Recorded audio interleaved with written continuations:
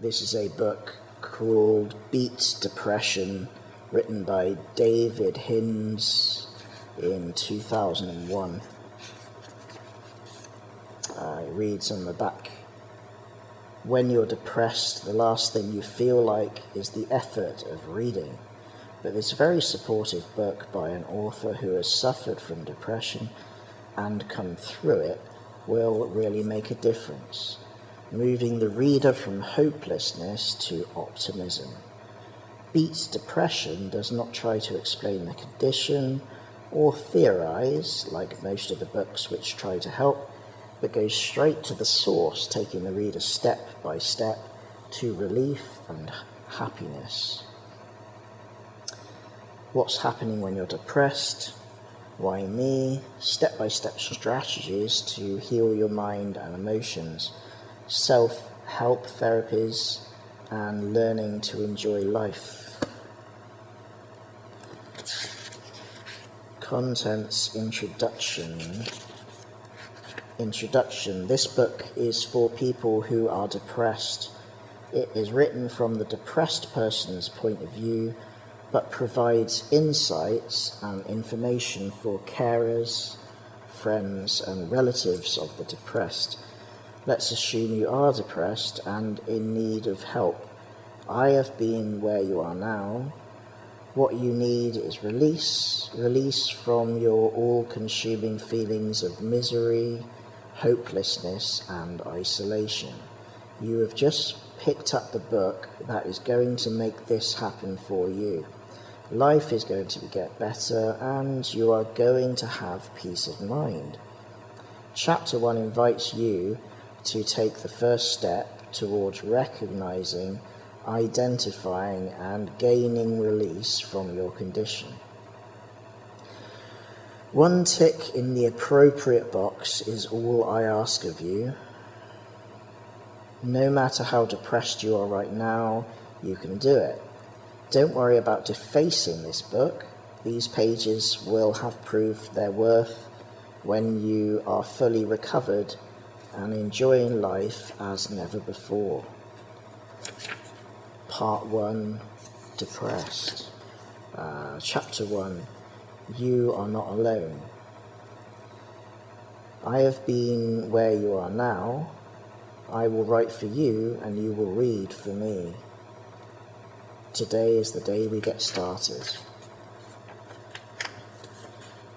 Depression, like the common cold, is an illness that can affect anyone, including the rich and famous. 1 in 5 of us will be affected by the condition at some stage in our lives. Like most other illnesses, when correctly diagnosed, it can be treated successfully. Depression, although frightening, is never permanent. It does not reduce our value as human beings. Are you depressed? If so, how depressed? Let's begin to find out. ... In order to ascertain the best and safest way forward, you must decide how depressed you are on a scale of 0 to 5. Your choice should reflect how you have been feeling generally over the last 2 or 3 weeks. Don't worry if your selection is not quite right. Give yourself permission to adopt a trial and error approach. We can always put things right later when we understand more about your prevailing mood, your circumstances, your feelings, your psychological makeup, and the overall structure of your thinking patterns. Please go ahead now and tick the box below that seems most applicable to you. Options are 0, not depressed, 1, mildly depressed, 2, moderately depressed, 3, severely depressed, 4, extremes of highs and lows, 5 is suicidal. It may be that you will revise your choice later, but this is a valuable starting point. If you pick 0 above, perhaps you are a loved one. 0 is not depressed. A loved one, family member, caring friend, or professional acquaintance of someone who you believe may be suffering from depression. If this is the case, it is probable you will read this book in a different way from a depressed person. You will be in a position to heighten your awareness and gain valuable insights to this much misunderstood condition. Number 1 to 5 is mildly depressed through to suicidal. If you have ticked 1 to 5, let me begin by reassuring you. Due to a new generation of therapies and the widespread availability of non-addictive and highly effective drugs, the chances of recovering from depression quickly and safely have greatly increased. Your degree of depression will be dealt with in the succeeding chapters. Depression is best understood by observing its effects. The most obvious sign of depression is a persistent downturn in mood. Depression has a way of creeping up on you and dulling your feelings. You begin to lose interest in what is going on around you. You may feel sad, alone, and isolated, and cry for no apparent reason. You may assume a vacant, emotionless facial expression, and you may feel guilty about things which happened in the past. Sometimes, with a different form of depression, feelings of sadness can alternate with sensations of elation or excitement, but this may be a mask for unhappiness. In everyday language, we have a tendency to speak of feeling depressed when our transitory downturn in mood simply relates to a routine or a minor setback. Perhaps the prospect of returning to work on a Monday morning after a particularly enjoyable weekend. On the other hand, depression as an illness implies a severe emotional disturbance, the source of which may or may not be traceable to external causes. We all feel down from time to time. Sadness is a normal part of life. Happiness would hold little meaning for us if we were untouched by sadness.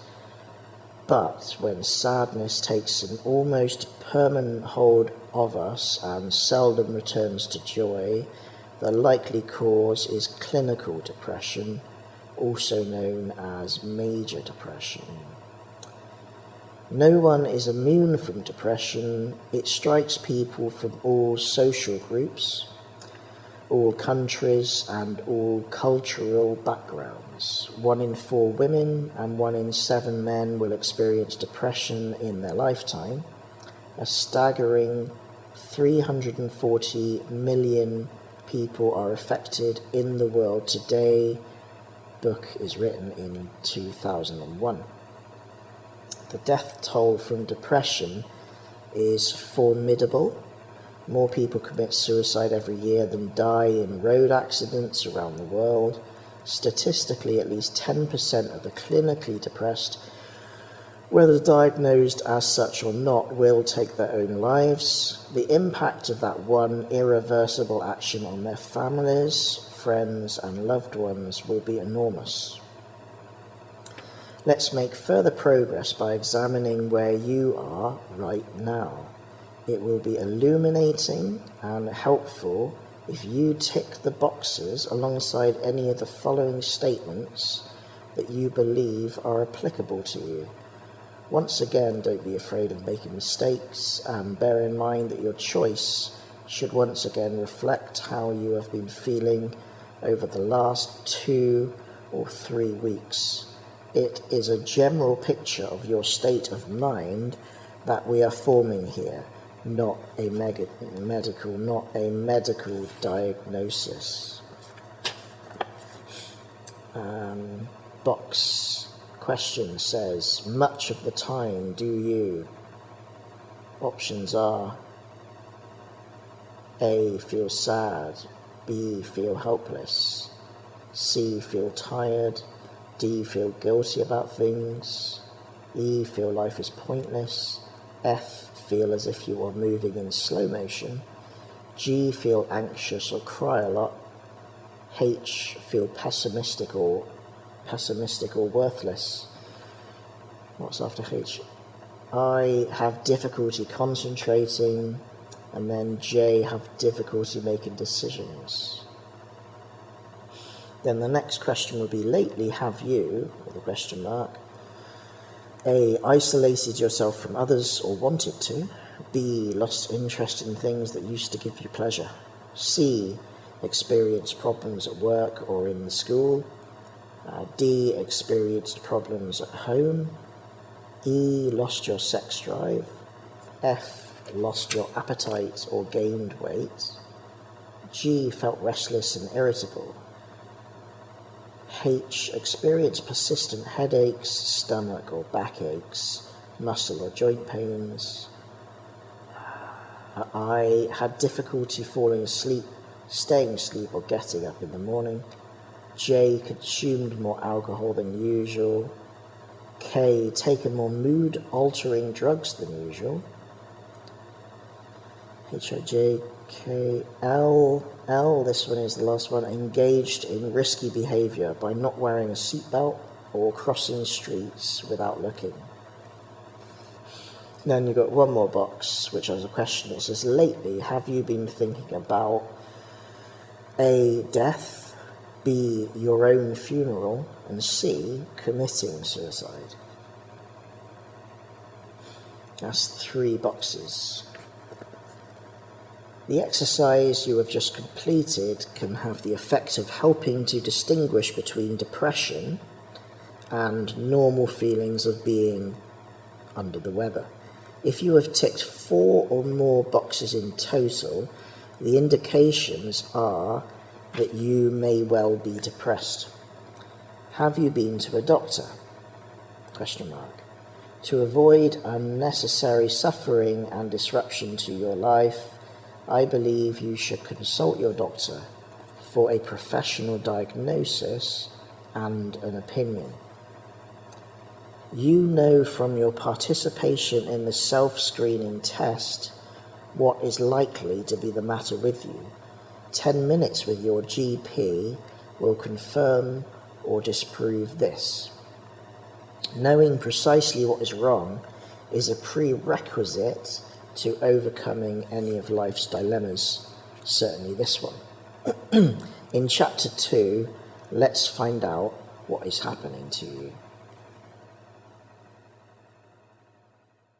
This is the book Beat Depression, written by David Hinds, written in 2001.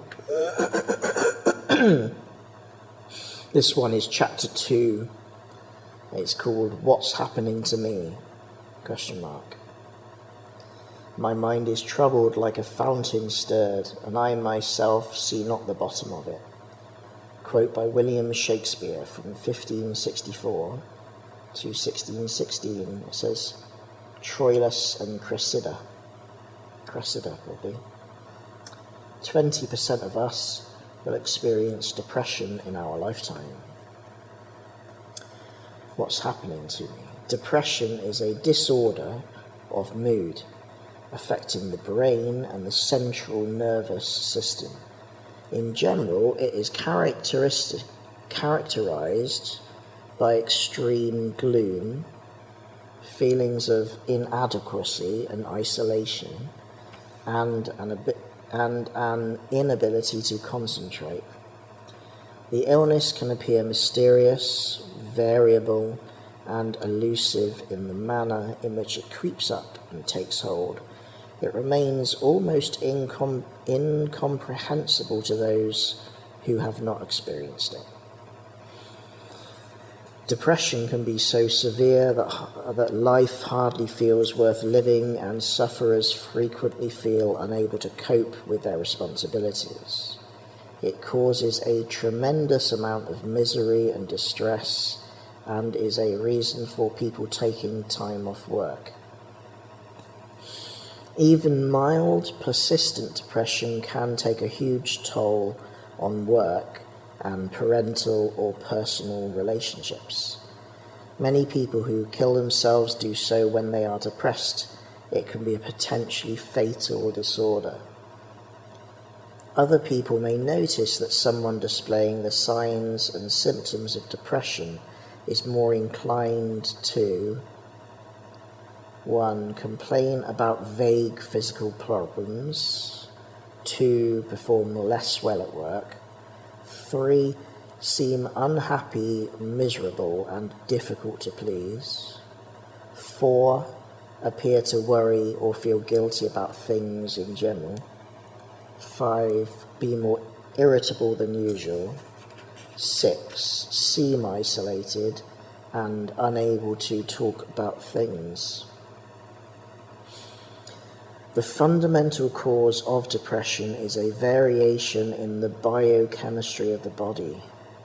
Quite simply, the biological difference between having the blues and being depressed is believed to be an imbalance in one or more of the chemicals noradrenaline, serotonin, and dopamine. Normal functioning of the brain and central nervous system is dependent upon a series of neurotransmitters. These are chemicals forming part of the essential mechanism by which messages are transmitted from one nerve cell, called a neuron, to another. Across the synapse, which is the space between the cells.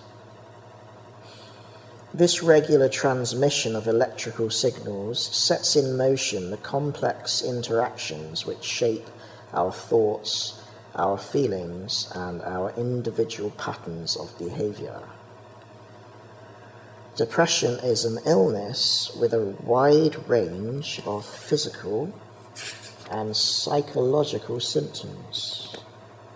Loved ones, family and friends, as well as the depressed person, are anxious to know the cause of depression, but there is usually more than one reason, and these contributing factors can differ from one person to the next.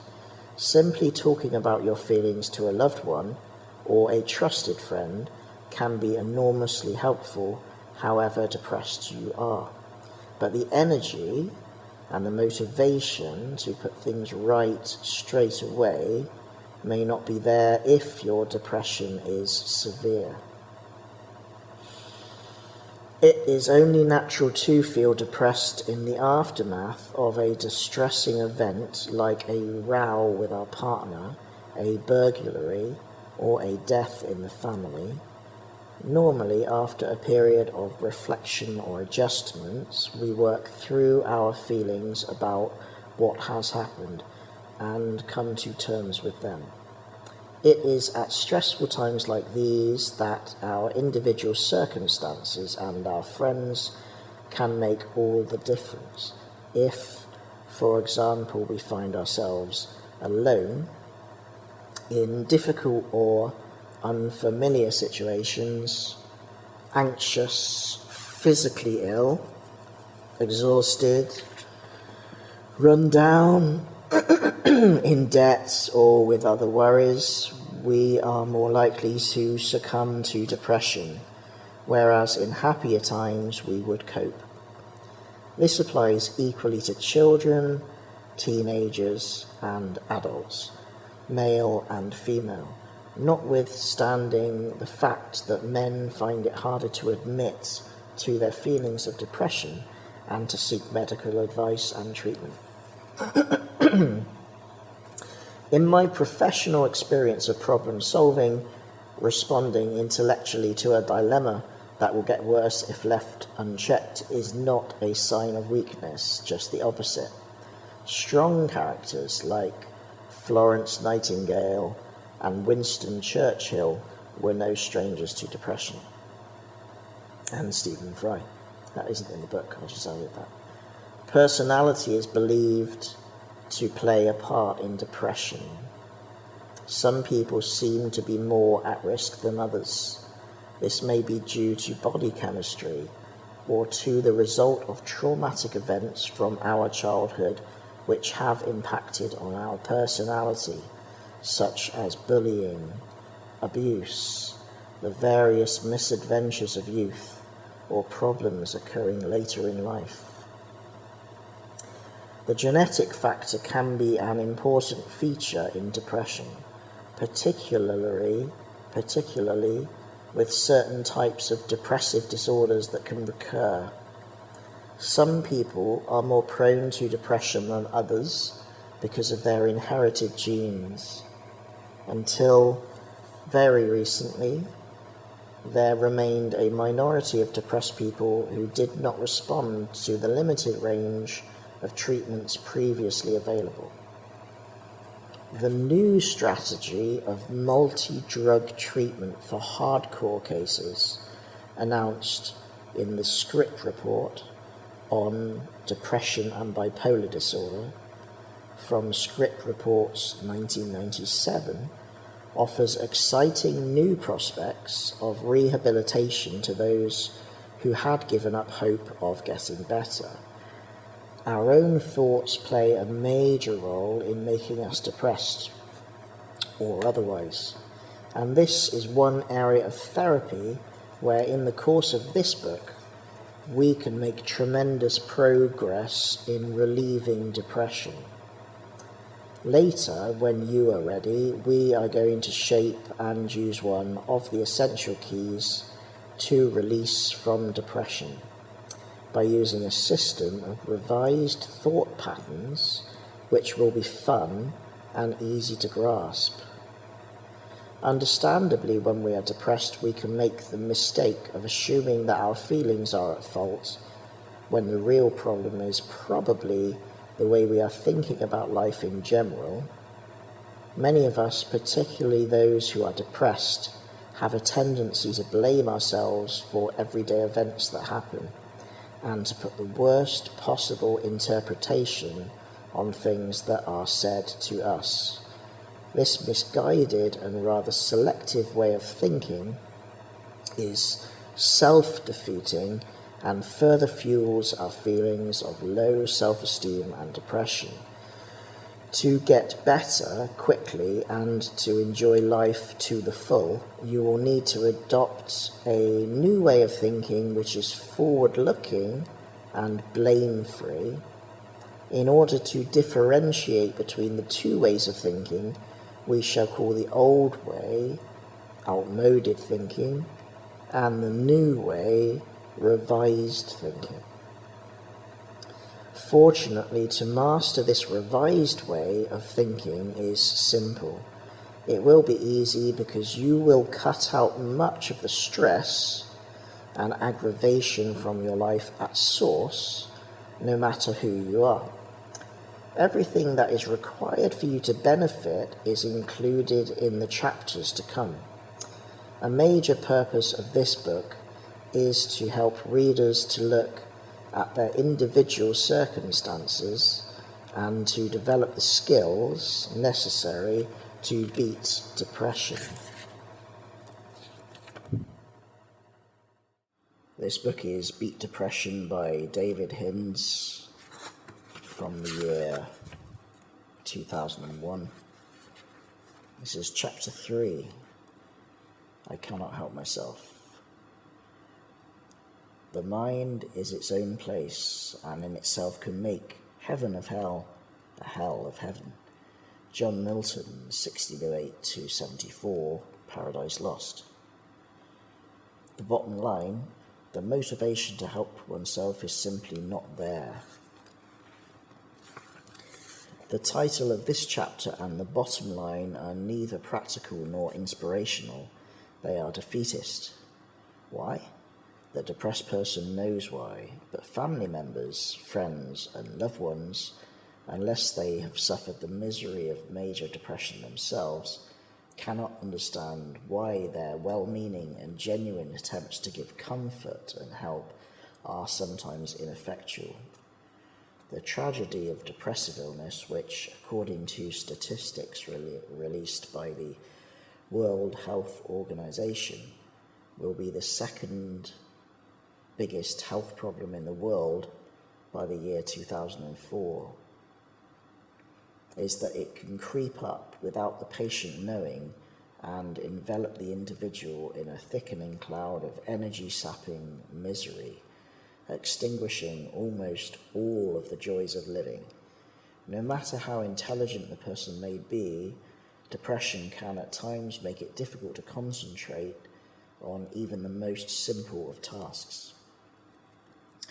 The mere fact that you are here with me now, sharing my experiences in reading this book, means that deep down you possess a courageous and determined streak that will help you pull through, even though you may be experiencing your darkest hour right now. I am no stranger to depression. In my teens, I was hospitalized for 10 weeks with clinical depression.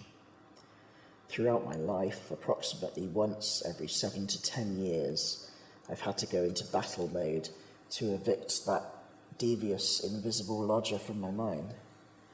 In the 1980s and 1990s, when I was treating clients suffering from depression in my own stress management consultancy, I thought my own problem was history. How wrong could I have been? Nothing on earth could have prepared me for the absolute depths of depression to which I would sink in the aftermath of 2 paralyzing strokes that occurred in the mid-1990s. At times, as I struggled to regain perfect health in the years that followed, the motivation to help myself was simply not there. I could have read about the subject, but I wouldn't, not unless I could find an author whose experience was relevant to my condition. I have been where you are now. I know the territory. Please bear in mind that a sense of deep isolation is an almost inevitable feature of depression.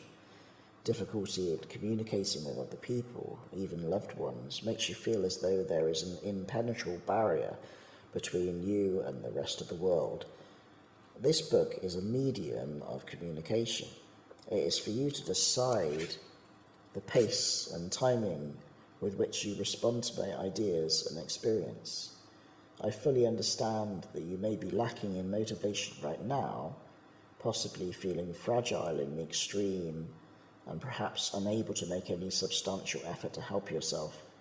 In view of this, the very nature of your condition, I will endeavour to make your recovery as painless and as easy to manage as possible.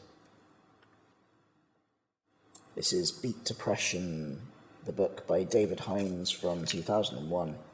Chapter 4, What Can the Doctor Do? Healing is a matter of time, but it is sometimes also a matter of opportunity. Hippocrates, 460 to 377 BC. The bottom line, consult the professionals, visit your doctor. What can the doctor do, you might wonder? If you are seriously depressed and have yet to contact your GP as recommended in Chapter 1, the chances are that you are not wondering at all. You are soldiering on in bewildered isolation under the mistaken impression that your troubles are yours alone.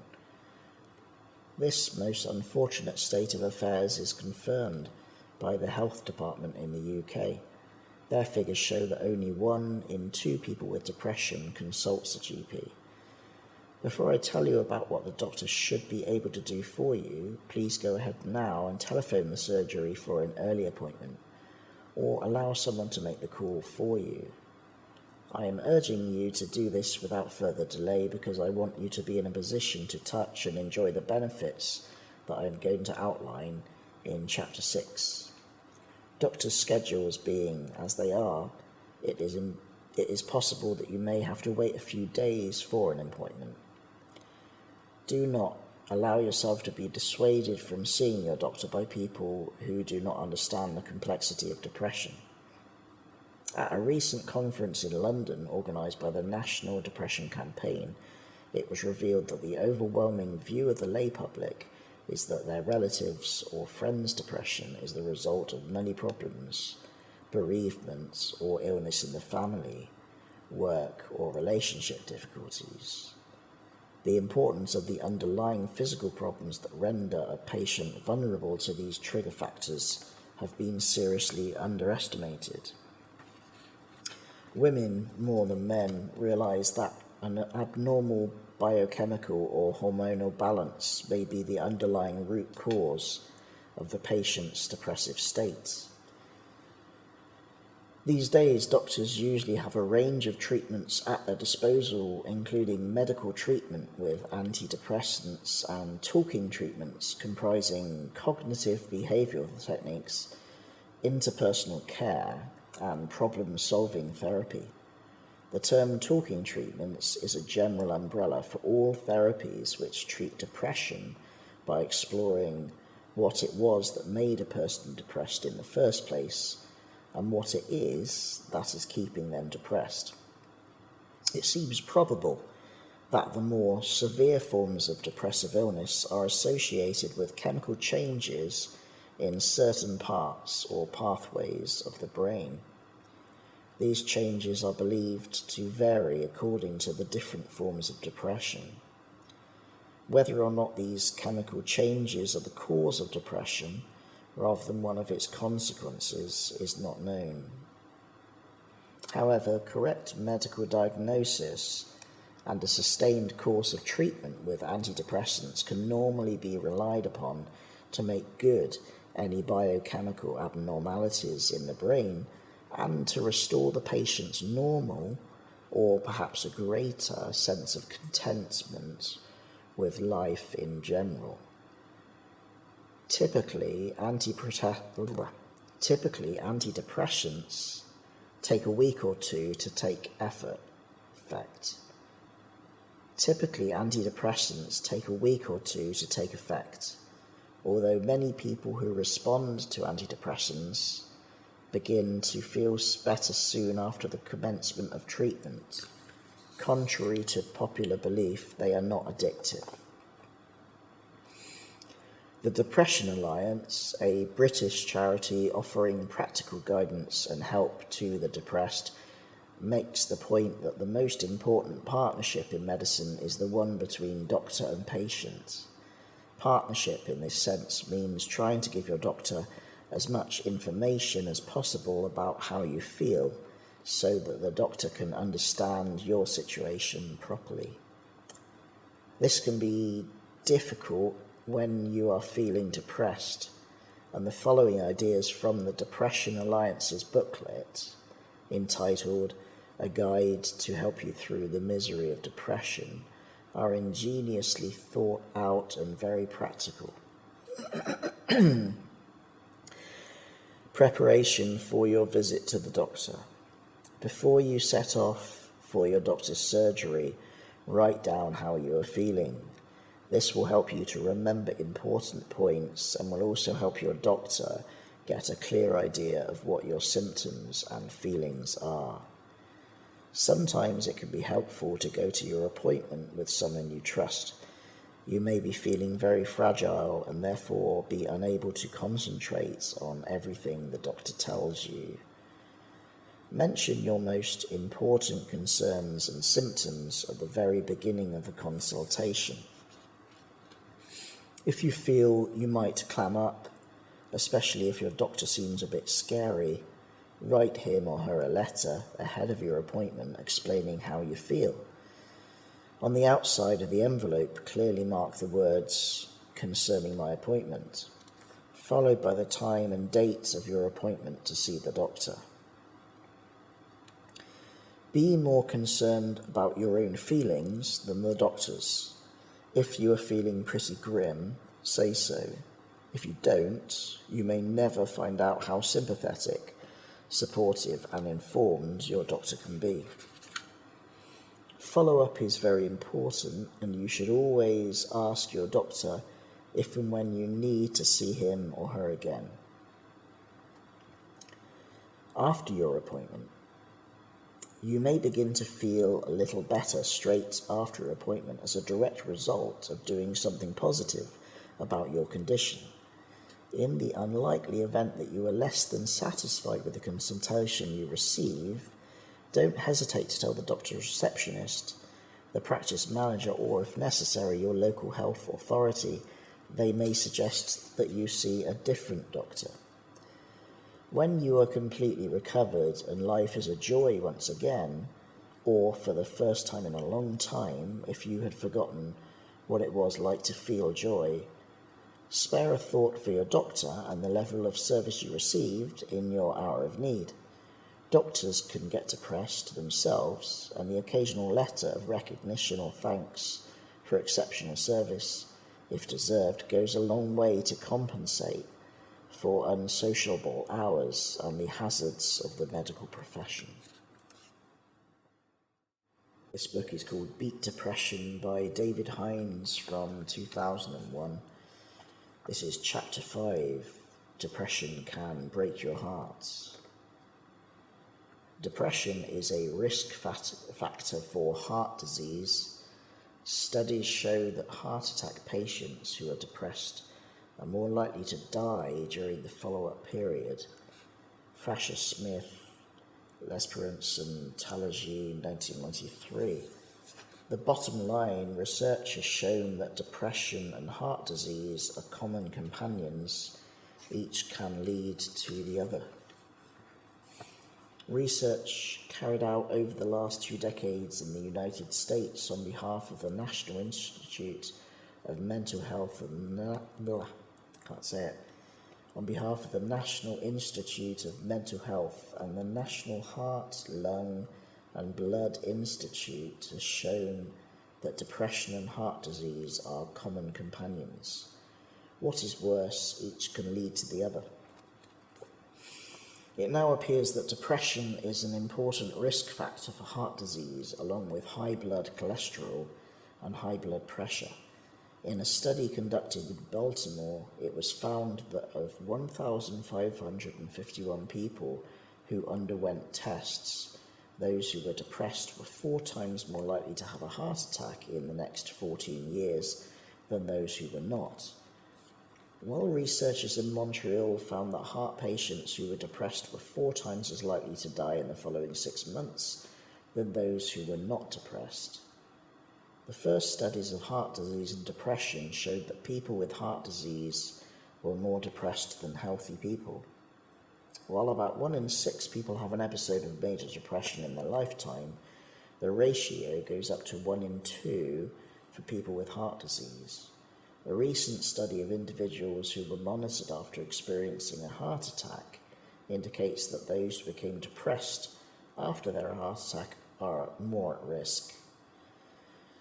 A large-scale study of European workers who had both depression and chronic medical problems found that when over time the depression improved, physical functioning also improved, as measured by there being fewer days spent in bed and less restriction on work and social life. Von Korff, Ormel, Caton and Lynn, 1992. How can depression lead to heart disease? There is an ever-increasing weight of evidence to suggest that the presence of a major depressive disorder can suppress the body's immune system. Psychological distress may cause rapid heartbeat, high blood pressure, and faster blood clotting. It can also lead to elevated insulin and cholesterol levels. These risk factors, together with obesity, form a pattern of symptoms and often serve as a predictor of and a response to heart disease. Depressed individuals may feel slowed down and still have high levels of stress hormones. This can increase the work of the heart. When such individuals find themselves in highly stressful situations, the body's metabolism is diverted away from the type of tissue repair needed to combat heart disease. All this makes for depressing reading, but already you have demonstrated a willingness to improve your personal health care by the simple act of reading this book. Very soon, you will discover not only how to beat depression, but also how to reduce your risk of associated complications. Exercise, of course, is a major protective factor against heart disease. Exercise has been related to fewer depressive symptoms in observational studies, and it is beneficial and supremely therapeutic for those who are already depressed. Fancy a break before moving on to the next chapter? What about a brisk walk? Or, if outdoors does not appeal, some press-ups? As many as you can comfortably manage.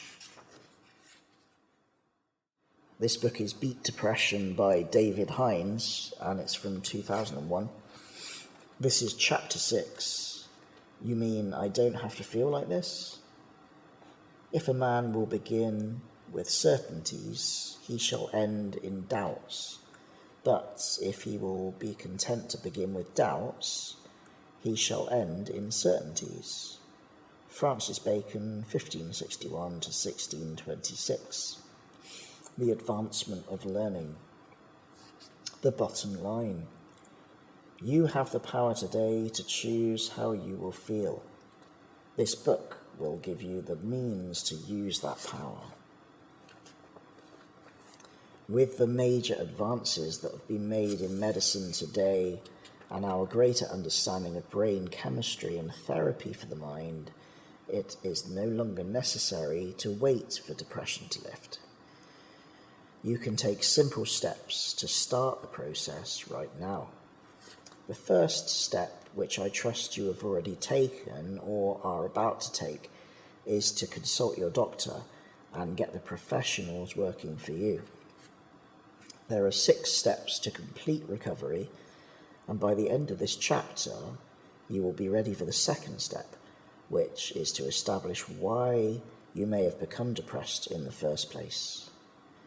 As we progress to part 3, you will learn to recognize and identify your particular state of depression so that you can familiarize yourself with the warning signs and take steps to avoid them in future.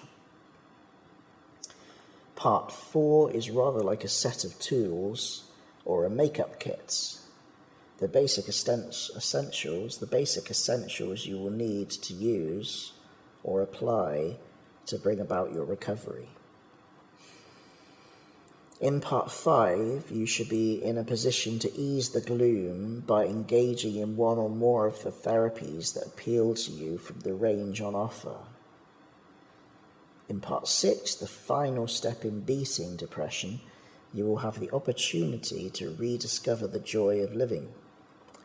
Throughout the book is the central theme for getting better from all variations of depressive illnesses, namely the need to quit outmoded thinking in favour of revised thinking. To make this realisable for everyone, from a child to a pensioner, I have packaged the process into easy stages. Depression means different things to different people. This book contains a full range of therapies available to a depressed person. Clearly, not all will apply to any one individual, and you will be free to choose which are most appropriate to you and your condition. A vital ingredient for your recovery is hope. Perhaps at this moment you feel recovery is beyond you. I will not ask you at this stage to be confident of recovery, but I ask you to hope for recovery. You can't massacre an idea, you cannot run tanks over hope, said Ronald Reagan, 40th President of the United States. You have the power today to choose how you will feel. With hope in your ability to recover from depression, this book will give you the means to use that power. This book is called Beat Depression by David Hinds from 2001. This is part 2, called Why Me? And the chapter is chapter 7, Inherited Genes. What lies behind us and what lies before us are tiny matters. compared to what lies within us. Ralph Waldo Emerson, 1803 to 82. The bottom line, we have no choice but to make the best of who we are. There is a genetic predisposition to some forms of depression, particularly those that recur. For instance, it has been established that if one identical twin suffers from depression, there is a 70% chance that the other twin will also.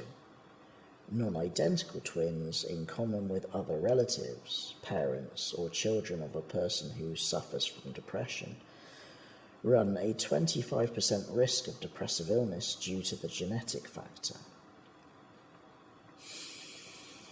The genetic factor appears to be an important one.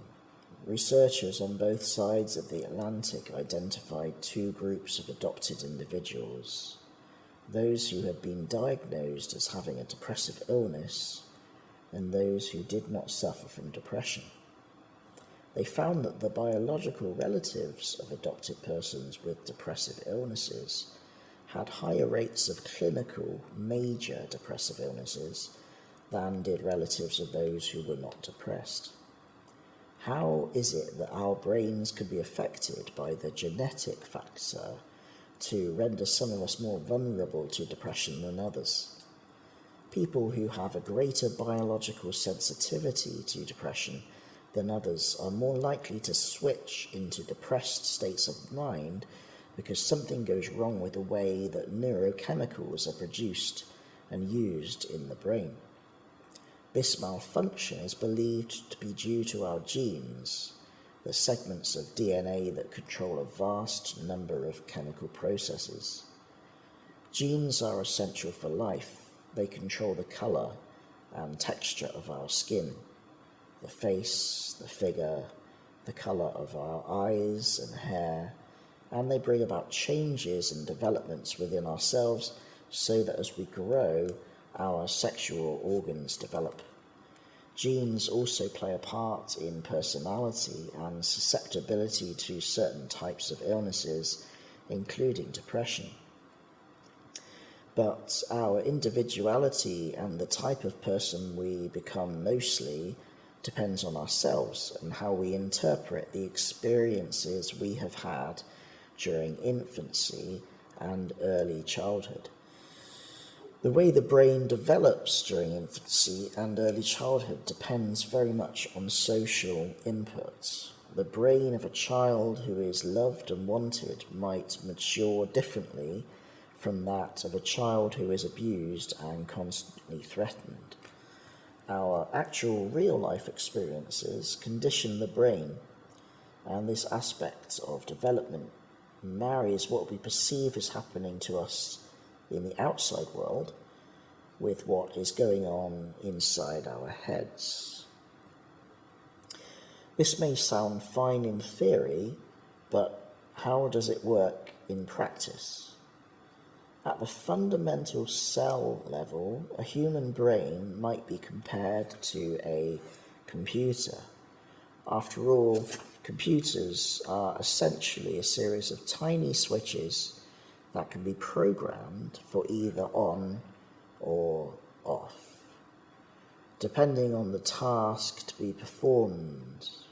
Likewise, our brain cells, neurons to be more precise, either fire, discharging an electrochemical signal for some kind of action to take place, run, daddy is mad at you, or do not fire if no change is required.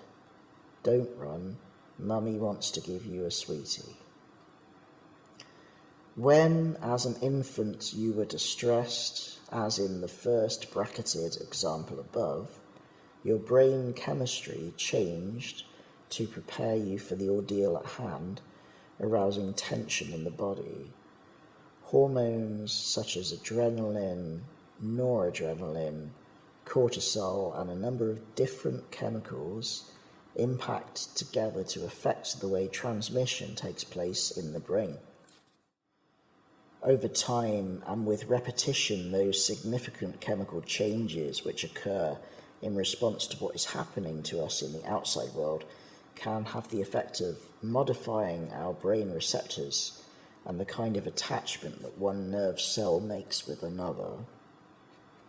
There is a connection between the shaping of our infant brain and the outside world right from our very early experiences of life. The long-term vision in medicine is to prevent symptoms in people with a genetic predisposition to depression by using a new generation of selective serotonin reuptake inhibitors, SSRIs, that will take over from Prozac and its successors. But what can we do to beat depression now? Let's start with what we should avoid doing. We should not blame our parents for the less than perfect set of genes we inherited, or for the less than perfect upbringing we experienced as a child, even if our experiences were downright miserable. We can't change the past and our genes, some of which will be rather good and better than other people's, cannot be part exchanged or re-engineered. Blaming others for our predicament is one of the surest ways to stay in depression. In blaming one or other of our parents or anyone else involved in our upbringing, including ourselves, we negate our power as individuals and render ourselves vulnerable. The future is decided by our current thinking. In order to break free from depression, it is imperative to believe that our parents or guardians were trying to do the best they could with the limited understanding, awareness, and knowledge they had at the time. If there is something that you need to forgive them for, but you don't quite know how to go about it, you may find the next 2 chapters helpful, together with chapter 39. The finest contribution to future happiness that can be made by the damaged child, cheated of his or own childhood and now in adulthood, is to ensure that the mistakes of previous generations are not allowed to manifest themselves in future generations. This is Beat Depression, the book by David Hinds from 2001. This is chapter 8, called Bitter Thoughts. If we could read the secret history of our enemies, we should find in each man's life sorrow and suffering enough to disarm hostility. Henry Wadsworth Longfellow, 1807 to 82, Driftwood. The bottom line, forgive and forget. Of all the quotations in this book, and I believe there are no fewer than 66 excellent ones, the one from Longfellow is the most telling of all. I am fortunate in that these days I have many friends and very few enemies. On those rare occasions when I look into the eyes of someone who regards me as the enemy, I remember Longfellow's words. In contrast to many times in the past, when I was prone to depression, I am no longer prepared to entertain bitter thoughts. I know from experience such thoughts do more damage to me than anyone else. At strategic points throughout this book, in very small, gentle stages, you and I must work together to banish bitter thoughts from your mind and to establish a comfortable and forgiving environment so that you feel less inclined to embrace bitterness in the future. It would be dishonest and unrealistic of me to think that I could teach you the techniques necessary to make this possible in one short or extended chapter. I can't. There are many seemingly unrelated matters we must deal with along the way before you can be expected to grasp that coming to terms with your past and quitting outmoded thinking in favour of revised thinking is the key to permanent release from depression. Happily, we can deal with all of these matters within the pages of this book, and we shall do so with considerable respect to your sensitivities. Before we can make great progress, however, we need to examine our own bitter thoughts and observe how we are keeping our suffering alive, red hot, and self-destructive. All too often, we perpetuate our pain by keeping it the focus of our thoughts, replaying our hurts over and over again in our minds, magnifying our injustices and vilifying the perceived offender in the process. We frequently add to our discomfort by being overly sensitive and reacting out of all proportion to minor irritations and temporary setbacks. How many of us have punished ourselves time and time again by taking things too personally? Learning to exercise more control over our thought processes and finding ways to neutralize our bitter thoughts will give our brain chemistry a chance to recover from the ravages of yesteryear. Once we have mastered this simple procedure, we can heal the wounds of the distant or recent past, and depression will lift because our thoughts play a powerful role in deciding whether or not we become or remain depressed. How can this be? Quite simply because our thoughts, those ugly, bitter ones, and any others you may care to have, come before the process of chemical change takes place in our brains. We shall leave the mechanics of how we can train our minds to be more selective with our thoughts in general, and less generous with our bitter thoughts in particular, until you are feeling up to the challenge. For the moment, the all-important factor to embrace is that depression tends to sidetrack our thoughts and engulf them in one of 7 downward spiraling thought patterns. I have a tendency to refer to these undesirable thoughts as the 7 bitter mints, because I don't like mints. It would be a tremendous breakthrough in your recovery, and I would be so proud of you if you were to feel able to identify your particular thought pattern from the 7 bitter mints below.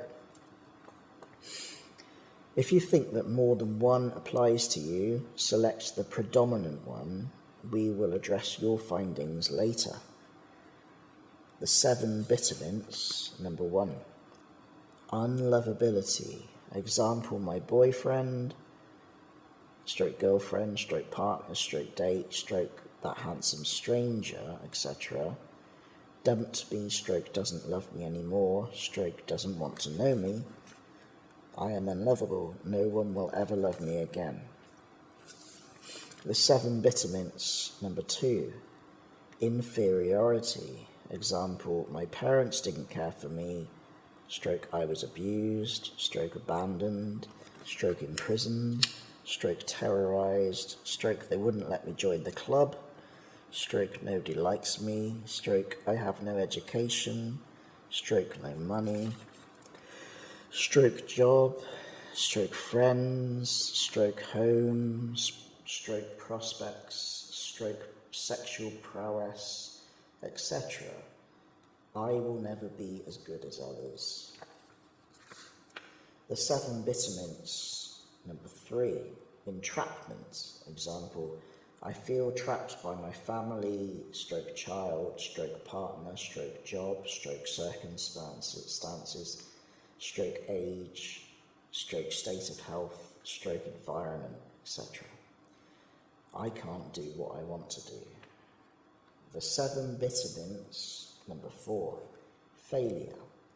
Example, I didn't make the grade, stroke pass the exam, stroke get the place at university, stroke get the job, stroke win the contest. I was demoted, stroke sidelined, stroke fired, stroke made redundant. My business, stroke investment, stroke plan, stroke operation, stroke expedition failed, etc. I am a complete failure. The 7 bitterments, number 5. Inadequacy, example. I am unable to cope with new situations, stroke the new company posting, stroke the new job, stroke the new house, stroke the arrival of my baby, stroke the rumour that is going around about me. I feel unworthy and despondent because I cannot provide what is expected of me. The 7 bitterments, number 6. Loneliness, example. I am all alone in the world now, and I would like someone to care. Stroke talk to, stroke get to know, stroke come and see me, stroke share my life with, etc. What is the point of carrying on? I will never be happy again. The 7 bitterments, number 7. Dependency, etc. Dependency, example. I am addicted to gambling, stroke the internet, stroke alcohol, stroke illegal drugs, stroke other dangerous substances to the detriment of all else. I cannot control my habit. So the bitterment that applies to me is number ... 1 to 7. This book is Beat Depression by David Hinds from the year 2001. This is chapter 9 called Anxiety. In the eyes of the advertising industry, the most desirable mental state for a potential consumer is a kind of free-floating anxiety and depression combined with a nice collection of unrealistic goals and desires. The New York Review of Books, 2nd of June 1983. The bottom line, anxiety is fear spread thin and wide like a pizza. Anxiety, the precursor to depression, can be broken down into 3 components. The best way to understand this is to imagine a cassette playing in a cassette player. The reel on the left has a recording of your past anxieties, and the other reel, which represents your future, has only blank tape because you have yet to live and record the rest of your life. The cassette can be played both ways. Where the tape goes through the tape head is where you are in life now, depressed. Let us examine each of the 3 components so that in later chapters we can see how to strip anxiety of its power to torture and depress our minds. Past anxieties consist of the things that did or did not actually happen to you, but you worried about them anyway, playing them over and over again in your mind, reliving and distorting the memory with every replay. People who suffer from panic attacks or depression have a tendency to rake up the past and relive the awful things that happened to loved ones or indeed to ourselves. We are constantly reminded of things we did but shouldn't have done to other people. We feel guilty, remorseful, and wretched. That all too familiar internal dialogue within our minds consists of things we should have done but didn't, and things that we shouldn't have said but did. Thoughts, action replays, and voiceovers of tragedies, and foul-ups in the past come flooding back to remind us how we failed and how hopeless we are. No matter which of the 7 bitterments from the previous chapter is your weakness, there are 2 areas crucial to your recovery which must be addressed: forgiveness and revised thinking. By forgiveness, I mean forgiving yourself for past mistakes and forgiving those who have wronged you.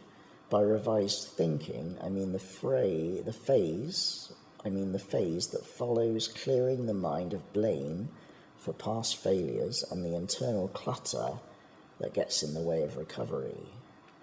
These two important topics are fully covered in subsequent chapters.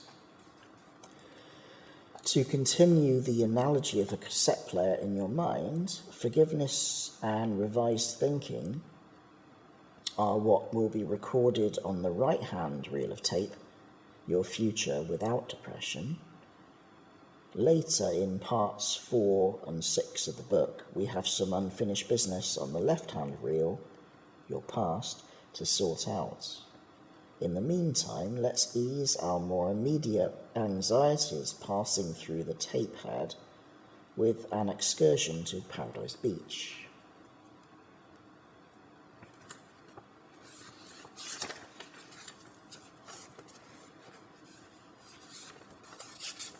Paradise Beach.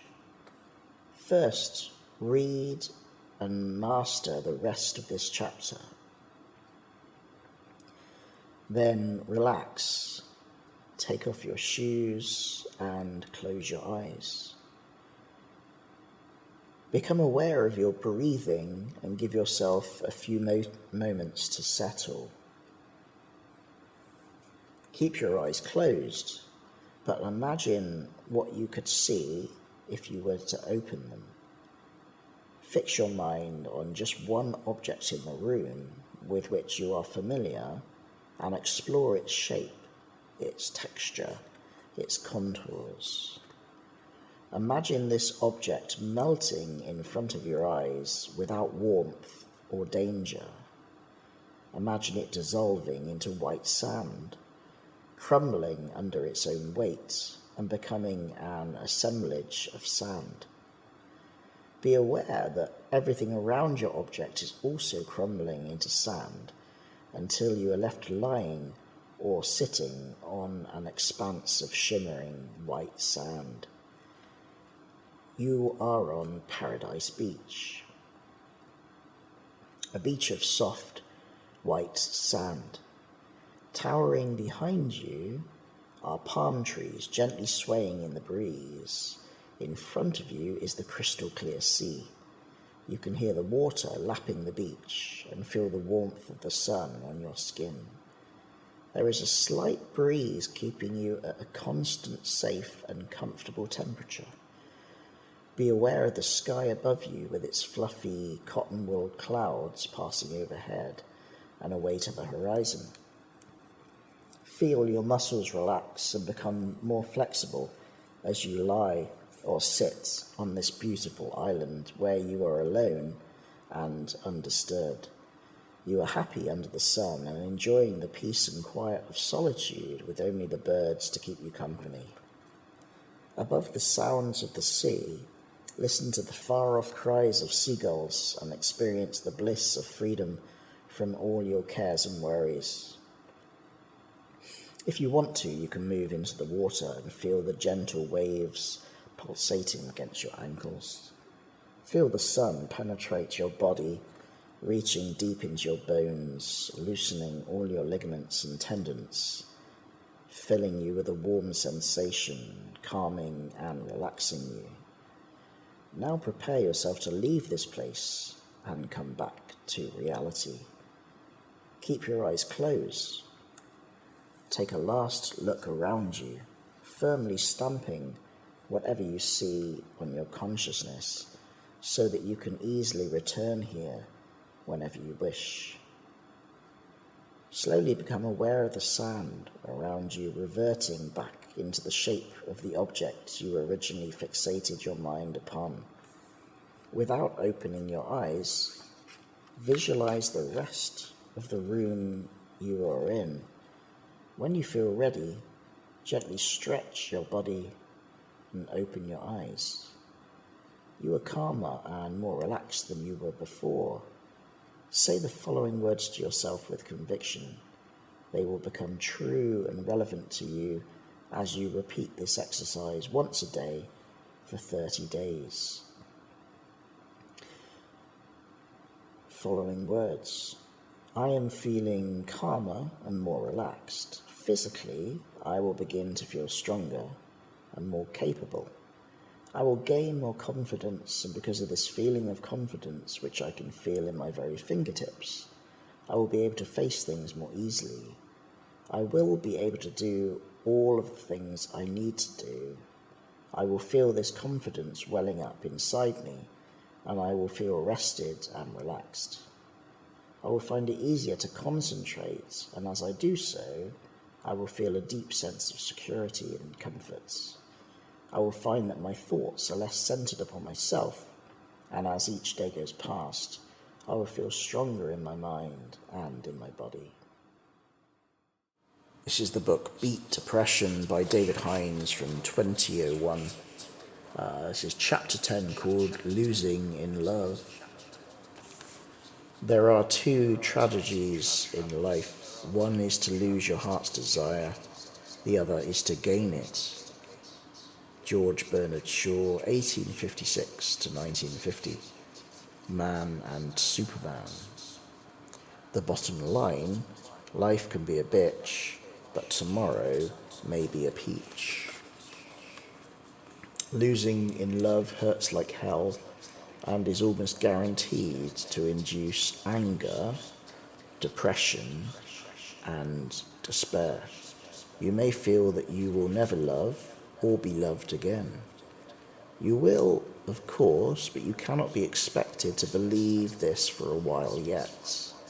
The overwhelming sense of shock, outrage, disbelief, and heart-rending grief at losing your lover defies all rational thought. It shatters the very bedrock of your emotions. This experience will humble us, and we must learn to accept that it will take a while before we can get back on top and start living again. We are emotionally damaged, and just as if we had met with an accident and were physically wounded, it will take time for the healing process to take effect. In the meantime, we must take care of ourselves because we are fragile. We need special treats and plenty of sleep. In fact, we need and deserve an army of helpers. The time has come to be supported by our friends, who are so important they merit a chapter of their own later in this book. Don't feel bad because you need your friends to help you now as never before. What are friends for? They are not only there to share the good times with you, as your real friends will be delighted to demonstrate. Just remember how good you felt the last time you needed someone, and just remember how good you felt the last time you helped someone in need. Surely you would encourage your friends to call on you if they were suffering as you are now. I, for one, am not too proud to admit that my closest and most treasured friends have seen me and comforted me in the depths of my despair. Having been ravaged by 2 strokes and very badly treated by a woman, I think even she would agree with that. I believe that we benefit more from the painful experiences of life than we do from the periods of ecstasy. I was hurting as you are hurting now, and despite the apparent impossibility at the time, I have found the woman of my dreams, and we are supremely happy. You will learn much about beating depression and overcoming the trials of life in this book. No matter how unlikely the prospect of future love and happiness might seem to you right now, I would expect you to be in a position to pursue... I would expect you to be in a position to surprise yourself before too long.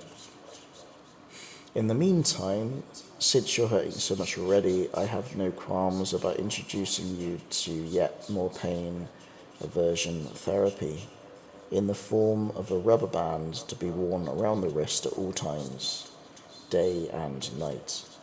Make no mistake, used correctly, the humble rubber band is one of the big guns of stress management when it comes to getting absent lovers out of your life forevermore.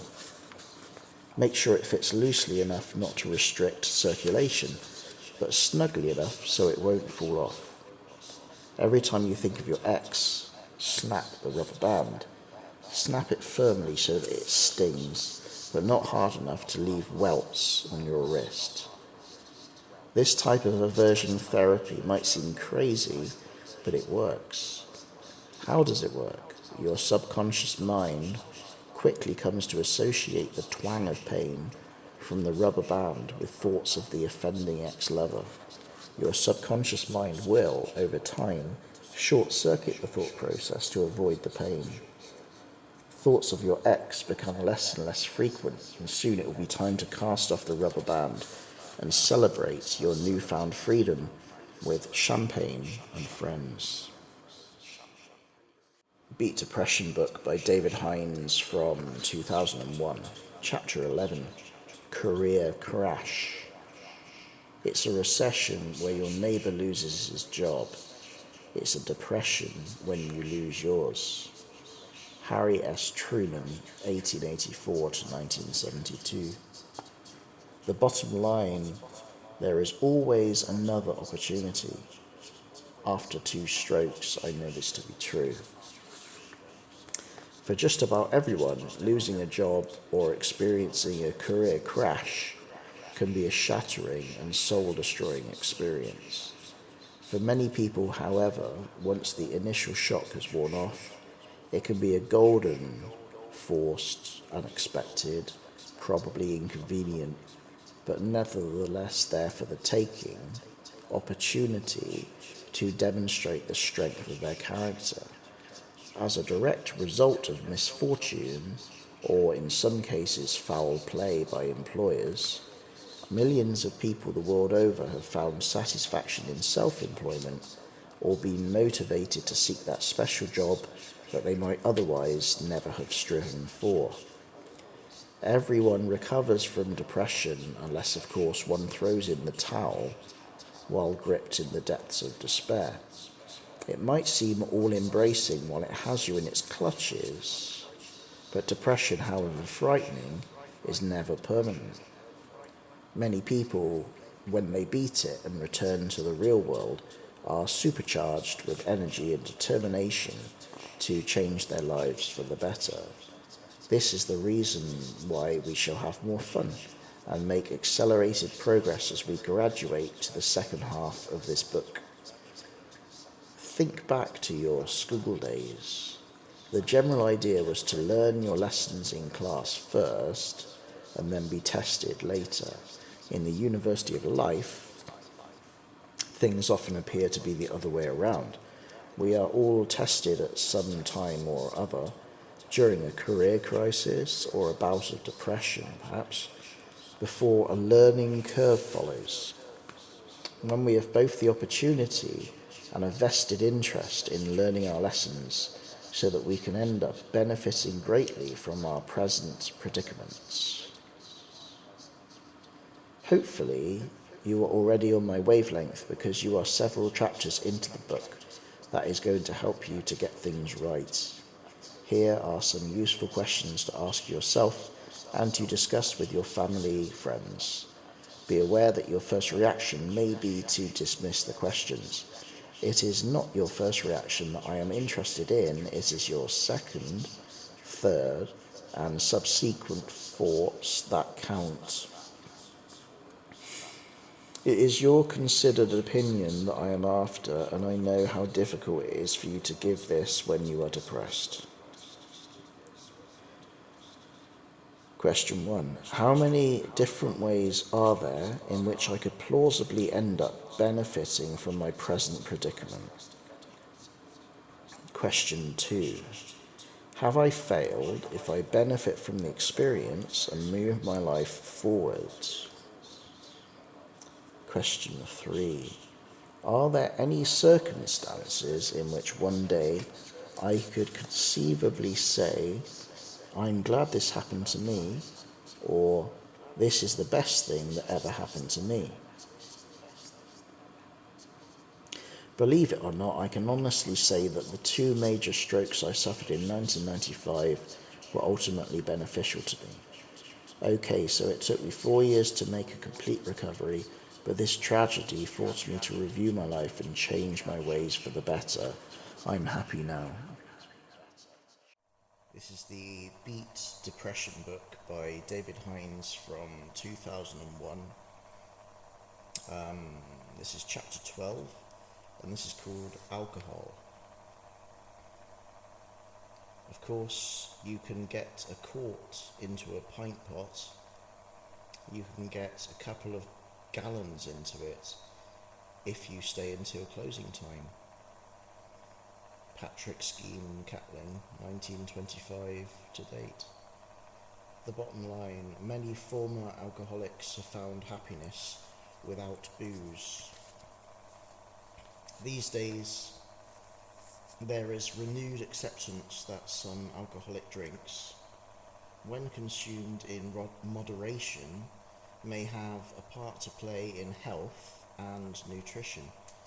There can be no doubt, however, that heavy drinking and alcoholism can cause depression, serious illness and death. Sensible alcohol consumption to release inhibitions and to help get the conversation flowing at parties, etc., can, of course, be beneficial, but some of us may be tempted to drink to excess to relieve a depressed mood or to drown our sorrows. And that can be dangerous. Some people who are very depressed and lacking in energy may use alcohol to help them keep going and cope with life.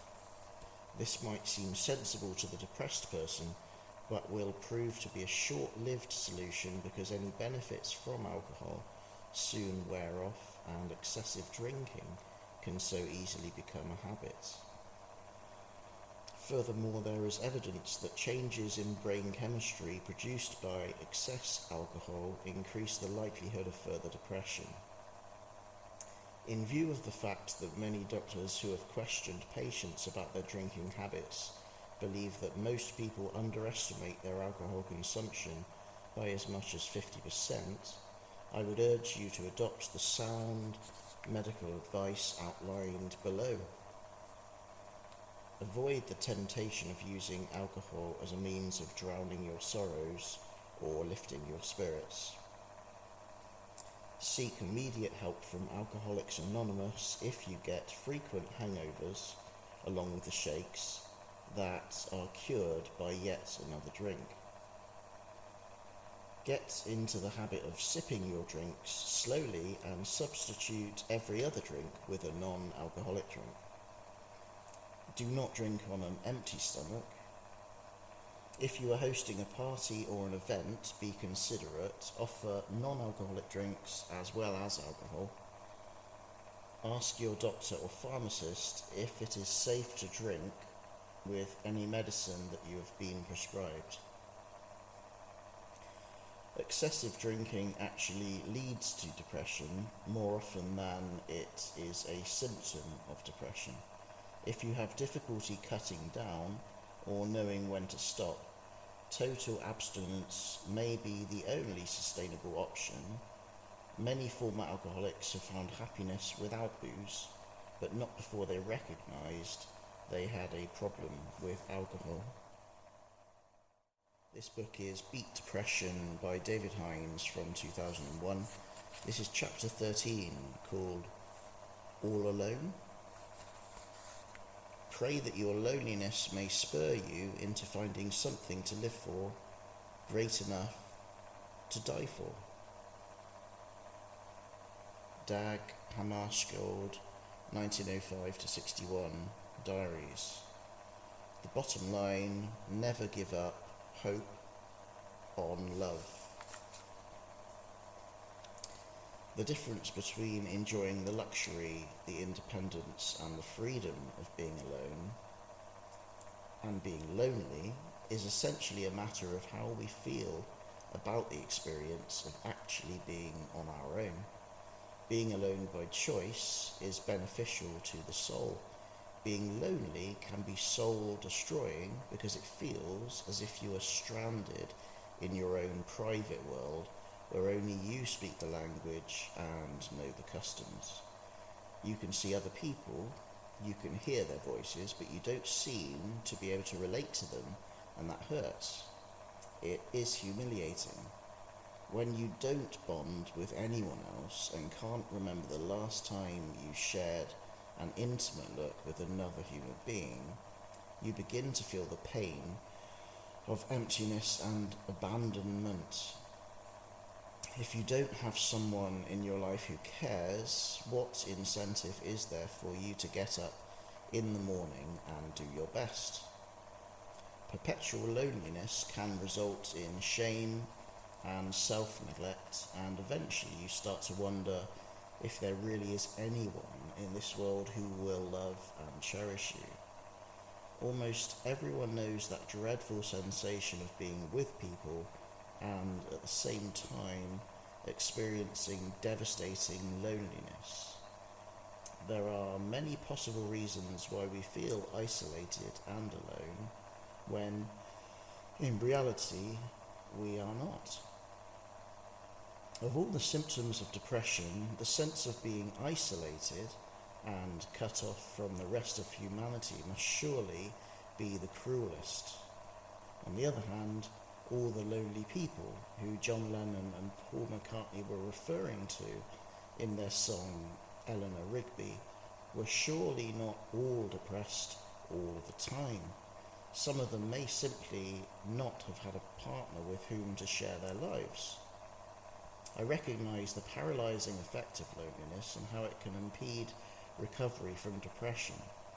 I shall help you through this difficult period in part 4.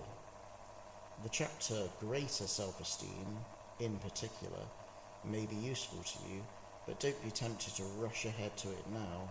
There is valuable information you need to pick up along the way first.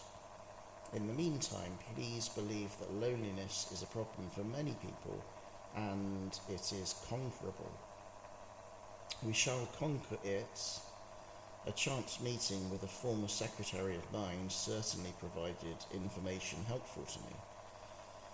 When I had been a partner in a magazine publishing house, my secretary was the most valuable member of my team.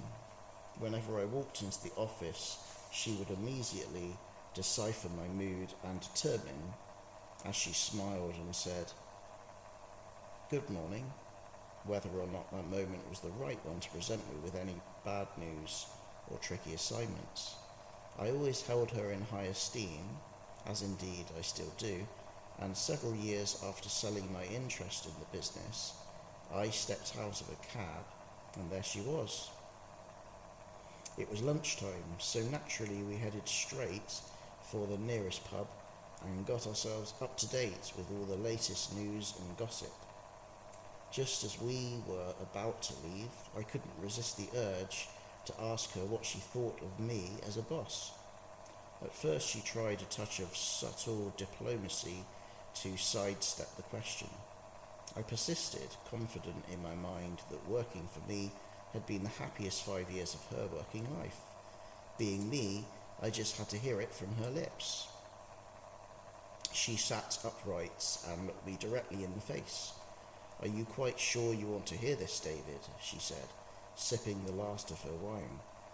Obviously she wanted to tease me with some minor indiscretion, I thought.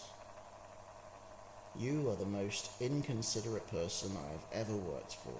If I hadn't been dating your partner, I would never have worked for you in the first place. Do you remember that day when I almost crawled into the office on my knees?" I remembered it well. "I had a slip disc and you gave me hell for being late. Do you want me to go on?"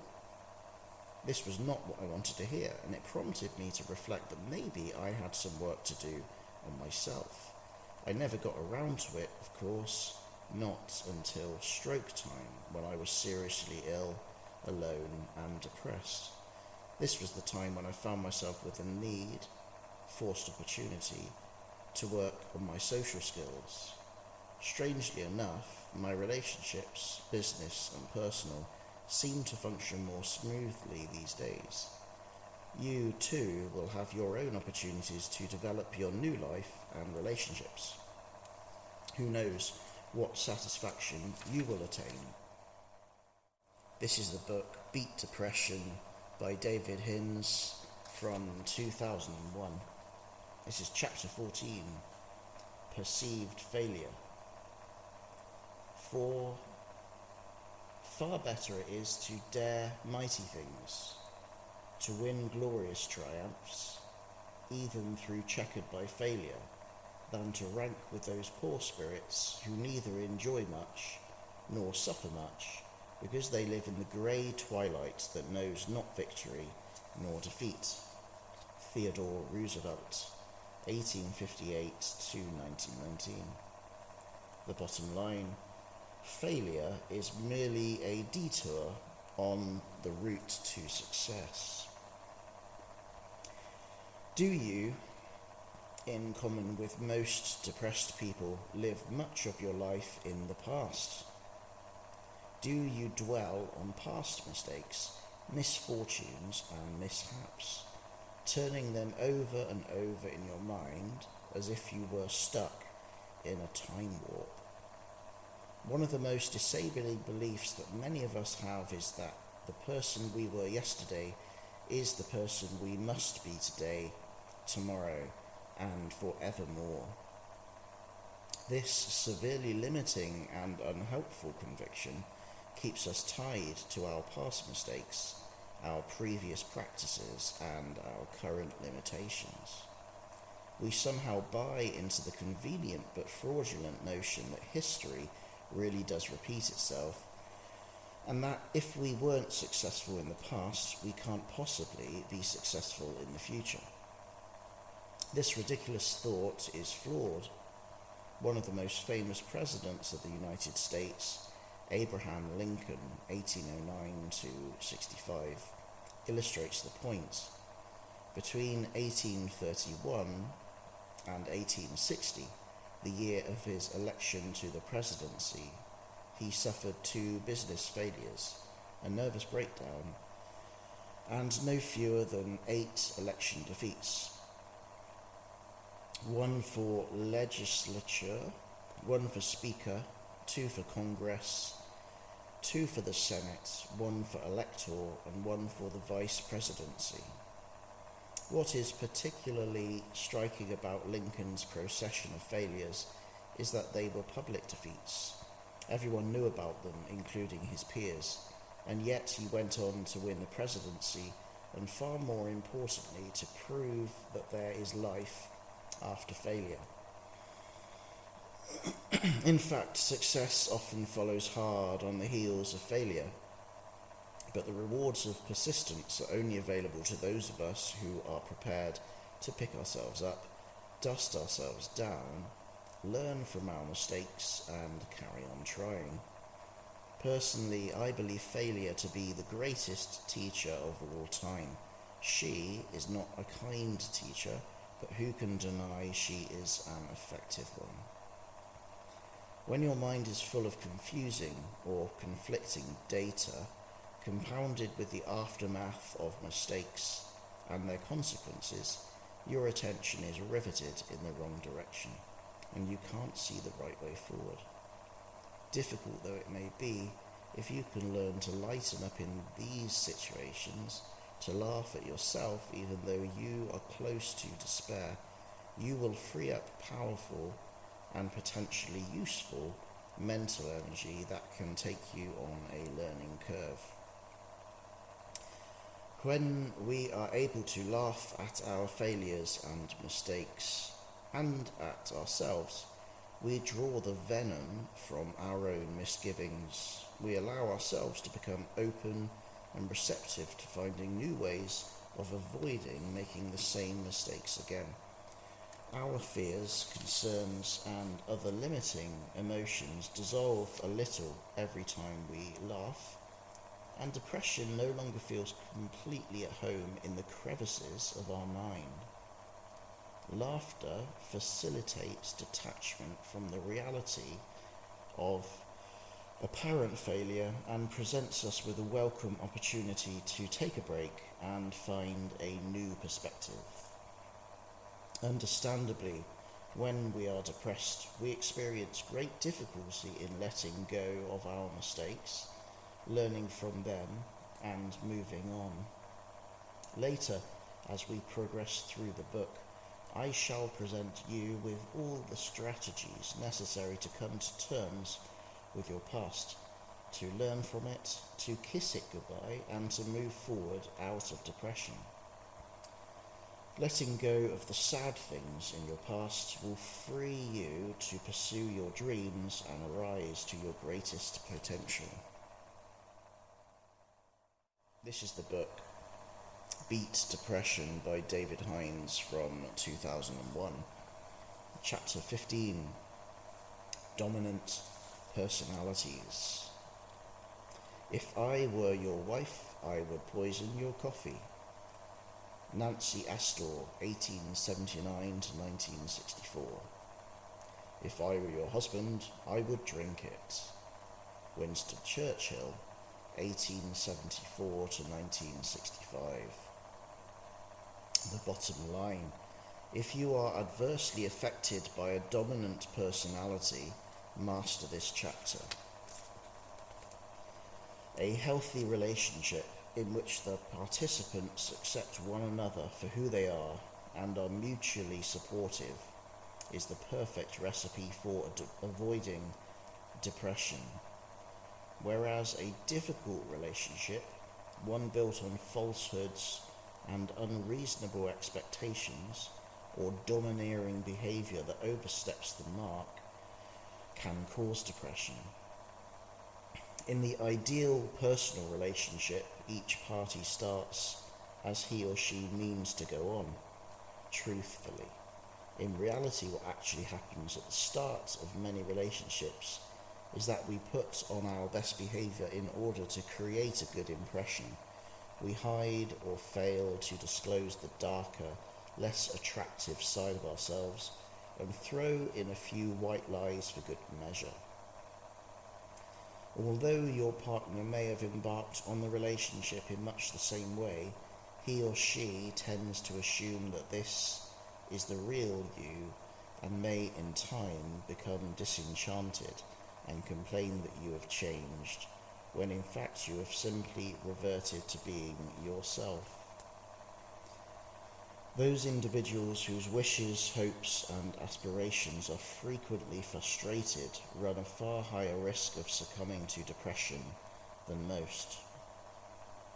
It is recognized that relationships in which one person is the dominant partner can be satisfying and beneficial to both parties. However, problems arise if one partner is led to believe that he or she must behave in a certain manner. The submissive partner, craving the approval of the other, seeks to live up to the dominant partner's expectations and may end up feeling inadequate and depressed if approval is not forthcoming. In my years of treating depressed clients in my UK stress management consultancy, I have discovered that if ever a case of clinical depression rollercoasted, that is to say, the client's condition improved but then relapsed, the reason was most likely to be contact with a forceful personality. How can a dominant personality adversely affect someone's condition to the point of relapse? To find both the answer and subsequent release from the roller coaster phenomenon in depression, we may have to gently but persistently probe the depressed person's background and upbringing, as well as his or her current and recent relationships, in order to stimulate recognition and identification of the relevant dominant personality. Once this problem is out in the open, it is relatively straightforward to deal with. Step 1. Think. Remind yourself who are the influential people in your life. Step 2. The process of elimination. Make a complete list of all the people who have opposed you in any way, commencing with the most recent opposition and then continuing right back to childhood. For example, a typical list might read: husband/wife, ex-partner, VAT inspector, bank manager, boss, landlady, landlord, uncle, aunt, doctor, father, mother, teacher, nanny. It could be that the list includes someone now dead.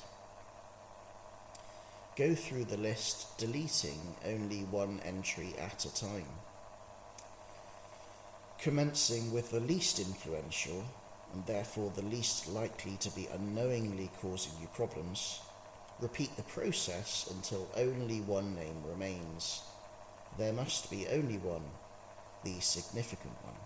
If there are 10 names on the list to begin with, you must go through the process 9 times in total. Step 3. Dealing with the problem once identified. Sometimes the significant one is no longer present in your life. For example, an overly strict stepmother or an institutional care worker. Tell yourself this person no longer has the right to exert his or her influence over you. You can do very well without their approval in future.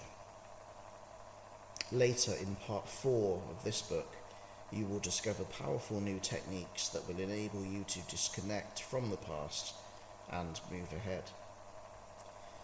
You should by now be in a position to recognize with absolute certainty the person who is adversely affecting your ability to recover from depression, if indeed you are one of the minority of people to be emotionally impacted in this way. In the event that you are still confused, bear in mind that this process can be even more effective if you get someone you respect to do it with you, to help you with your responses, and to acknowledge your identification of the dominant personality. Run through the process again, this time with the assistance of an unbiased friend or relative. This person should not be the dominant personality. If the significant dominant personality is currently part of your life, you must make radical changes to the nature or status of the relationship in order to get well and stay that way.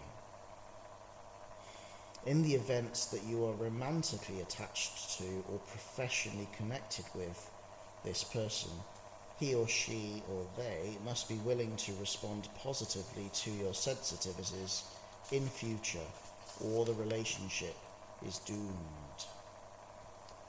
In a worst case scenario, if you don't get the cooperation you need, you should possibly consider ending the relationship, or at the very least taking an immediate 4-week break from it.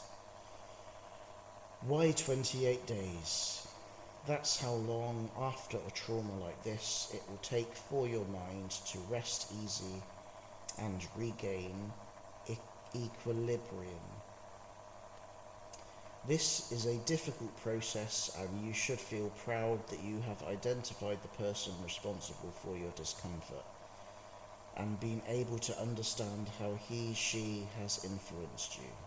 You have to ask yourself why you allow yourself to be tormented in this way. You must work on building up your self-esteem, value yourself more than you have done before. It is your life. This is the book Beat Depression by David Hinds from 2001. This chapter is chapter 16, Debt, Despondency, and Death. He who has never hoped can never despair. George Bernard Shaw, 1856 to 1950, Caesar and Cleopatra. The bottom line: this is when true friends show their worth.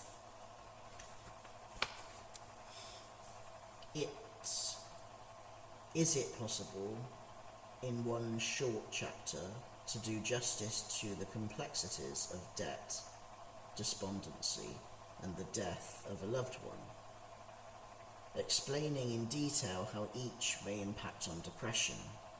No, this is not my intention. At this stage in the book, I wish only to acknowledge the importance and the significance of these distressing events in respect of your own depressive illness, if indeed one or more of these factors are relevant to you. Debt. Debt and money worries are a major cause of stress and depression, and insufficient funds have wrecked many relationships and lives. Although having sufficient money to meet all demands doesn't totally eliminate stress, not having enough money to remain solvent is definitely stress-inducing and liable to lead to depression.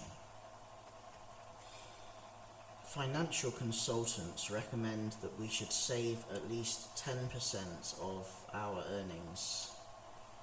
Apparently, we will enjoy a clean bill of financial health for life if we spend what we have left over after saving, rather than saving what's left over after spending. It is never too late to get into the habit of saving, and even those on low incomes can usually make economies if really determined. If you are already in debt, seek advice and guidance without delay from your lender or an independent agency. In the United Kingdom, the nationwide network of Citizens Advice Bureau can be most helpful. Here are their suggestions to help avoiding some of the classic causes of financial problems. Except for essentials, try to avoid shopping if you feel lonely, bored, stressed, or depressed. Avoid shopping simply for recreation purposes. Find something potentially less expensive to do. Shop only with a shopping list in hand and stick to a pre-arranged spending budget. Give yourself a cooling off period before making any non-essential purchases. Whenever you are tempted to buy anything that could be regarded as a luxury, work out in advance just how many hours you are going to have to work in order to be able to afford this item. Utilizing this system, you may decide that you don't want to spend the money after all. Despondency. Life for the clinically depressed, despondent person can seem like a life sentence of regret. Regret for the lost opportunities and the mistakes of the past. Regret for the momentum and enthusiasm that have evaporated from present-day life. And premature regret for a future perceived by the individual to be futile and already lost. Given this wretched degree of despondency, it is hardly surprising that the depressed person's thoughts are permeated by feelings of self-doubt, lack of self-esteem, and even self-loathing. In these circumstances, a visit to the doctor, who will most likely prescribe a course of one of the very latest generation of highly effective antidepressants, is essential before any major or lasting benefits can be derived from this book.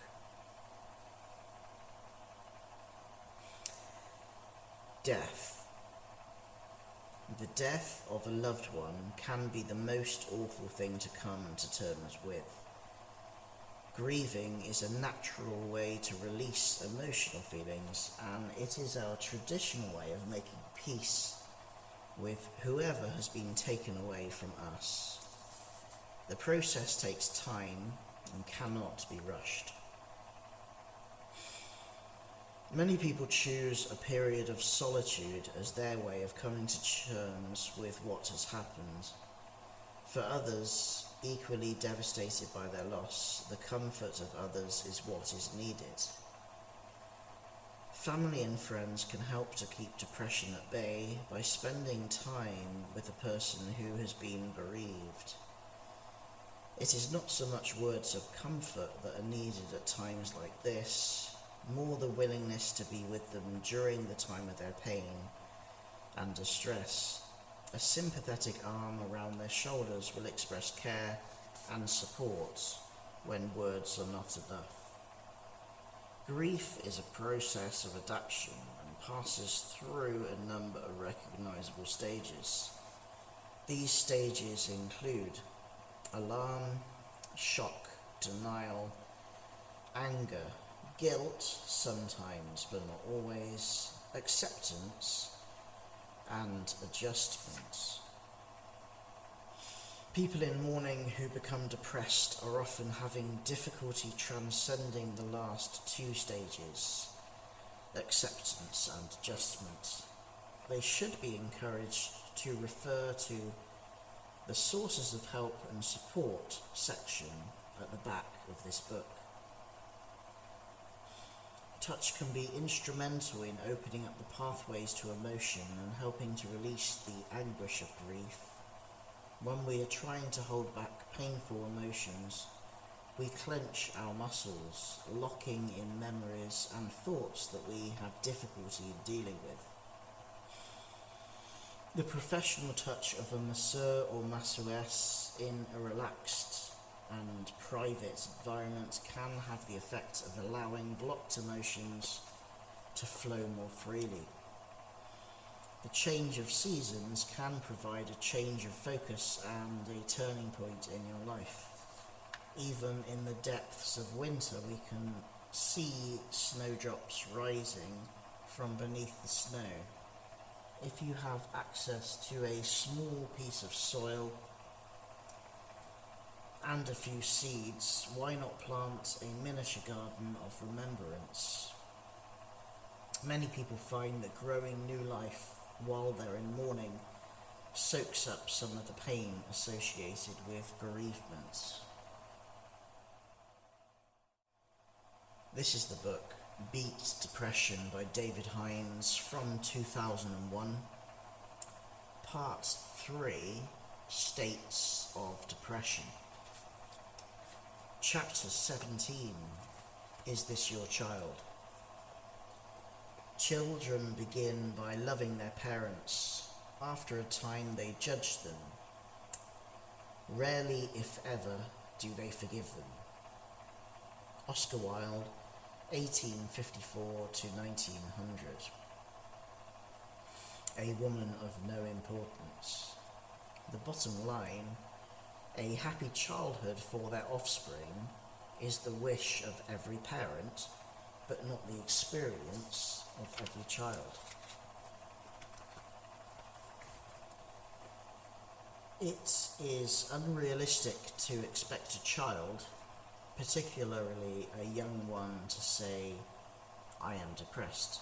In fact, the child who is truly sad is unlikely to be able to ask for help in any language that those in a position to remedy the situation can be expected to understand, even if they are prepared to forget their own troubles long enough to listen and respond.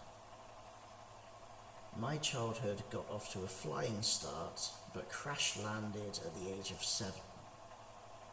I have fond preschool memories of Listen with Mother on the radio and great affection for my infant school days when I learned to read. I was enchanted by words and stories. Whenever it was time to go home from school, I would put the book I was reading into my satchel to continue reading when I got home, returning it to the classroom bookshelf the next morning before selecting another. One day, to my horror, a teacher pointed an accusing finger at me as I was stuffing a partly read adventure story into my satchel and scolded, "David, you know you don't take school books out of school." I can still remember the disappointment I felt at being deprived of an immense pleasure.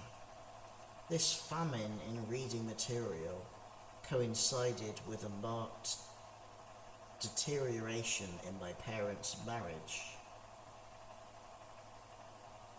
and I withdrew into myself.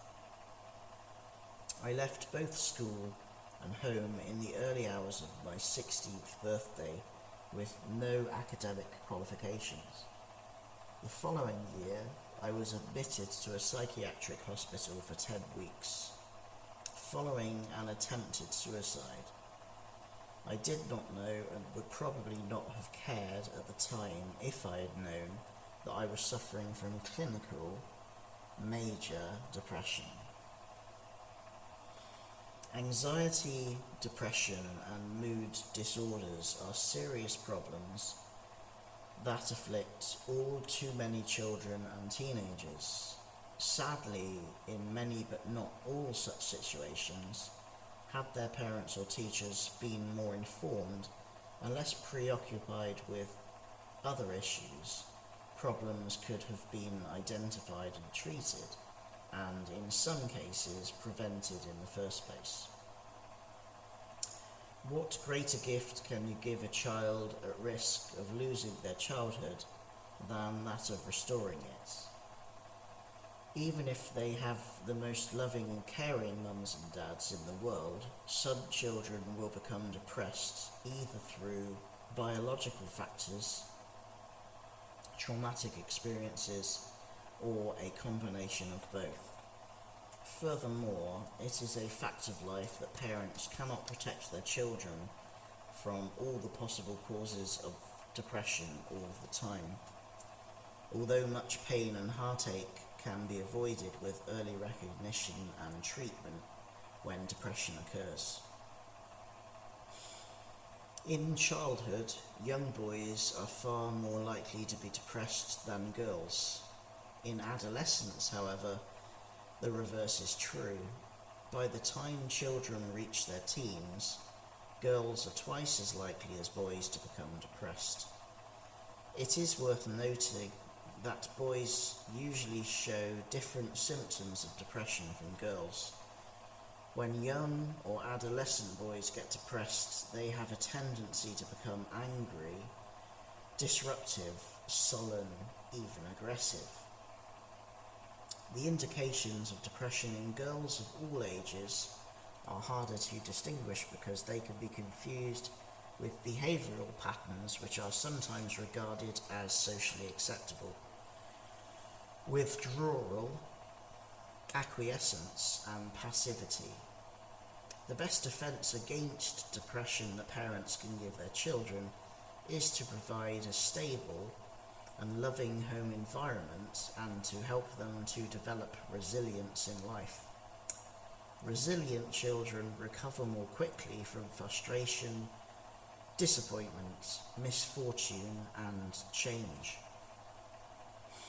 They are less likely to be overwhelmed by the challenges of childhood and adolescence, and consequently, they are far less likely to become susceptible to depression. The most practical and enjoyable way to help very young children achieve resilience is to take an active role in their development by becoming the person they speak to, the person who interprets their experiences, who helps them to overcome their difficulties. By responding to children in this positive, revealing and encouraging way, you assist them in fashioning and shaping the foundations for a flexible coping strategy that will allow them to bounce back with ease from the ups and downs of life. Every child is unique. The better you know your kids, their strengths and weaknesses, their likes and dislikes, the more effective you will be in helping them to develop a coping style that will build on their strengths and not on their weaknesses.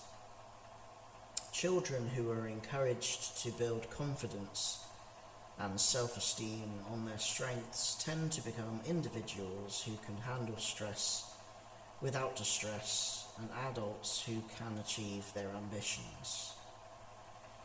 In contrast, children who are frequently discouraged or placed in circumstances in which they feel overwhelmed will eventually become discouraged and overwhelmed.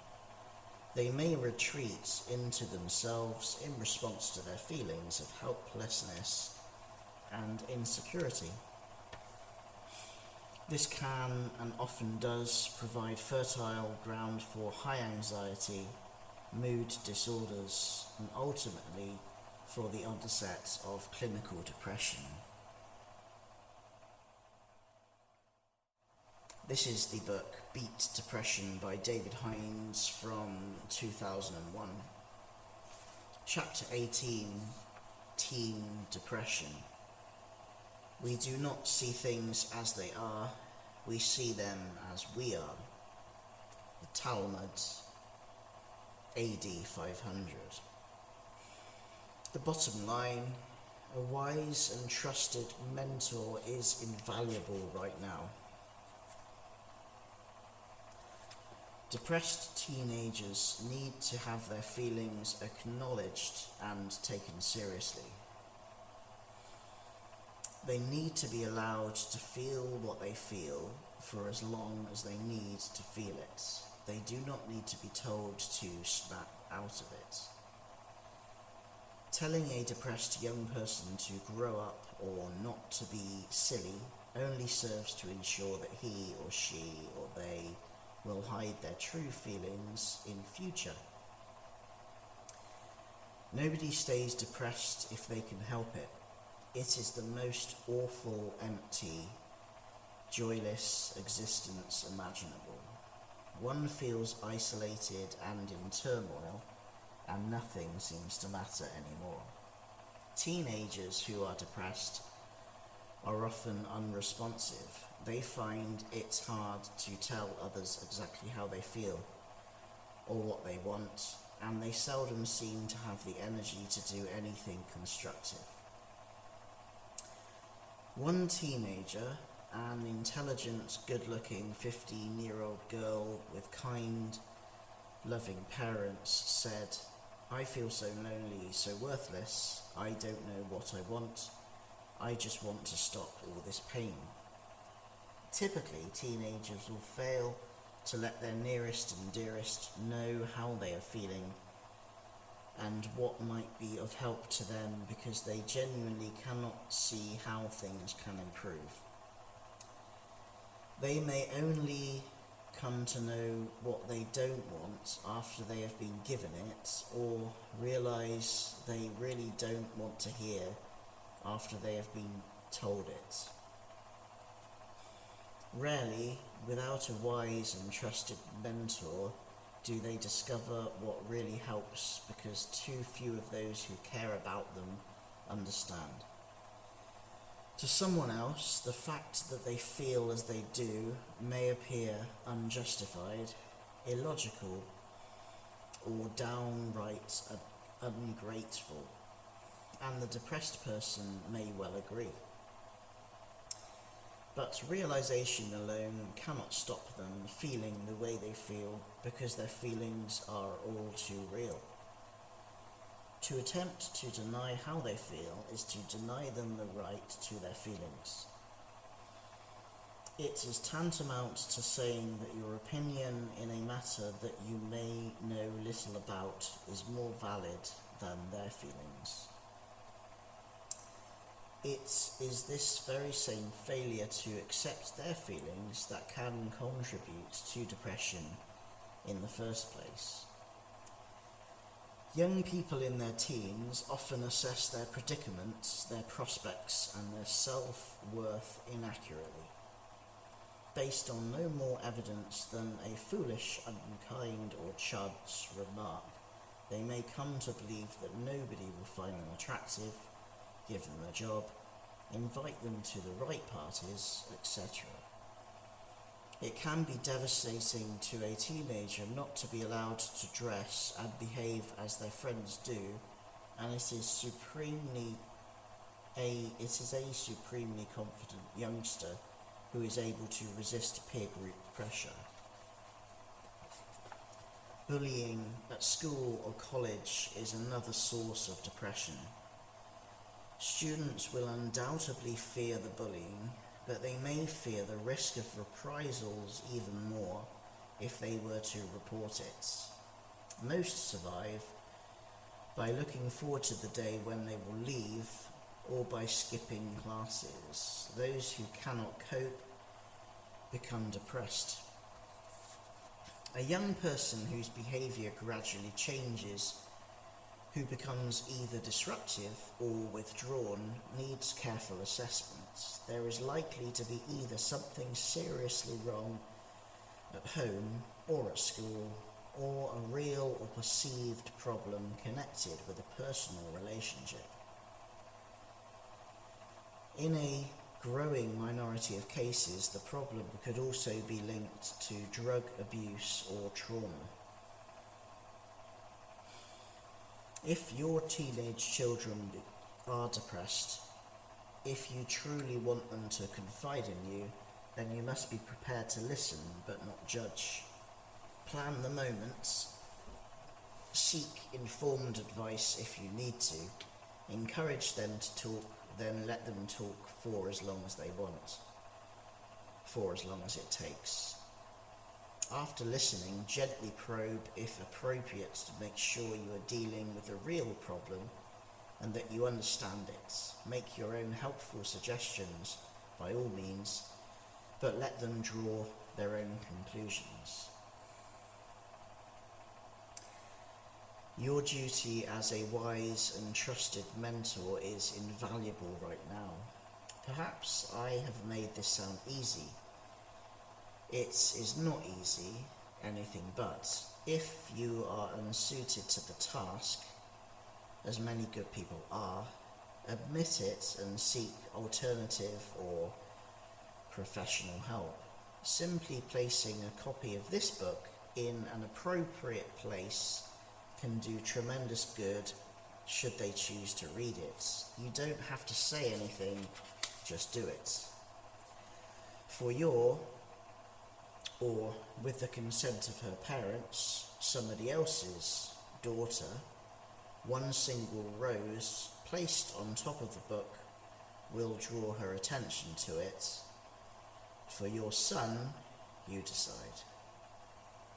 Your role is to help them live through their depression as quickly and painlessly as possible, and to tempt them out of isolation by doing everything you can think of to engage their interest and assuage their discomfort while accepting their feelings at face value. This is the book Beat Depression by David Hinds from 2001, and this is chapter 19, Seasonal Affective Disorder, SAD SAD. Is it so small a thing to have enjoyed the sun, to have lived light in the spring, to have loved, to have thought, to have done? Matthew Arnold, 1822 to 88. Empedocles on Etna. The bottom line, light therapy can be effective for individuals who find their moods fluctuating with the changing seasons. Tens of millions of people in the developed world suffer from a condition known as seasonal affective disorder, SAD, or SAD. This phenomenon usually affects sufferers for approximately 5 months of the year. In Britain, this commences with the onset of autumn, around late October, early November, and lifts quite suddenly at the beginning of spring. Mainly people with SAD maintain that their feelings of depression seem to worsen the further north they live and the more overcast the prevailing weather conditions. Some experts believe that the very high rates of suicide in northern countries such as Sweden, which has the highest rate of suicide in the world, may be due to the sad phenomenon.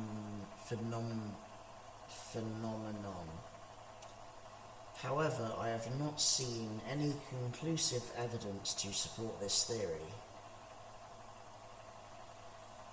Sad symptoms include many of the usual symptoms of depression: decreased libido, lethargy, and social withdrawal. And as the abbreviation of the disorder implies, sufferers feel sad most of the time and have little energy to get out of bed in the morning. Many experts believe SAD to be caused by disruption to the human body clock, the circadian rhythm that coordinates our awareness of day, waking time, and night, sleeping time. The pineal gland inside the brain produces the hormones serotonin, the feel-good substance, moderated in treatment for depression by drugs such as Prozac, and melatonin, the hormone that regulates our waking and sleeping cycles and our reproductive cycle. SAD should not be confused with the usual winter doldrums. Some people with this condition may suffer insomnia so severely that they have problems trying to maintain their efficiency at work. Additionally, a minority of sufferers may experience a craving for carbohydrates and gain considerable weight during the winter months. Unfortunately, spending more time outside during daylight hours will not necessarily bring relief to SAD sufferers. However, light therapy has been shown to be the most effective solution for individuals who find their moods fluctuating with the changing seasons, and it is widely available in specialist clinics. Therapy consists of exposure 1 hour a day to a 10,000 lux light box containing a full spectrum fluorescent or incandescent light, which can be up to 30 times brighter than standard interior lighting.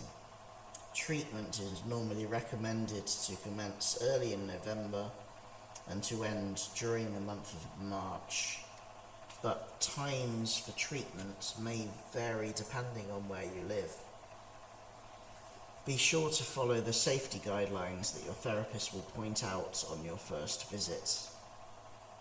For some SAD sufferers, the condition is banished at a stroke by substituting all existing overhead light bulbs in the home with more powerful 150-watt bulbs. For safety reasons, make sure that all lampshades, which will be better removed in any event if they restrict light, can tolerate the extra heat generated by the bigger and more powerful replacement bulbs.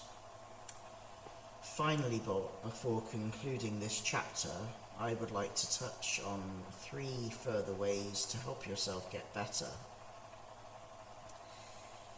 Exercise, diet, and winter breaks.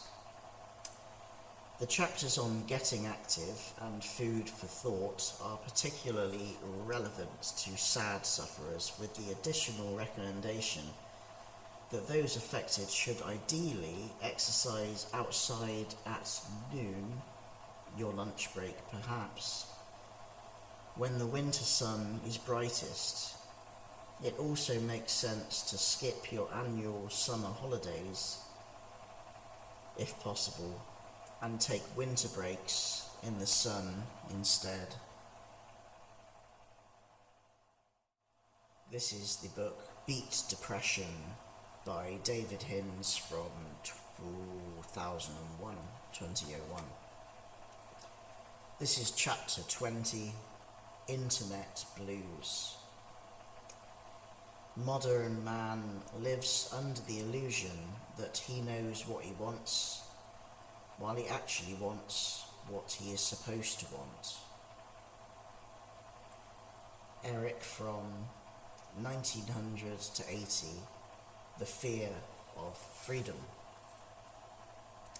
The bottom line, too much time in cyberspace is linked to depression. Are you hooked on the net? Depressed and trapped in a web of misery.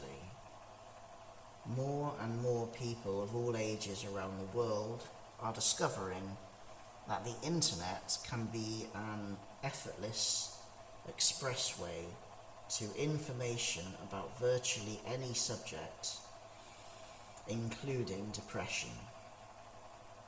But a recent study in America warns that too much exposure to the internet induces loneliness and depression.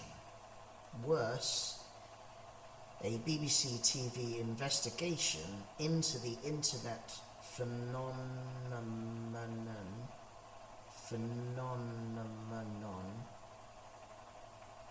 phenomenon screened in the UK in September 2000 revealed the existence of well over 50,000 websites devoted to suicide alone.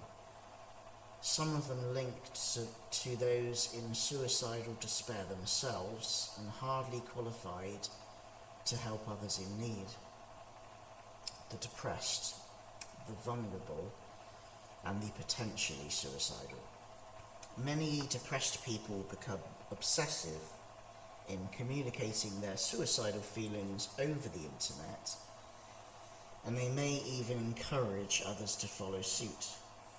On the plus side, the Samaritans now have a sophisticated email service, and an online dialogue with them does help to reduce the sense of isolation and helplessness for the tens of thousands of suicidal internet users who use the service each year. It also saves lives. Researchers at Carnegie Mellon University in Pittsburgh, PA, surveyed participants' psychological well-being before and after a 2-year study on the effects of excessive exposure to cyberspace. The findings demonstrated that those participants who had used the internet the most showed the greatest mood deterioration towards feelings of isolation, loneliness, and depression, even if they had predominantly used the social components of cyberspace, email, chat rooms, and bulletin boards. Internet users, particularly those prone to or suffering from depression, would be well advised not to spend too much time swapping emails and lingering in online chat rooms, because it might well finish them off socially, as well as make them even more depressed. Further research in America indicates that millions of computer nerds, approximately 1 in 9 internet users, are escaping to cyberspace in order to avoid physical face-to-face human interaction at home. As a direct and predictable result, contact with family and friends declines in direct correlation to time spent online.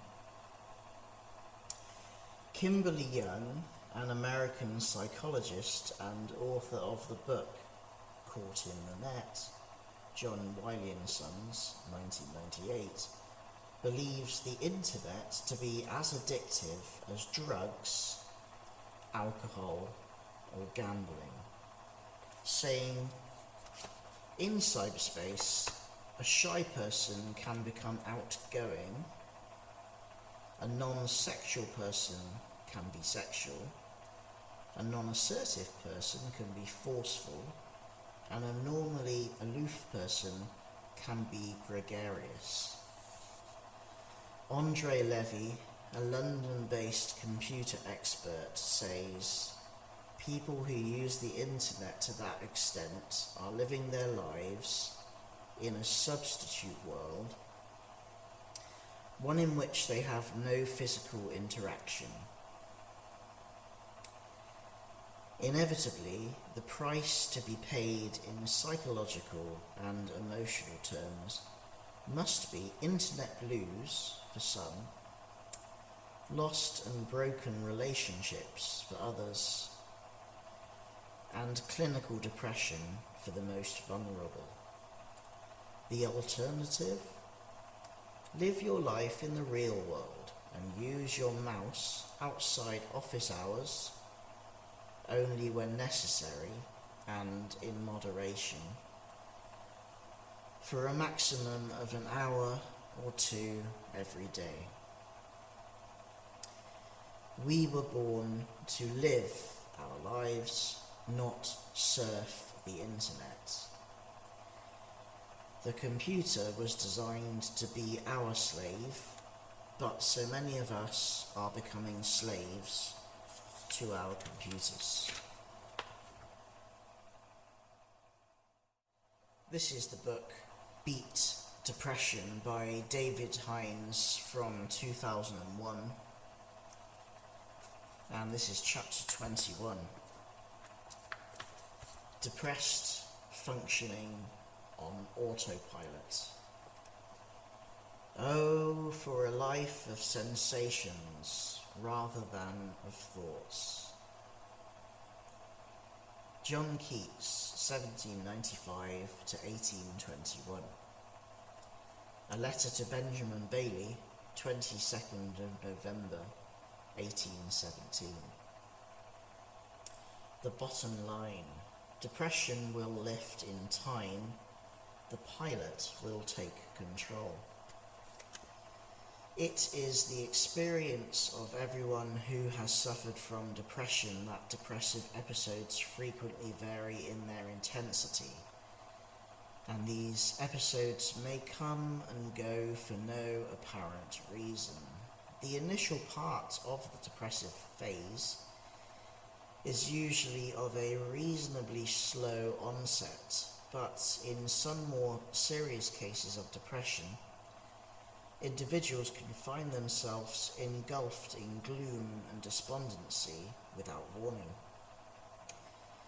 As depression creeps up on us by stealth and silently takes us over, many of us tend to soldier on bravely with our usual way of life, denying to ourselves and to others that anything is the matter with us. We battle on as best we can, oblivious to the reality that the joy of life is gradually being squeezed out of us. Sadness is always unpleasant, but it is not as bad as depression. When we are sad, we maintain our self-respect. We feel better for a good cry. We confide in others, and it helps. Not so when we are depressed. Our self-respect fades and quickly deserts us, and crying no longer seems to help. We feel alienated and alone because our friends and loved ones do not seem to understand how we feel, and we no longer have the energy, the will, or the ability to explain. All over the world, women have a tendency to react to depression more sensibly than men, even though a staggering 57% of women who suffer from premenstrual syndrome have thought of suicide, according to a United Kingdom study in the year 2000 of 400 women with mild to severe PMS. This up-to-date survey was conducted for the Women's Nutritional Advisory Service, WNAS, the results of which were published in February 2001. It follows the sad case of 16-year-old schoolgirl Kerry Kimball, who suffered so badly from PMS depression that she hanged herself at home. More than 80% of those surveyed feel violent and aggressive for up to 2 weeks before their periods, and a disturbing 92% feel depressed. Up to 40% of women suffer badly enough from PMS to consult their doctor about it, and millions more may be suffering in silence. Approximately 3% of women are forced to take up to 2 days off work every month because of their symptoms are so severe. The WNAS claim that the best way to alleviate the symptoms of PMS is by changes in diet, nutritional supplements, and an exercise and relaxation regime. Whereas women who are suffering from a depressive illness may actively seek the company of other women for support, men tend to deny the very existence of their depression and withdraw into themselves, making matters considerably worse. Another challenge to the medical profession is the smiling depressive. This phenomenon is a variation of hypochondria, whereby the individual at risk has rejected all depressive symptoms out of hand. Smiling depressives generally refer to their doctor all the aches and pains that are worrying them, and then proceed to wave aside the actual diagnosis with a dismissive but valiant smile. Smiling depression is a form of masked depression, and such patients often have difficulty in believing that their physical symptoms are the result of their state of mind. In order for our condition to be classified as depression in medical terms, there needs to be clear evidence of a lowering of mood. This lowered mood may vary in intensity throughout the day, but would normally prevent sufferers from being cheered up by their family or friends. This is the major distinction between sad and suffering from depression. When we are depressed, we are largely unaffected by changing fortunes, happy events, or the efforts of those closest to us to tempt us out of isolation. Our mood does not lift in response to what happens around us. We have a tendency to remain in a state that is referred to in medical terms as emotionally flat and unresponsive. Despite this invisible handicap, many of us, providing our degree of depression is not too severe, continue to work and go about our business, but we are simply functioning on autopilot. We are not living life as it is supposed to be lived. This is the book Beat Depression by David Hinds from 2001. This is chapter 22. Clinical depression. In the real dark night of the soul, it is always 3 o'clock in the morning. F. Scott Fitzgerald, 1896 to 1940. The crack up. The bottom line: depression, although frightening, is never permanent. Clinical depression is a disorder requiring intervention and treatment, just as any physical illness would require attention. Clinical depression, which is often referred to as major depression, a mood disorder, or an affective disorder, is one of the most incapacitating of all chronic conditions in terms of social functioning. It ranks second only to heart disease in exacting a physical toll, measured by days in bed and feelings of general discomfort. It is more disabling than many of the major chronic organic disorders, and its economic cost in terms of lost working time and poor performance is enormous. Clinical depression adversely affects our thought patterns and mood, our feelings, our energy levels, and our overall ability to function normally, as well as our physical well-being. It is most certainly not just a matter of feeling blue or under the weather. It's more intense than feeling sad or experiencing grief following the loss of a loved one, and most serious of all, there is a high incidence of suicide amongst the clinically depressed. I would not wish the pain and isolation of clinical depression on my worst enemy, but if you are unfortunate enough to be suffering from this devastating illness right now, you will ultimately have an opportunity to get everything right in your life for the future. As human beings, we learn very little from good fortune, power, prosperity, and the easy life. The real lessons in life are learned through trial and misfortune, rather as you are experiencing now.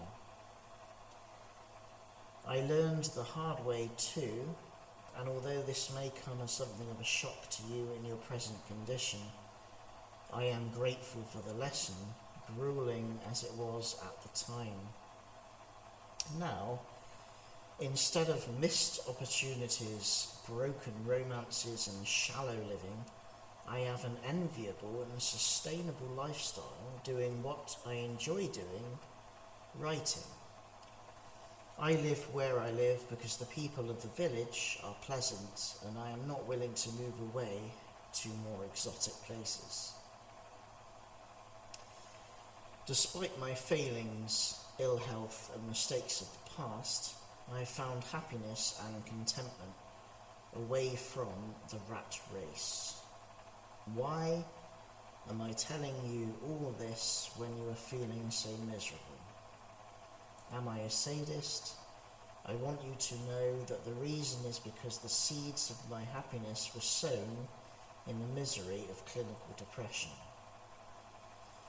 The pain was so great that I decided to do whatever it took to get better and stay that way.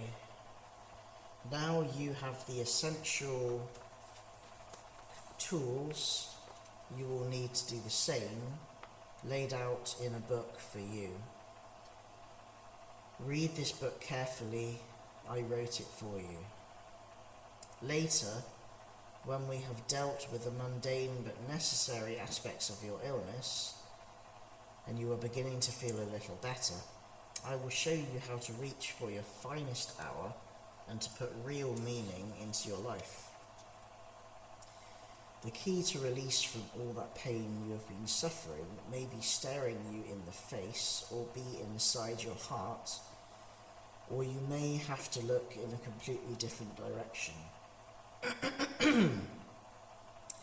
Propelled by your eagerness not to feel as you have of late, very soon you will have the momentum to achieve the seemingly impossible, and I will show you how to use that special brand of energy for your own personal benefit.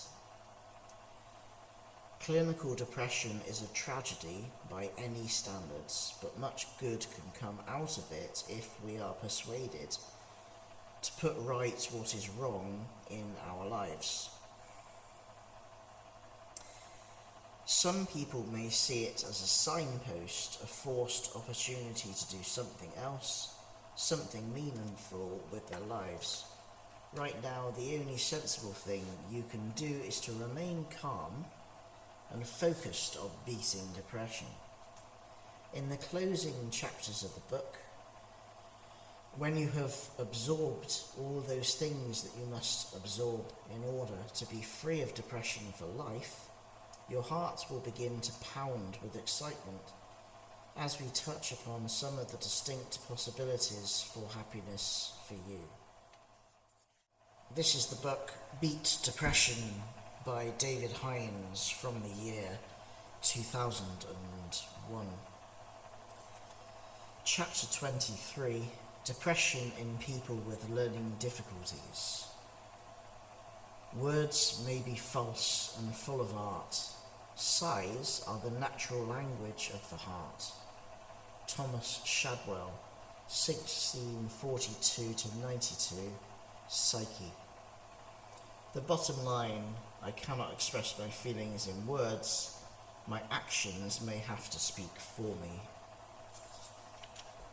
Some people, through no fault of their own, have special difficulty in learning to talk, in looking after themselves, and in coping with life in general. The problem for many people with learning difficulties is that they are not able to express their feelings easily in words.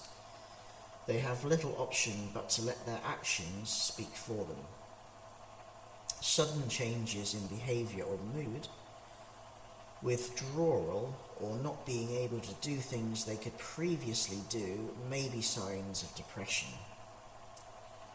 Unfortunately, it can be all too easy for the rest of us to forget that people with learning difficulties have feelings too. Although depression sometimes strikes out of the blue, the departure of a favourite and trusted carer can often trigger it. Sometimes one's loss can lead on to other major changes. For example, after parents have died, people with learning difficulties are often moved to emergency residential care.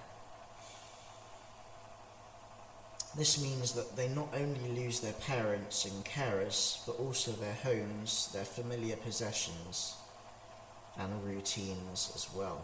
It is particularly difficult for people with learning difficulties to cope with change, and this is often when depression sets in. They are usually willing to work through their feelings about unhappy events and come to terms with them, but they will need special care and assistance. Sadly, inexperienced carers often miss the early signs of depression, and a deeper depression develops. Charities like the Down Syndrome Association in London can be of tremendous benefit at times like these. They produce a range of invaluable leaflets for carers which have been instrumental in the preparation of advice for this chapter. People with learning difficulties are at risk of being neglected and physically or sexually abused because they cannot easily protect themselves or may not be able to tell other people what has happened. Abuse may lead to depression. If you are caring for someone who is vulnerable, watch out for the warning signs that something is wrong, listed on the page that follows. Guidelines to help carers recognise depression in people with a speech impediment or learning difficulties. Sudden or gradual changes in sudden or gradual changes in usual behaviour. Seeking assurance, avoidance of one particular carer, loss of familiar skills, loss of bowel or bladder control, loss of ability to communicate, outbursts of anger, destructiveness or self-harm, physical illness, complaining about aches and pains, wandering about aimlessly in search of something or for something unknown. The above guidelines are in addition to other common symptoms of depression, which include showing little interest in activities usually enjoyed, feeling tired all the time, no get up and go, eating too little or too much, isolation, difficulty in sleeping. A number of studies have indicated that background music can be helpful in potentially stressful encounters. For instance, in circumstances when someone with learning difficulties is about to be introduced to a new carer for the first time. Similar studies have also demonstrated that soothing background music can be helpful in encouraging increased verbal communication. The indications are that music of an appropriate nature can enhance the relationship building process, and carers may wish to encourage depressed people with learning difficulties to participate in the music therapy exercise in chapter 43. This is the book Beat Depression by David Hinds from 2001. Chapter 24, The Baby Blues and Postnatal Depression. Baby, sleep a little longer, till the little limbs are stronger. Alfred Lord Tennyson, 1809 to 92. Sea Dreams. The bottom line: you will survive this for your baby's sake. The baby blues and postnatal depression are two very different things. Let's deal with the easy one first. After the birth of a baby, almost half of all mothers suffer from a period of mild depression termed the blues. This may last for a few hours or a few days and then it disappears. A mother understandably feels emotional following the birth of her baby and can cry for no apparent reason. Some mothers feel tired and lethargic, others feel anxious and tense and tend to worry a great deal. These feelings are hardly surprising because when a baby is born, sudden changes take place in the mother's hormone levels. Levels of some hormones required during pregnancy drop rapidly, while others, like those needed to start the reproduction of milk, rise. These rapid changes are believed to be responsible for triggering the blues. Rest and quiet are most important after giving birth, but few mothers get either because they are busy responding to the needs of the new baby.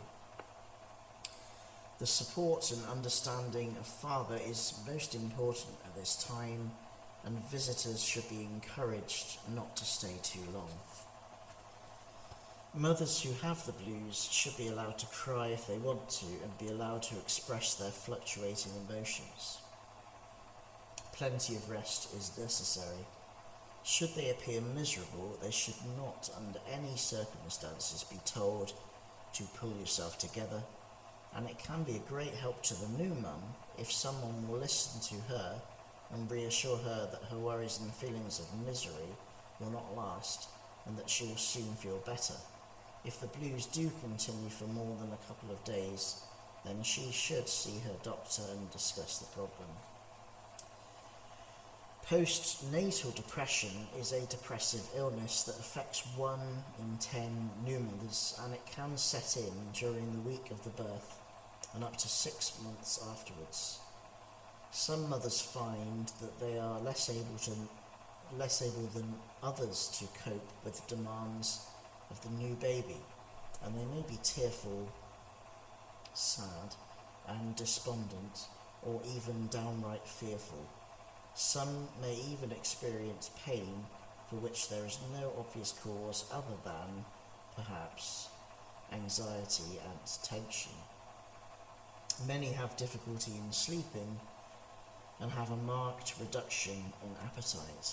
It is common when suffering with postnatal depression to lose interest in sex. This symptom can last for some time, and it is helpful if one's partner can be patient and accept that normal sexual desire will return as soon as depression lifts. Many women find that their depression becomes worse just before or during a period. An effective solution can be to ask your doctor to consider progesterone therapy to help prevent this severe form of premenstrual tension. At difficult times like these, it is essential to maintain a healthy diet, and vitamin B6 or a general vitamin supplement may be advisable. Obviously, I have no first-hand experience of postnatal depression to offer you. However, the beautiful Iranian wife of one of my best friends, a nice guy from America, suffered from postnatal depression in a bad way. I remember her at the height of her depression and being taken aback by the depth of her suffering. She is now completely well and a very fine mother to her son. There is also a very rare form of postnatal depression called postpartum psychosis.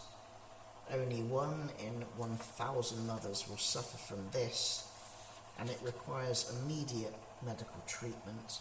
Symptoms include hallucinations, delusions, suicidal thoughts, and attempts to harm the baby.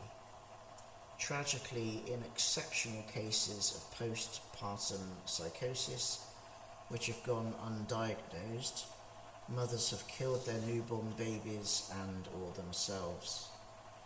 The most important thing you can do to help yourself if you are a mother suffering from depression is to believe that you can and will get better.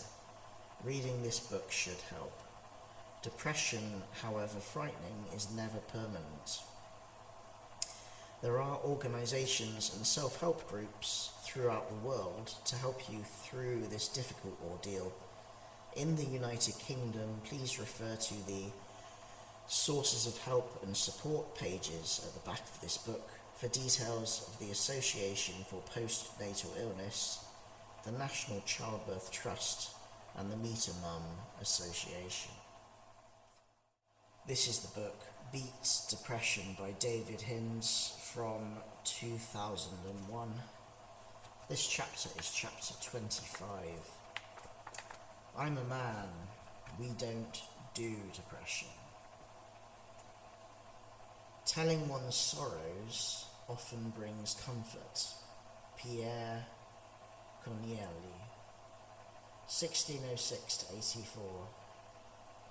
Polyeuche. The bottom line: men find it difficult to admit to psychological problems.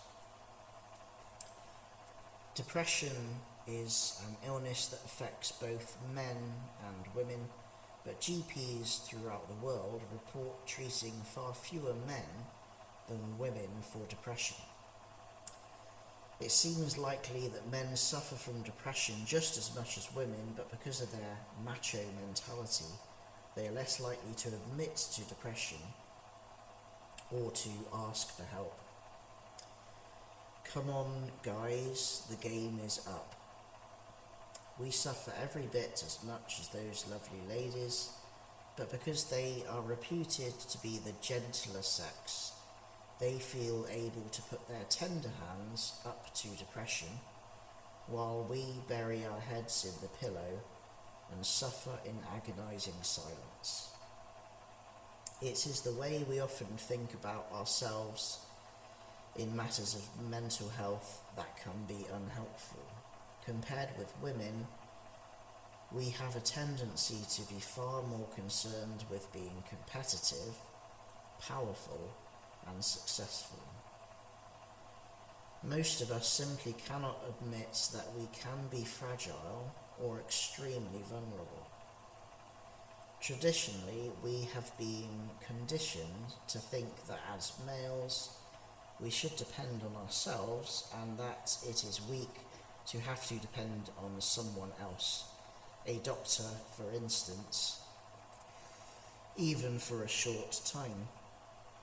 To compound matters further, this traditionally tough and self-reliant view of how men should be is held by some women. Men can find that owning up to their weaknesses can result in their partner rejecting them. Men, unless they have been specially trained, do not have the ability to cope with disagreements and upsets as well as women do. Arguments have a tendency to make men feel physically uncomfortable, and they will usually try to avoid all manner of difficult discussions by making excuses or going out for a drink. Furthermore, men have traditionally seen themselves as the breadwinners and leaders of their families, but are finding that it is women who most often start the process of separation and divorce. According to the Royal College of Psychiatrists in Great Britain, in their admirable booklet entitled Men Behaving Sadly, men are around 3 times more likely than women to kill themselves. Suicide is most common among men who are separated, widowed, or divorced, and is more likely in someone who is a heavy drinker. We do know that 2 out of 3 men who kill themselves have seen their GP in the previous 4 weeks, and nearly half of them have seen their doctor in the week directly before they kill themselves. Men who are depressed are more likely to talk about the physical symptoms of their depression rather than the emotional and psychological ones. This may be one reason why doctors sometimes fail to diagnose depression in men. If you are feeling wretched, even suicidal, don't hold back. Tell your GP exactly how you feel, and then they can help you. Try to remember that depression is a result of chemical changes that take place in the brain. It has nothing to do with being weak or unmanly. Many men who recover from depression, including myself, emerge stronger and better able to cope than before. You may see situations and relationships more clearly when you are better and find the strength and the wisdom to make important decisions and changes that perhaps you were avoiding before. Depression in men can have a happy resolution, and I will show you effective techniques for beating depression as we progress through the book. This is the book Beat Depression by David Hinds from the year 2001. Chapter 26. Depression in Terminal Illness. Can I see another's woe and not be in sorrow too? Can I see another's grief and not seek for kind relief? William Blake, 1757 to 1827, Songs of Innocence. The bottom line. Some terminal patients defy their doctor's prognosis and refuse to die as predicted. They get better. Why do some patients recover from critical conditions when the doctors believe there is no hope of recovery? What do survivors do that makes the difference between life and death? Bernie Siegel, the American physician and author of the book Love, Medicine and Miracles, Random House Inc., 1986, observed that many patients who were ultimately successful in recovering from advanced stages of cancer had been described by doctors and nursing staff as difficult patients. He says that whenever he consults on a case, he is encouraged to see in a patient's medical notes entries such as uncooperative, questions why tests are ordered, demands to be informed about test results, and insists on explanations about treatments. Siegel, as a result of his work with cancer patients, is convinced that terminal patients who get better instead of dying react to their prognosis as a wake-up call to their very existence. They make far-reaching changes in how they think, act, talk and feel, reforming their eating and social habits and spending every waking hour masterminding their own recovery. Siegel believes that there are 3 categories of terminal patients. He estimates that around 15 to 20% at some level of consciousness wish to die and will probably do so no matter how excellent their treatment. About 60 to 70% passively cooperate with their doctors in every respect and will do whatever they were told to do, including dying when predicted, if that is the doctor's prognosis. Around 50 to 20% are exceptional patients. They reject the probability of becoming a statistic and refuse to be discouraged by the odds against survival.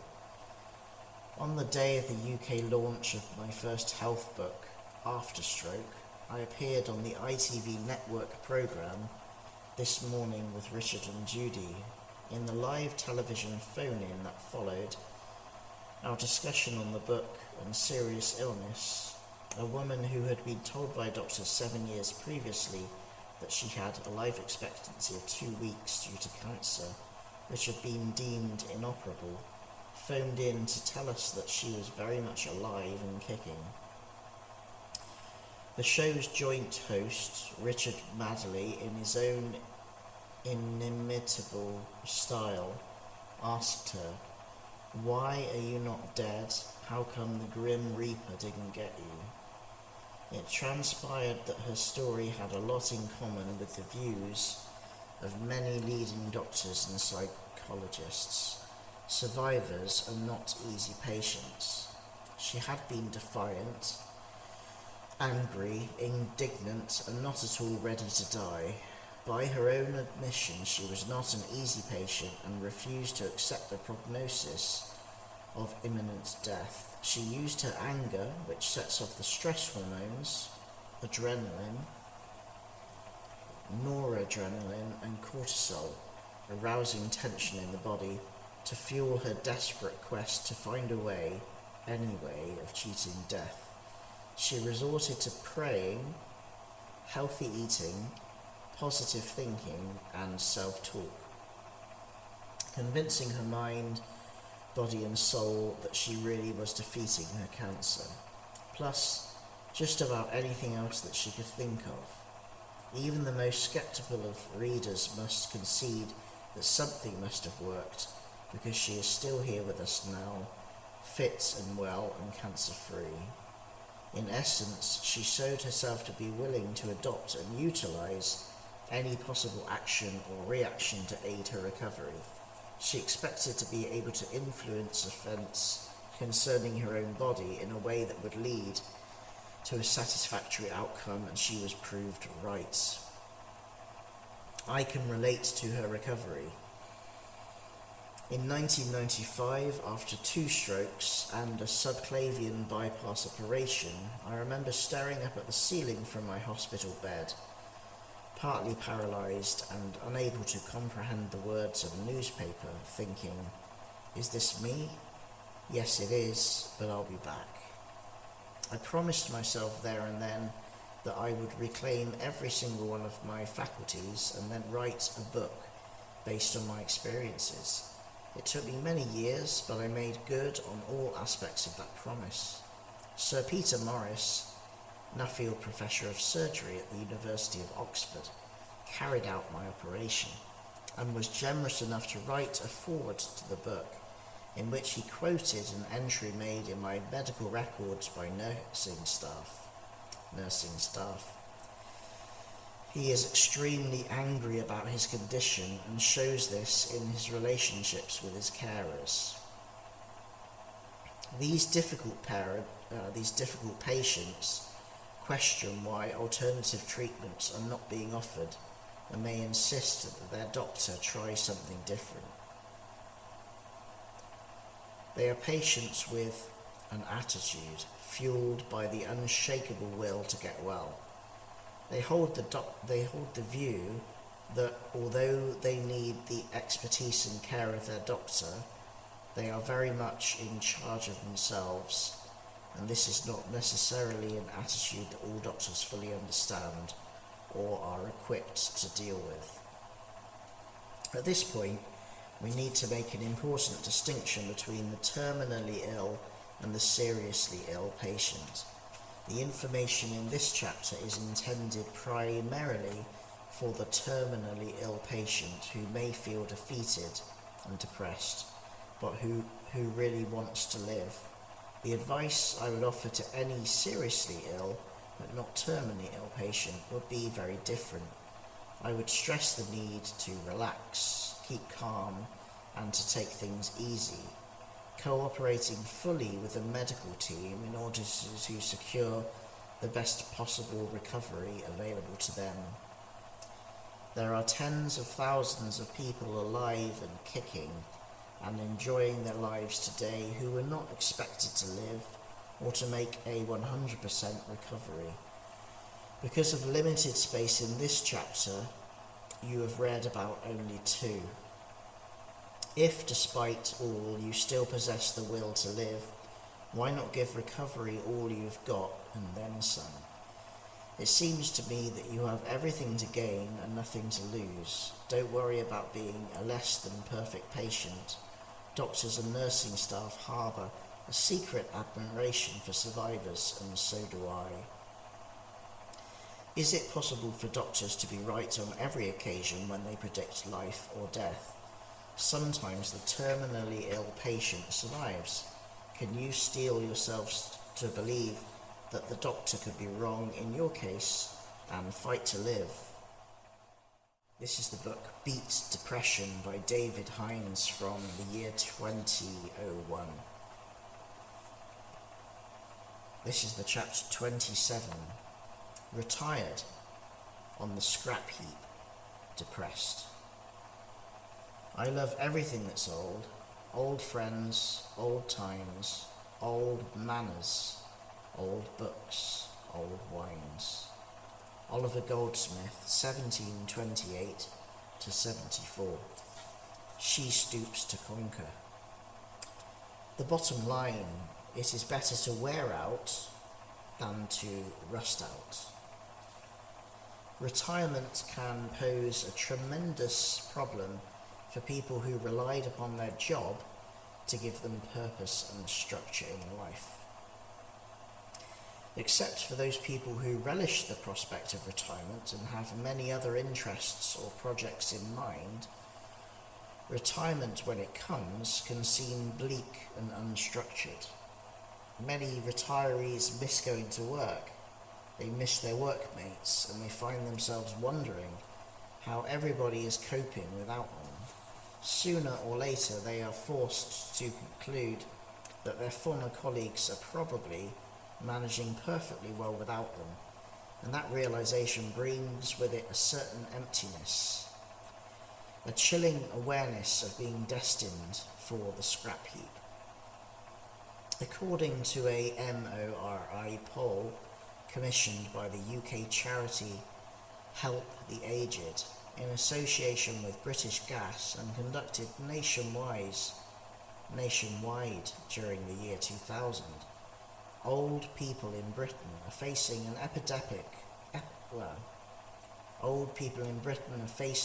epidemic of loneliness and isolation.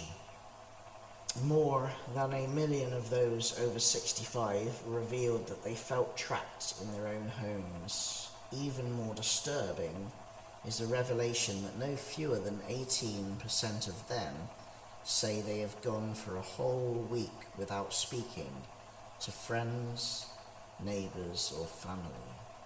Mervyn Kohler, head of policy at Help the Aged, said, "This survey graphically illustrates the sheer scale of the terrible loneliness and isolation felt by many older people in Britain.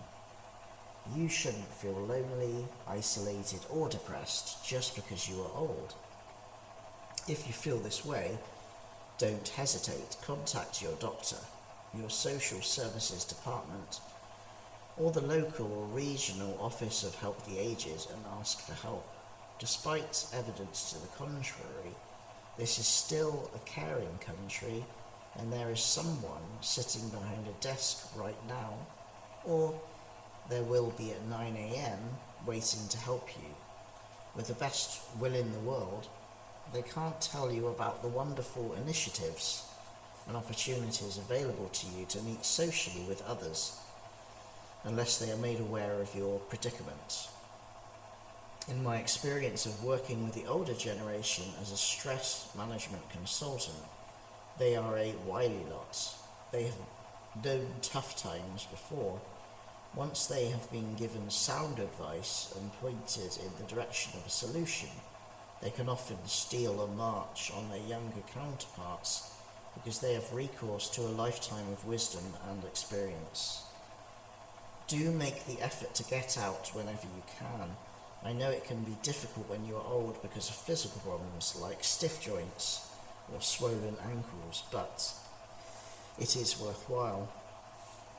Staying at home all the time can make you brood on things. This really doesn't help and actually makes you feel more helpless and depressed.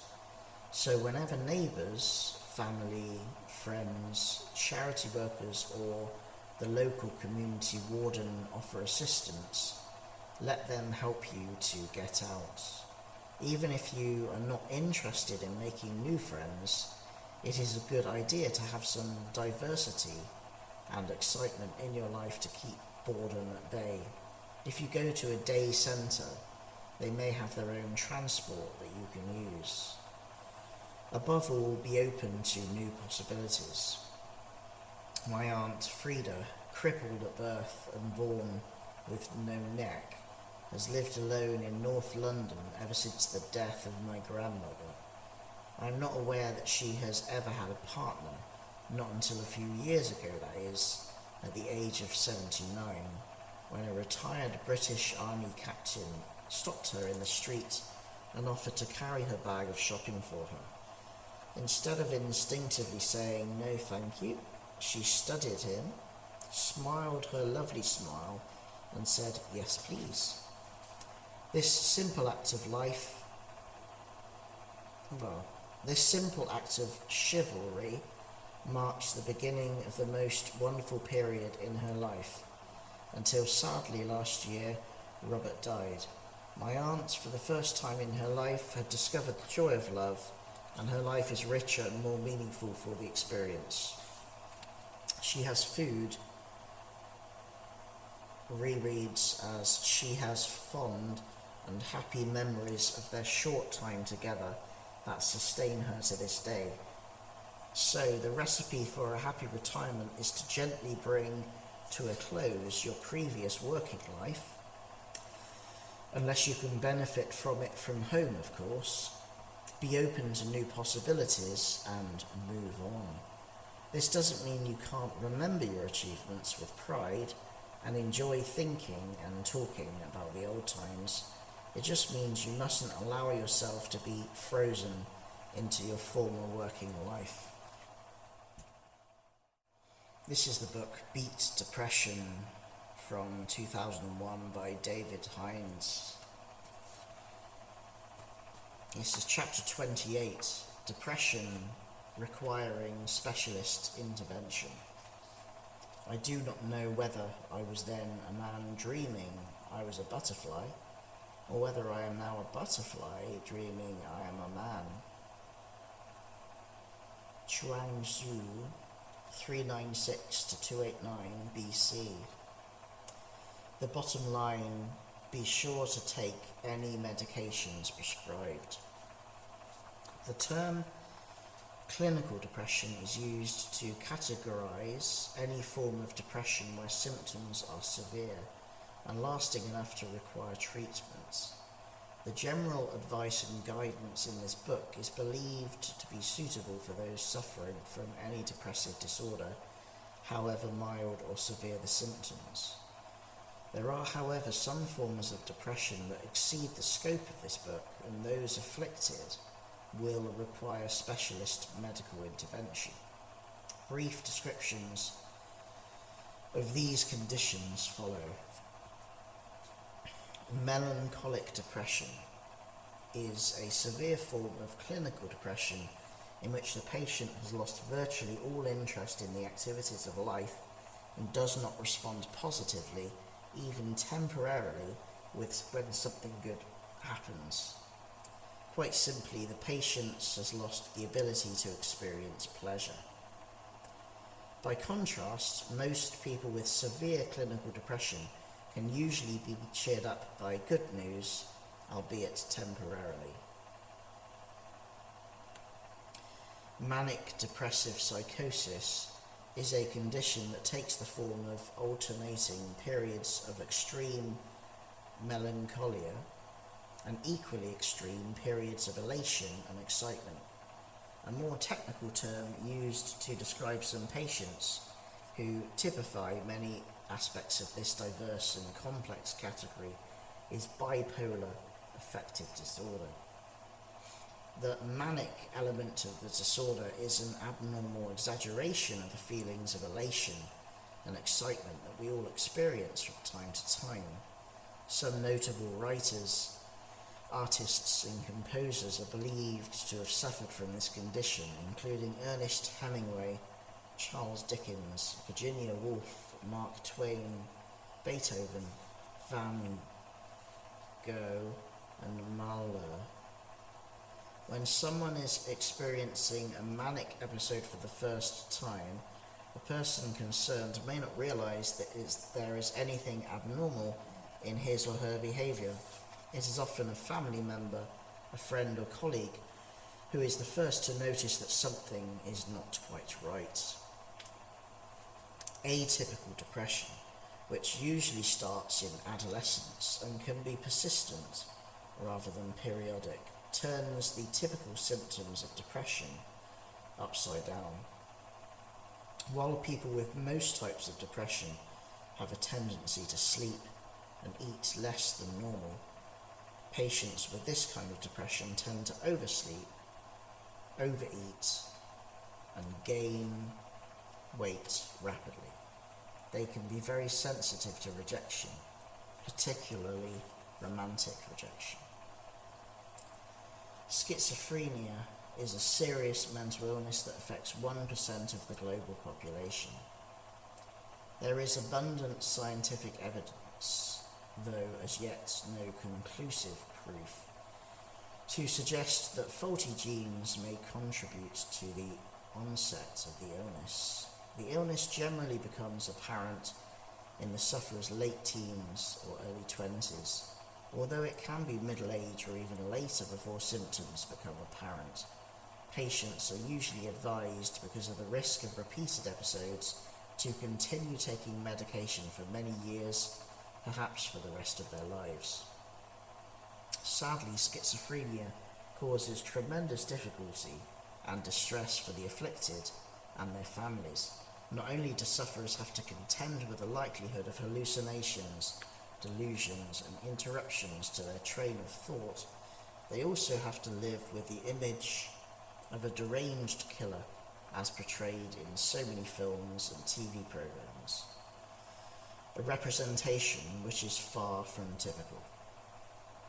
One point concerning depression of any type should be noted above all others. No less in authority than the Oxford Companion to the Mind advises, all persons suffering from depression should be adequately assessed for the risk of suicide. Relatives and some physicians sometimes hesitate to inquire directly about suicidal thoughts, lest such questions prompt the actions they are most anxious to prevent. The evidence is that most depressed patients answer truthfully to inquiries of this kind, and may even be relieved by the opportunity to discuss their innermost feelings of despair and dread of the future. This is the book Beat Depression by David Hinds from 2001. Chapter 29, Suicidal Tendencies. My fortune somewhat resembled that of a person who should entertain an idea of committing suicide, and although beyond his hopes, meet with a good hap to be murdered. Nathaniel Hawthorne, 1804 to 64, the Custom House. The bottom line, we only die once, and it's for such a long, long time. I attempted suicide in my teens. I was led to believe that I was not an easy child, and I should imagine there is much truth in that. My father suffers from depression, and my grandfather, so I was told, had been depressed for much of his life. My uncle had attempted suicide early in his life. Sadly, his only son did commit suicide early in life, and my uncle has been devastated ever since. I left home, school, and London aged 16, following major disagreements at home. I didn't bother to take any exams or complete the academic year. On reflection, one or two of the teachers at my school, particularly my mathematics teacher, were supportive and tried to help me. I think they suspected there had been something the matter with me for years, but I could not bring myself to communicate with anyone beyond a certain no-go level. I moved to Liverpool, working in a camera shop in the city centre, and living across the Mersey on the Wirral in a youth hostel. For a reason that might seem inconsequential and incomprehensibly minor to anyone not consumed by depression, I decided to kill myself because I didn't have enough money to pay the rent. I went to the doctor and extracted a prescription for sleeping pills from him. He was most sympathetic and reached for his pen without too much hesitation when I told him that I hadn't been able to sleep ever since my sister had been killed in a car crash. She hadn't. On my way back from the chemist, I went into a sweet shop and spent the remainder of my money on a giant-sized packet of licorice all sorts, which I consumed with relish, particularly the round pink and yellow coconut ones with licorice in the middle, along with the entire pack of sleeping pills. There was no suicide notes. I had nothing to say to anyone. I had no regrets, no second thoughts, and soon afterwards, no thoughts at all. The next thing I knew, there was a group of doctors and nurses around me. Can you see us? Can you see us? Can you see anything at all? The reason for their concern became apparent when I had recovered sufficiently to look at myself in the mirror. My eyes were nowhere to be seen. All that was visible when they were open were two slits where my eyes used to be. Adults and children who commit suicide are typically those who feel that death is the only way of escaping from what seems to them an impossible life without hope, although in some cases it is a threat or a cry for help that went unheeded. The decision to commit suicide and the actions taken towards that intention are invariably the consequences of negative thinking, the primary characteristic of depression. Suicide is still rare in children under the age of 12. However, the rate of suicide among teenagers has trebled in the last 30 years. Suicide has now become the second highest cause of death among older teenagers in England, the United States, and Sweden. The risk of actual suicide in the year following a previous attempt is nearly 100 times greater than that in the general population. More people commit suicide today than die in road accidents. This cannot go on. We have to embrace the skills necessary to cope with life in the modern world. We can start now. By we, I mean you and me. It is easier for me these days. I have learned to stop the negative thoughts that feed depression at source. With your help, I can show you how to do the same. Read on, the good bits are yet to come. Die, my dear doctor? That's the last thing I should do. Lord Palmerston, 1784 to 1865. This is the book Beat Depression by David Hinds from 2001. This is part 4, Means of Recovery, and chapter 30, Dumping Excess Baggage. How many things I can do without? Socrates, circa 470 to 399 BC. The bottom line: you can learn to let go of your bitter memories, your prejudices, and your bad habits. To bring about complete and lasting recovery from depression, you will need the freedom to open up new lines of communication between your mind, body, and spirit. This will prove to be an exciting learning curve. Before we can realistically move forward out of depression and stay that way, most of us have some excess baggage to dump. The baggage I am referring to is personal, very personal indeed. Those aspects of an individual's character that manifest themselves as bad habits, prejudices, self-destructive thoughts, and patterns of behavior. These are personal liabilities we can live without, and they may well have been a contributing factor in the onset of depression in the first place. How did we acquire these, and what must we do to dump them? For the answer, we invariably have to look back to our formative years. The foundation of almost every non-hereditary characteristic we possess, good and bad, stems from our childhood conditioning. Our parents and guardians start out with the best of intentions, of course, but few of them are experts in the art of raising children, and many of them make mistakes, the ramifications of which may be felt by the offspring for a lifetime. Unless, later in life, one decides to put matters right once and for all, and that is where you are now. Never mind that you are not to blame. Be magnanimous. Take the responsibility upon yourself to do what needs to be done. The challenge to become yourself will be hugely rewarding and worth every effort. In future chapters, I will advise you how to go about the dumping, which is a multifaceted procedure. When you have read these chapters, you will experience a supremely uplifting sensation of release from inner complication and baggage. You will find yourself free at last to allow easy-flowing lines of communication between your mind, body, and spirit.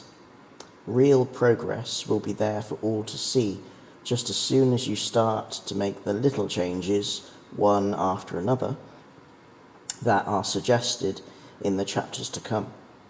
You will have commenced the process of reconnecting your disconnected self, and, as a direct and predictable consequence of your actions, depression will lift.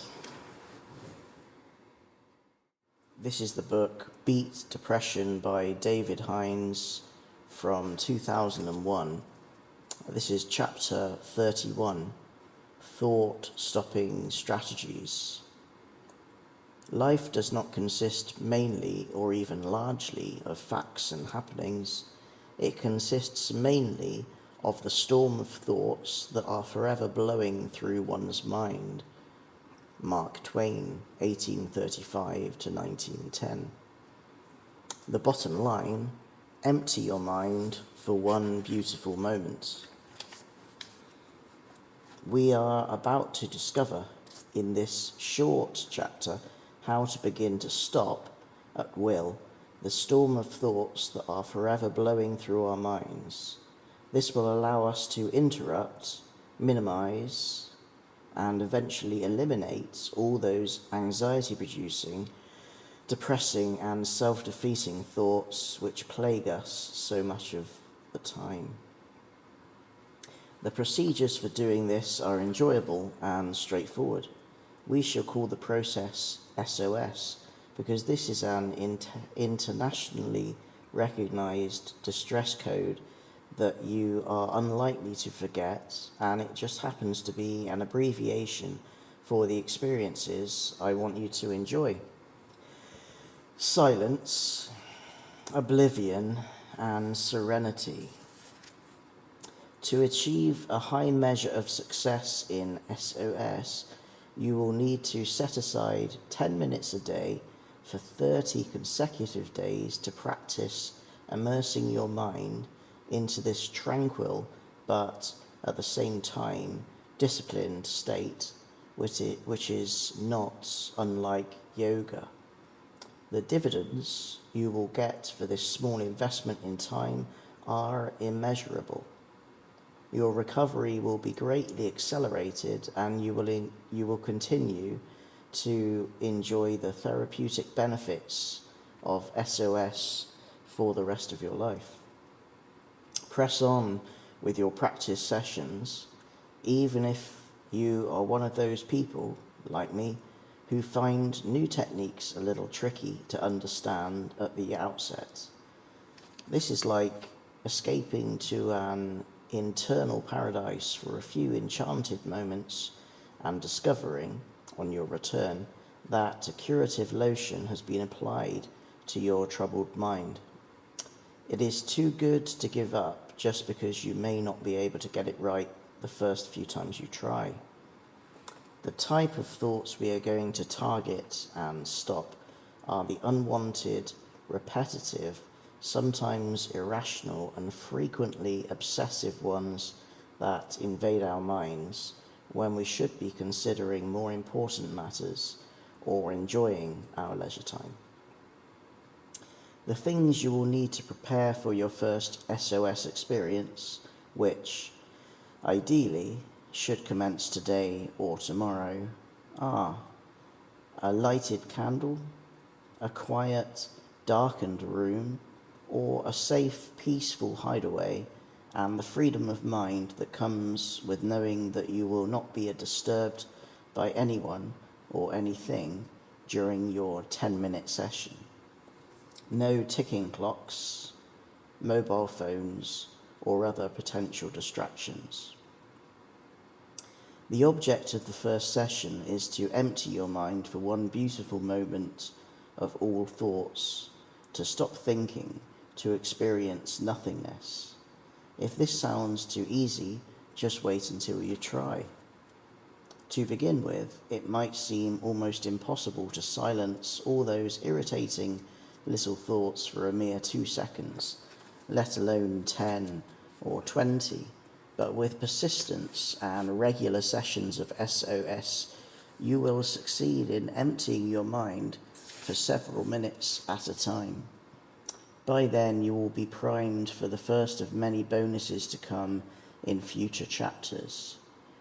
You will be ready to absorb techniques that will allow you to use more of your mind than usual. You will be in a position to empower yourself to beat depression. In order to get started, place the lighted candle on a table or on a stable surface in front of where you are going to sit. Make yourself comfortable, close your eyes, and concentrate on the flickering of the flame in the darkness.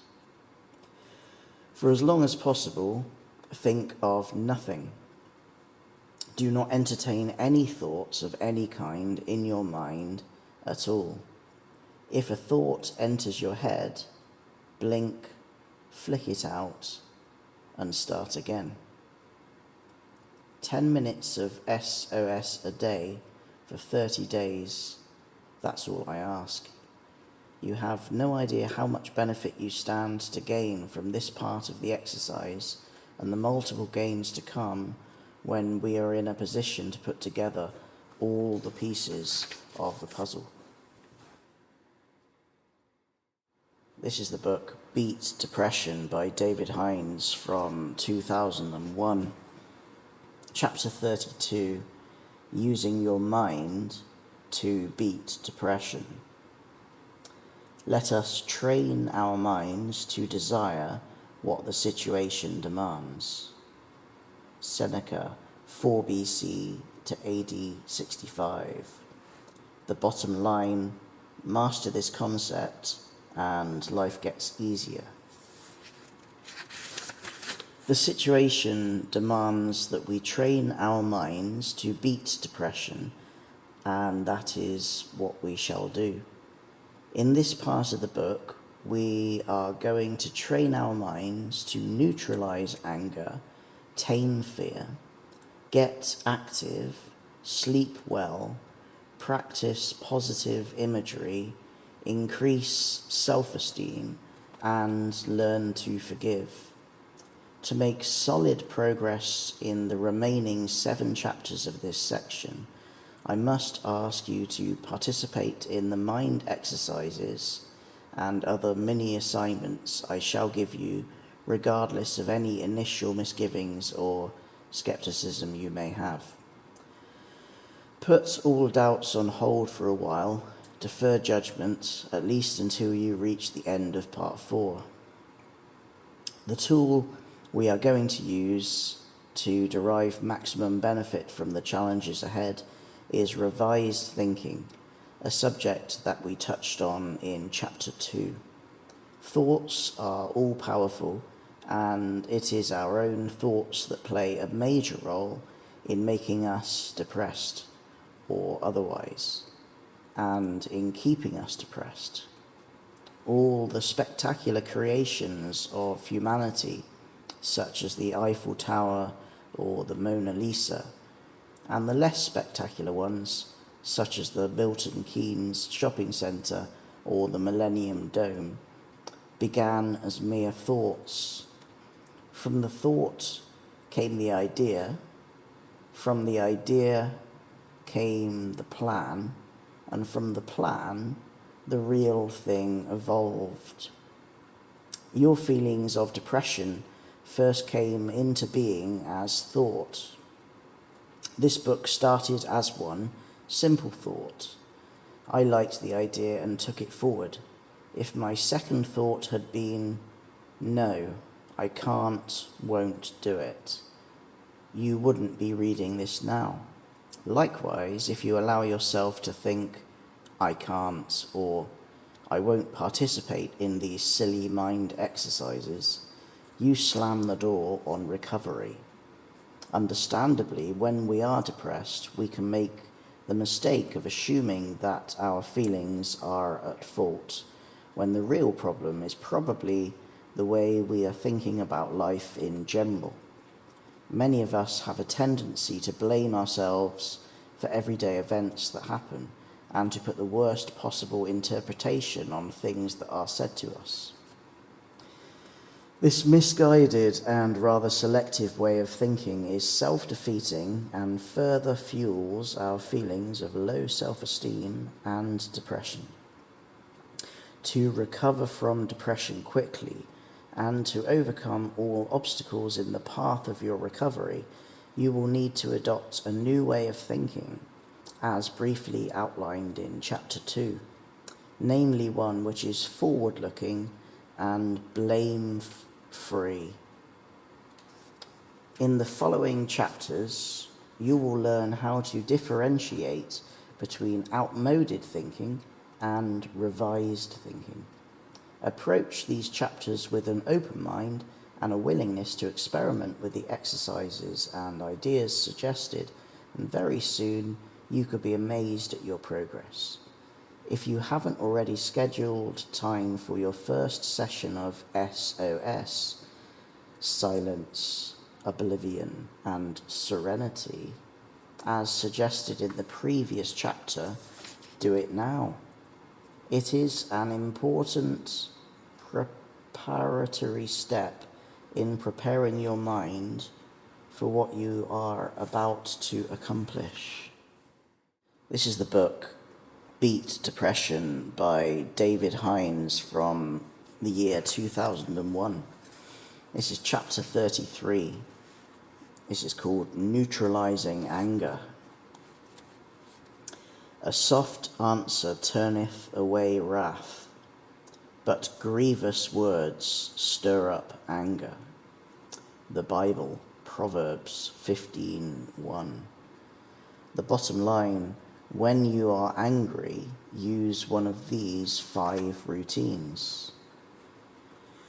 Anger is a logical reaction to many real-life situations and confirmation that we are responding in an alert manner to an undesirable state of affairs.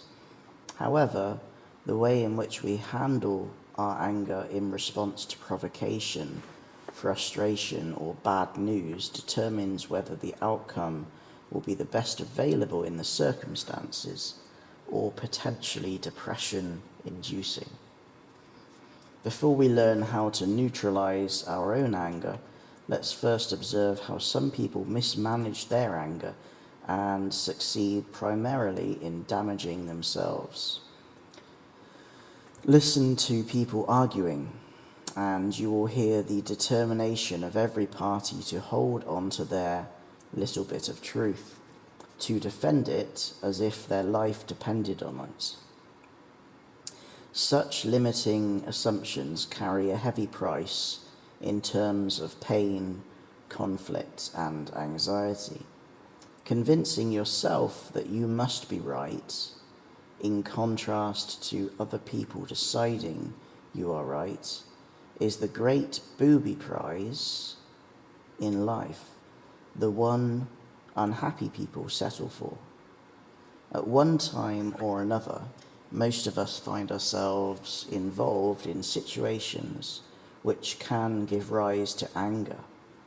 Sometimes, however, it is unwise, irrational, or inappropriate to express those feelings directly. For instance, many of us have found ourselves in circumstances where we've known that expressing our anger will get us nowhere. This may happen even when we are careful to express ourselves in a reasonable and non-threatening manner, but it usually happens when we have been insensitive to somebody else's feelings, at a difficult time of the month, or after one drink too many. We are all angry people. Some of us just show it in more than others. Anger is usually triggered by an event, an unkind remark, a person's behavior towards us, or our interpretation of any one of those things. It sets off our stress hormones, adrenaline, noradrenaline, and cortisol, arousing tension in the body. Holding on to anger is dangerous to health. Suppressed or internalized anger can lead to high blood pressure and can make depression even worse. If something or someone has made you angry, or if you have made someone else angry and you regret your actions, rectify the situation with the person concerned at the earliest opportunity, offering a sincere apology if appropriate. If it is just not practical or possible to do this, release those feelings of anger and frustration in the privacy of your home or some other safe haven. Suggestions to help you accomplish this are included in the following 5 exercises. 1. Act out your anger. Once you are alone at home or somewhere that you consider to be a safe environment, put on some lively music, turn up the volume, and immerse yourself in the sound and the beat of the music. Allow yourself to work out and release your feelings of anger and frustration by dancing and singing along with the music, cursing, swearing, jumping, shouting, or screaming at will, until you have exhausted and purged yourself of all harmful energies. 2. Breathe and believe in the power of words. Turn off the radio, TV, and any music that may be on, Sit down, take off your shoes, relax, and take 3 slow, deep breaths, and say the words, I am becoming calm, I am becoming more and more calm, I am calm, until it is true. I am becoming calm, I am becoming more and more calm, I am calm. Now link the source of your anger with the culprit in a dismissive and non-confrontational manner. For instance, if you work in a pub, restaurant, or shop, and a regular customer has angered you, tell yourself something like, this guy is a real pain, but we need his money and I love this job. He means nothing to me personally, and I refuse to give him another thought. Or, now that I am relaxed and calm, I will work out a strategy so that this won't happen again. 3. The letter from hell. Now it's your turn to have some fun and derive some real benefit from your anger at the expense of the perpetrator of your emotional turmoil. While it can be tremendously therapeutic to act out your anger, as suggested in the first example, or to stare it out, as in our next exercise, the person who most needs to hear and understand your pain is you. Letting the offender have it in the form of a no-holds-barred letter can release your anger and make emotional resolution easier to achieve. Allow yourself the freedom of writing a letter of protest and pour out all your pent-up emotions and negative feelings onto the page. Spare the offender nothing. Do not censor your letter in any way. Be careful. Do not mail this letter. It is exclusively for your therapeutic benefit. When you have finished it, destroy it. 4. The healing mirror. Another way to deal with anger is to confront it head-on in the mirror. Don't be tempted to shy away from your image just because your angry self looks so distressed. Hold your nerve and continue to look. You will very quickly feel the urge to calm down, if only because you look ridiculous when fuming and angry. At this point in the exercise, you may find tears welling up in your eyes. That's good, very good. Already, venom and anger are bailing out through the windows. 5. Imagination to the rescue. This final suggestion is my personal favourite. When you have wronged someone and tried your level best to put things right, but the person concerned just won't accept your apology, or when you believe you have been wronged but know you haven't a cat in hell's chance of being offered an apology, use your imagination. Imagine that your apology has now been accepted on the understanding that you learn from this episode and do not repeat your mistake. Likewise, if you are due an apology which is never likely to be forthcoming, imagine you have received and accepted it. Without saying anything further on the matter to the person concerned, treat him or her as if all is forgiven and neither of you have any further grievance. This simple adjustment in your head relieves you of all further responsibility in the matter. It also helps to relieve anger, guilt, if you have any, and pain. You feel better, and the other party cannot believe that you can be so reasonable. This is the book Beat Depression by David Hinds from 2001. Chapter 34, Taming Fear. There is no terror in a bang, only in the anticipation of it. Alfred Hitchcock, 1899 to 1980. The bottom line, when you feel the fear, tame it with the mind game. Taming fear. This sounds scary. Admittedly, it's not the easiest of things to do, but since you've made it this far, I think you will find the challenges ahead to be more manageable than you might suppose. Later, towards the end of the chapter, we are going to have some fun at the expense of someone who once put the fear of God into you.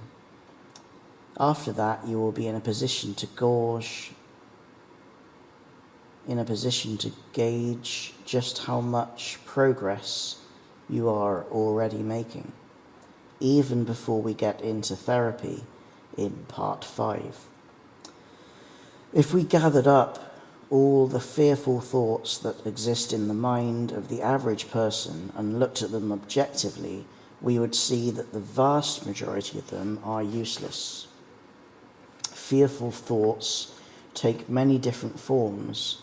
We become afraid of situations in which we might make a fool of ourselves in front of other people, or in which we might fail to live up to our personal expectations, or the expectations of other people.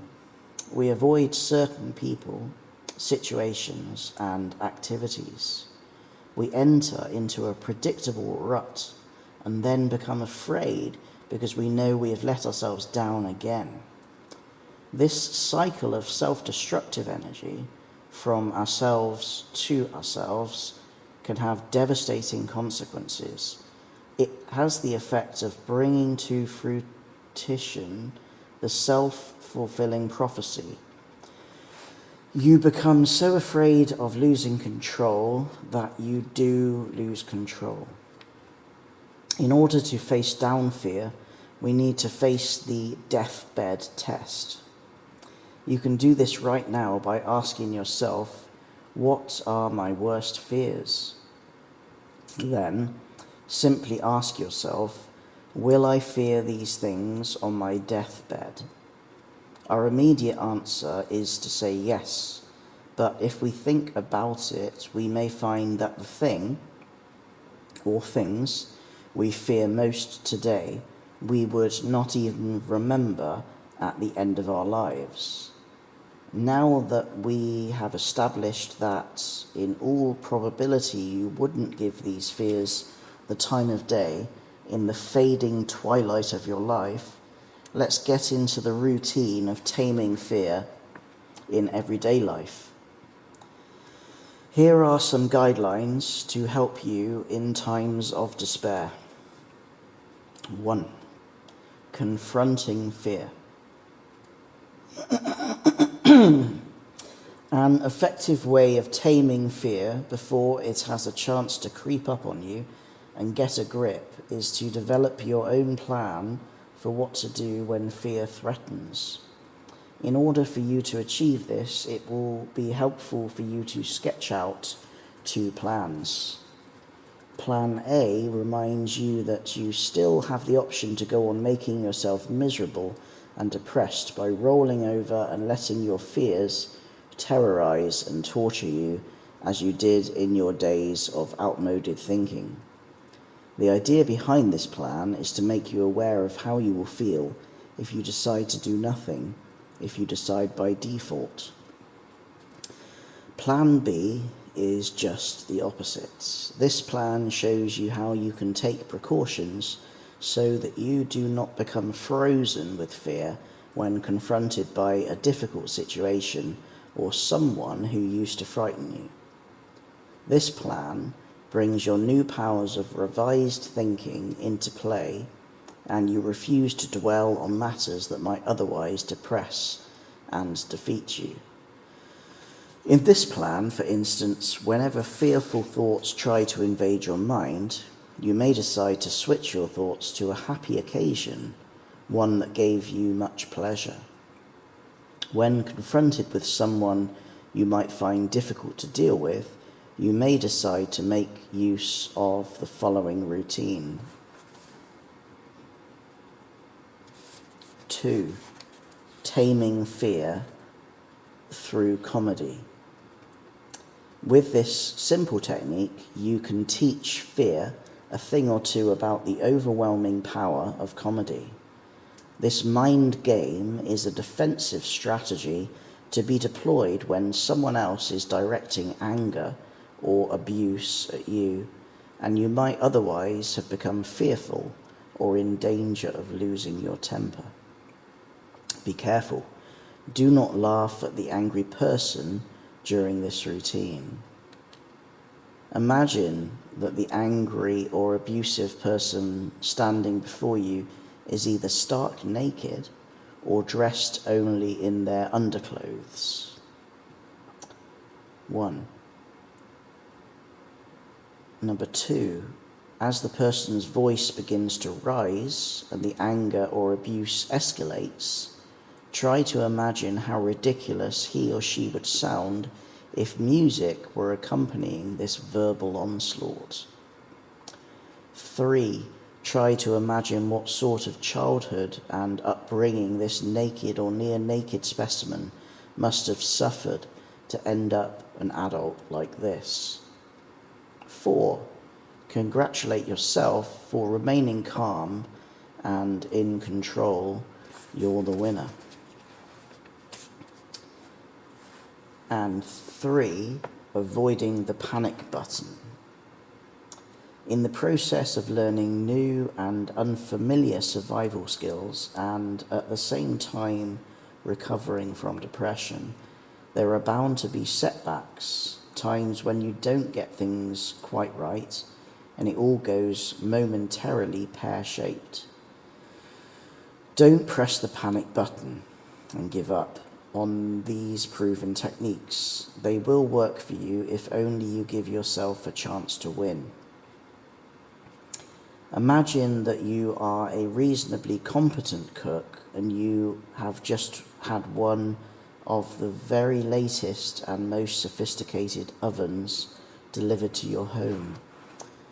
Would you really expect to produce your finest roast on the first attempt? Of course not, but perhaps you would after a little experimentation and a few setbacks along the way. These state-of-the-art life skills you are learning now take a little getting used to as well. Just don't give up. I have often been afraid, but I would not give in to it. I simply acted as though I was not afraid, and presently the fear disappeared. Theodore Roosevelt, 26th President of the United States, 1858 to 1919. This is the book Beat Depression by David Hinds from the year 2001. This is chapter 35, Getting Active. Action is consolatory. It is the enemy of thought and the friend of flattering illusions. Joseph Conrad, 1857 to 1924. Nostromo. The bottom line: physical exercise, a little a day, helps to keep depression at bay. One of the most obvious signs of depression is that we become less active.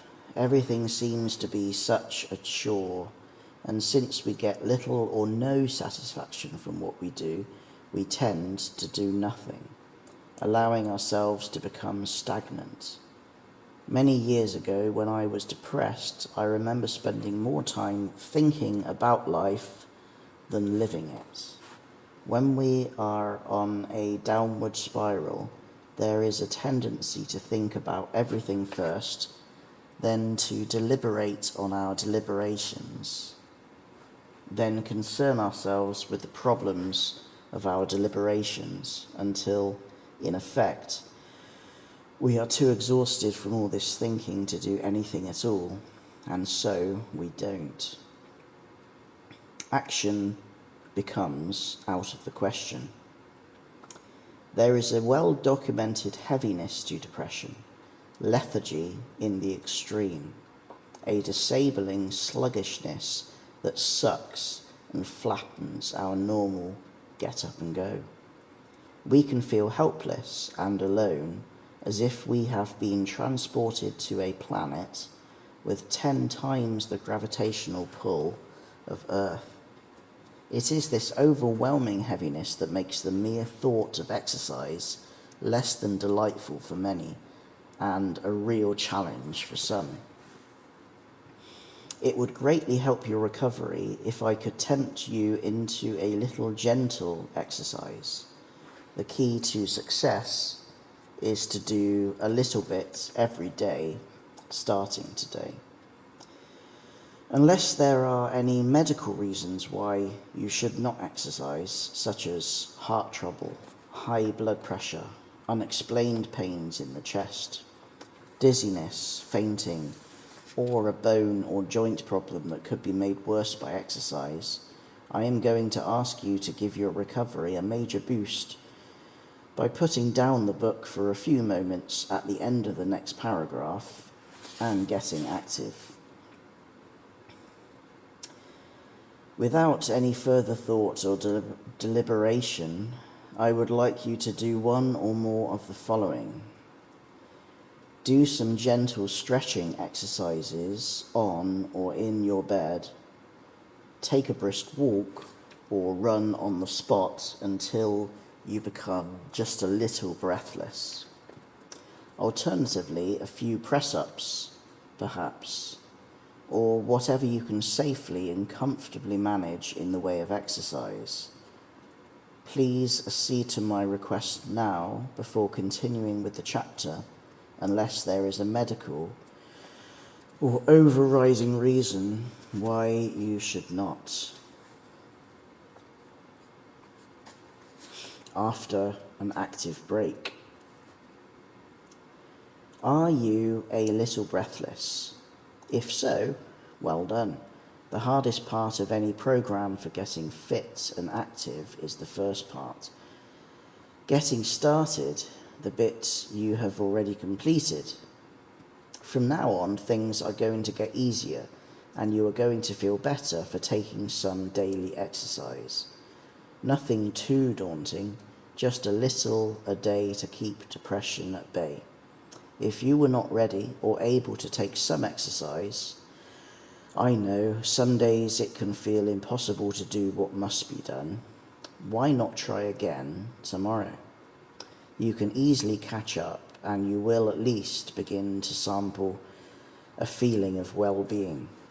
Exercise has proved to be effective in clearing our minds and enhancing levels of concentration, reducing insomnia, improving muscle tone, rejuvenating our immune systems, improving digestion, stimulating blood flow and vascular circulation, regenerating skeletal joints, building up stamina and reducing fatigue, decreasing cholesterol levels, lowering blood pressure, strengthening our heart and lungs, cleansing our mental, physical, and emotional systems, strengthening our respiratory system, preventing coronary heart disease,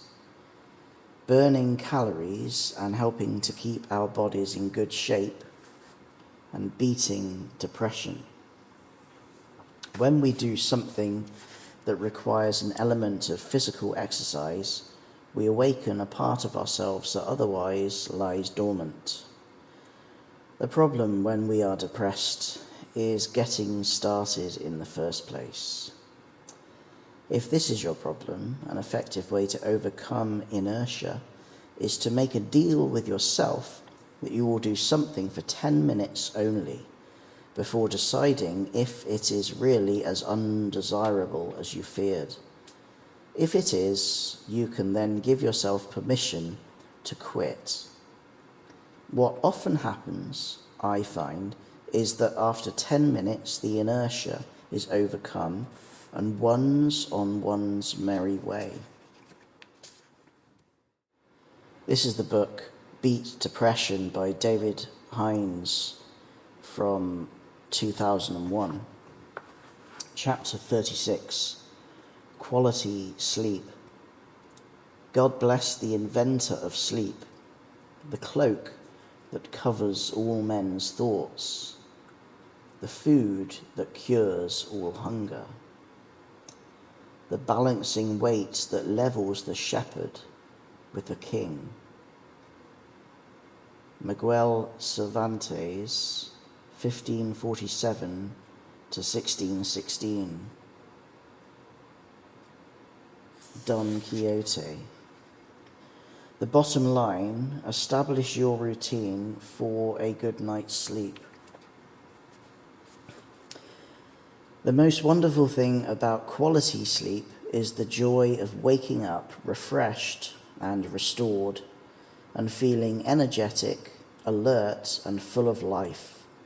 Sadly, this is seldom the experience of the depressed person, who is more likely to snatch intermittent patches of sleep between periods of anxiety and feel exhausted and lifeless upon awakening.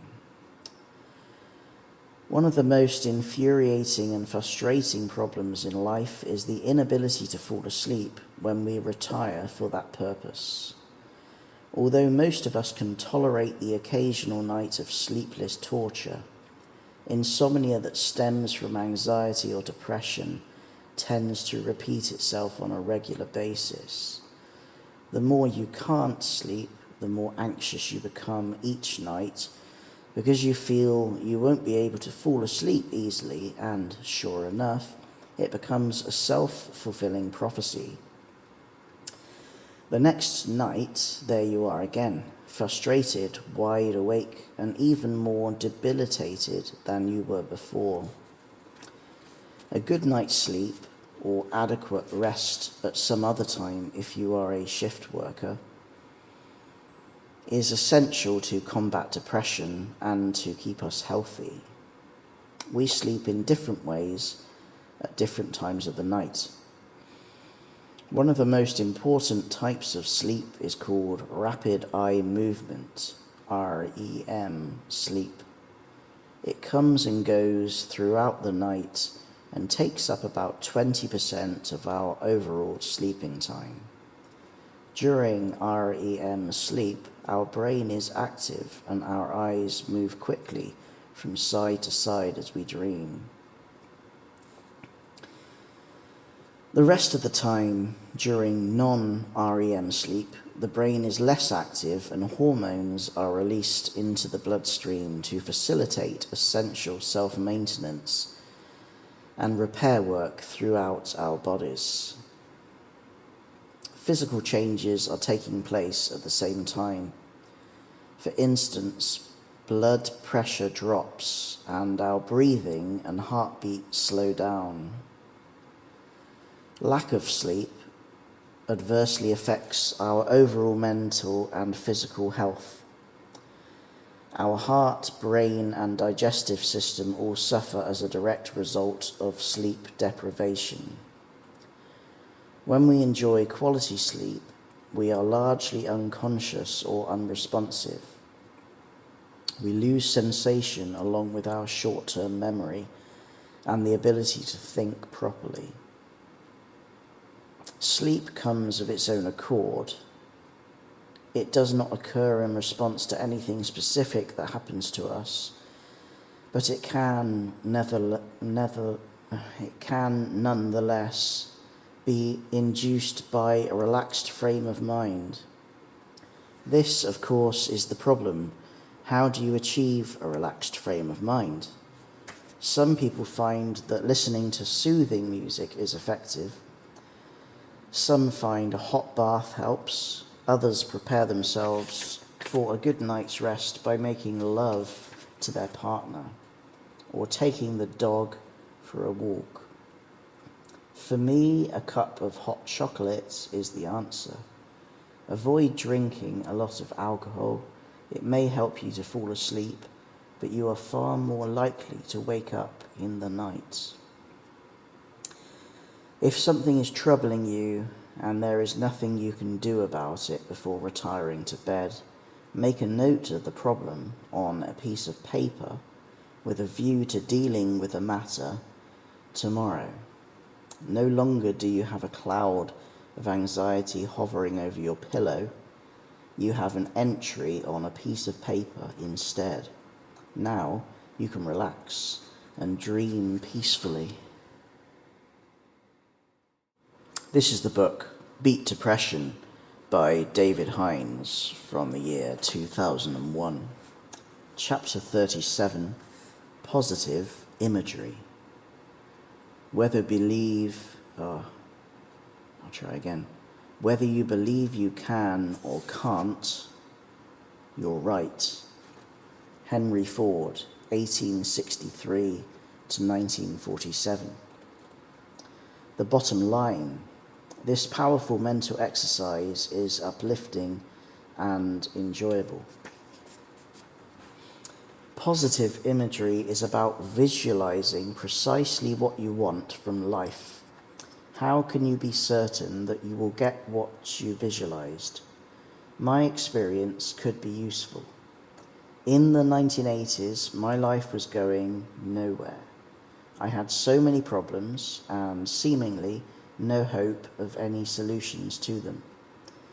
Then, in desperation, I turned to positive imagery, which is a specific form of visualization, knowing what you want in life and seeing yourself in that role until it really happens. Within 1 year, I had solved all of my problems and my life was back on track and going in a worthwhile direction, the direction I had visualized. Although some of my closest friends and my financial advisor had warned me that my intentions were not viable, I allowed myself to do what I really wanted to do, which was to study stress management and, when qualified, to set up in practice as a consultant. Within a few short years, I was chairman and chief executive of the UK's largest stress management group, with 92 franchised consultancies. Again, in 1995, the year that I experienced 2 devastating strokes and lost everything, including my health, my house, and my business, it was positive imagery that I used to get back my life. As I stared up at the ceiling from my hospital bed, partly paralyzed on one side of my body and unable to speak properly or comprehend the meaning of words, I visualized myself fit and well and writing a book. 5 years on, I am 100% fit, and my book, After Stroke, was published by Thorson's here in the UK and in America in 2000. At the time of writing this, it's having its 3rd print run. Enough about me. Let's consider your best way forward. But first, a little explanation and theory is called for. Your conscious mind works rather like a spotlight of awareness, highlighting some areas of your immediate existence while ignoring others. What you pay attention to and how you respond is determined largely by what matters most to you in a given situation. If you know what you want in life and imprint that vision time and time again on your mind through positive imagery, that spotlight of awareness will become trained and tuned to highlight aspects of life that will enable you to get what you want. Similarly, if you think only about how depressed you are, that same spotlight of awareness will focus on every possible reason and piece of evidence to confirm depression. Give some thought in the next few days to what it is that will make your life meaningful and fulfilled. Don't just say lots of money or winning the lottery, because all the money in the world will not necessarily make your life meaningful or fulfilled. There are more than enough depressed and suicidal millionaires in the world to ram that point home.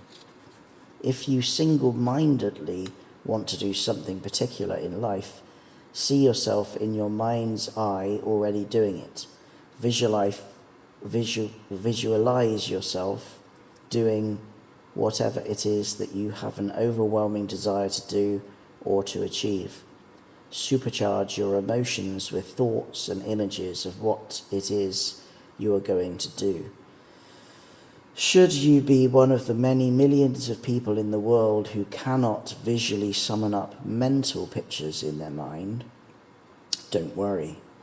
Thinking about your dreams and intentions with real passion and enthusiasm will get you precisely the same result. Positive imagery is simply a technique to lend reinforcement to the thinking process. When would be the ideal time for you to practice positive imagery? Directly after your daily SOS session, when your mind is relaxed and crystal clear, would be a great time to start. Later, in part 6, we will move on to your particular purpose in life. This is the book Beat Depression by David Hinds from the year 2001. Chapter 38, Greater Self-Esteem. There's only one corner of the universe you can be certain of improving, and that's your own self. Aldous Huxley, 1894 to 1963. Time must have a stop. The bottom line, self-esteem starts right here, right now. Most people assume that self-esteem is a God-given gift, but it is not. It is a quality which can be learned, and that is exactly what you're going to do now. Very few people feel completely happy with themselves all the time, and this is no bad thing because we all have a tendency to make mistakes and say things we don't mean from time to time. If we had too high an opinion of ourselves, we would not be able to accept when we are wrong and adapt or apologize accordingly. If, however, you are lacking in self-esteem, if you have little pride in your own ideas or abilities, you effectively cut yourself off from experimenting with new ideas and getting to know interesting people. It is obvious to others from your body language, even before you open your mouth, that you have little regard for yourself. How can we change this unflattering self-image? We can start by beginning to have some respect for ourselves and by taming that archenemy of self-esteem, doubt. In your dreams, you are able to do some remarkable things. You can be in 2 different places at the same time, walk through walls, get along with all of your friends and associates, and have passionate affairs with whomsoever you please.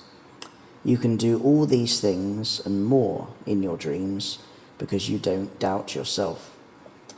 In our waking state, most of us spend a tremendous amount of time and energy doubting ourselves. We question our self-worth and our capacity to do what needs to be done. We doubt our ability to overcome rejection, to make new friends, and to win the heart of the person we want. We are using doubt in its most damaging and negative form to beat ourselves up. Of course, it makes sense to have a healthy respect for the positive side of doubt, avoiding harebrained decisions and actions. But if we can learn to eliminate the downside of doubt and start trusting in our natural abilities, we become a new person, one to whom others are attracted. When you get right down to it, people with high self-esteem are men and women who are comfortable and at peace with themselves. They are genuinely happy with the way their lives are progressing regardless of whether they are serving drinks or writing bestsellers. They appear to have a strong presence because they are completely absorbed in the moment. In conversation with such people, you get the impression they are interested in you as a fellow human being. His or her mind isn't drifting elsewhere. All their energy, enthusiasm, and interest is focused right there on you. Notice how they have a tendency to say pleasing, complimentary things that court popularity. They will ask about you because they know that your world revolves around you, and like the rest of us, you love to be flattered.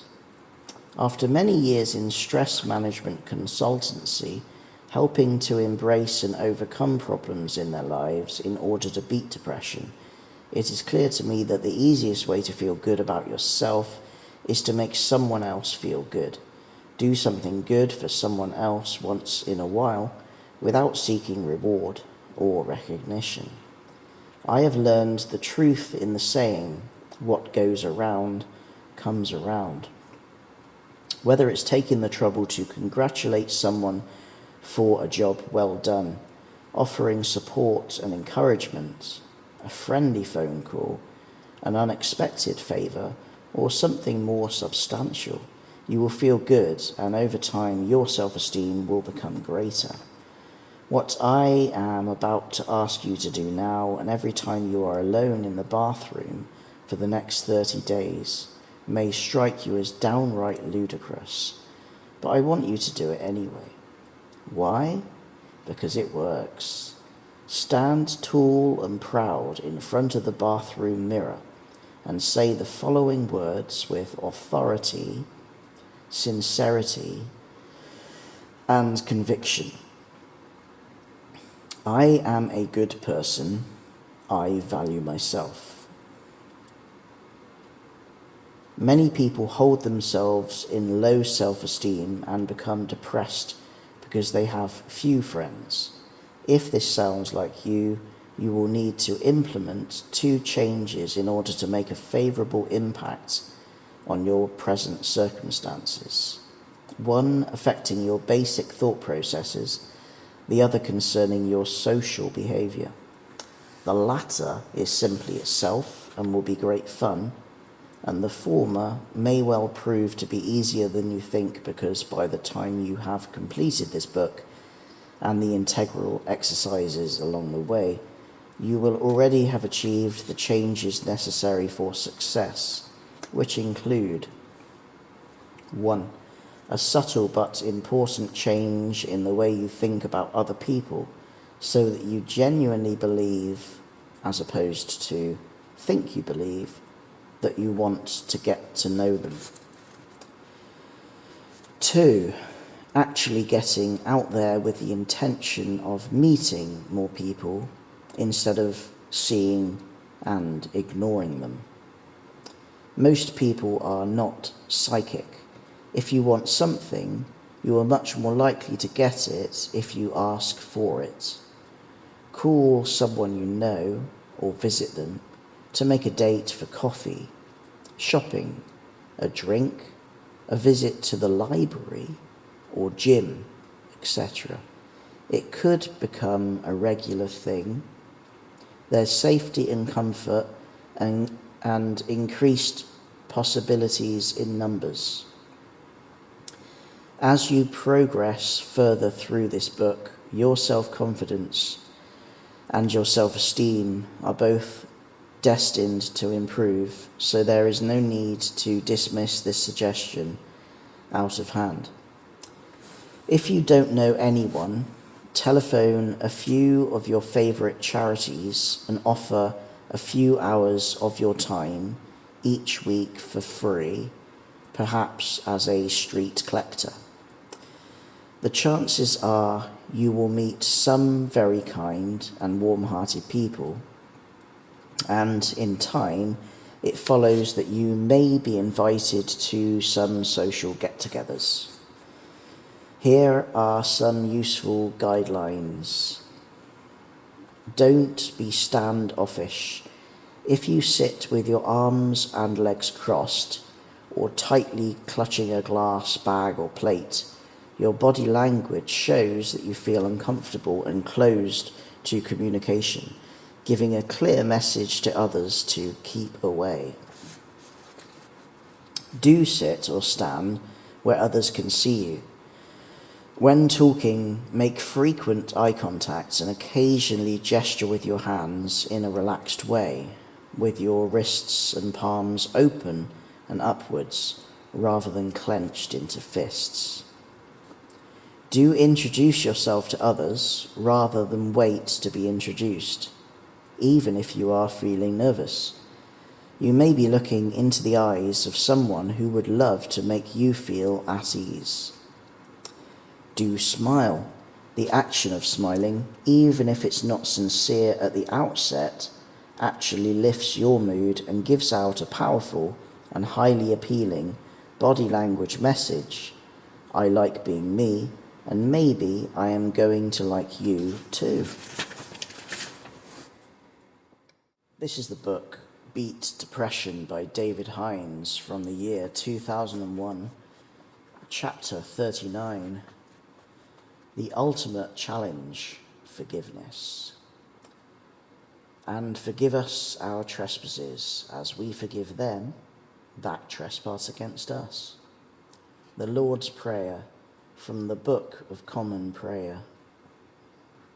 The bottom line, crucial to your recovery, forgive yourself as well.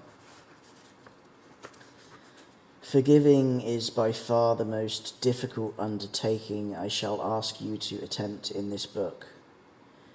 I know from my own life experiences, past and very recent, the exercises towards the end of the chapter will test you.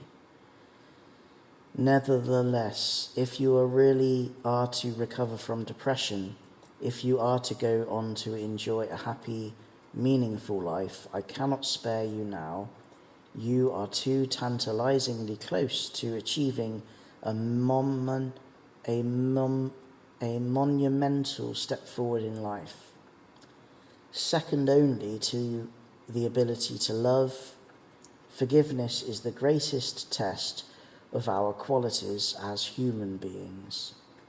The only way to heal the pain that will not heal itself is to forgive the person who hurt you, not forgetting to forgive yourself at the same time for any complicity, omission, or personal responsibility in the matter. Forgiving erases the intensity of the hurt from your memory and allows you to move on. When you release the wrongdoer from the wrong, it's as if you are cutting a malignant tumor out of your inner self. You set a prisoner free, but you discover the real prisoner was you. In demonstrating that forgiveness can positively enhance emotional health, Professor Carl Thorensen of Stanford University in the States, lead researcher for the Stanford Forgiveness Project, has said, very few people understand what forgiveness is and how it works. What is forgiveness? Forgiveness is the act of cancelling an emotional debt from the wrongdoer to you, and from you to yourself. It involves a conscious and deliberate process of revised thinking to bring about this total transformation of feelings from bitterness and resentment, or even hate, to feelings of genuine compassion. These humanitarian emotions allow your heart to open up and become receptive to the extraordinary act of will and courage necessary to complete the forgiveness exercises later in this chapter. What if I am not yet ready to forgive? If you are still reading, then clearly you have reached the stage whereby you are at least prepared to contemplate forgiveness, even if you are not ready or able to forgive just yet. Already you have come a very long way along the path towards forgiveness. I cannot believe that you will persist in torturing yourself forever now that relief from all that pain is almost within your grasp. Forgiveness is something that you can prepare to do despite your misgivings. Forgiving is a process that has a very definite start to it, and you may be closer to the starting line than you thought possible days, even hours ago. The start is deciding that in the end you will forgive, you will recover, you will have a better quality of life. Why is reconciliation so hard after conflict?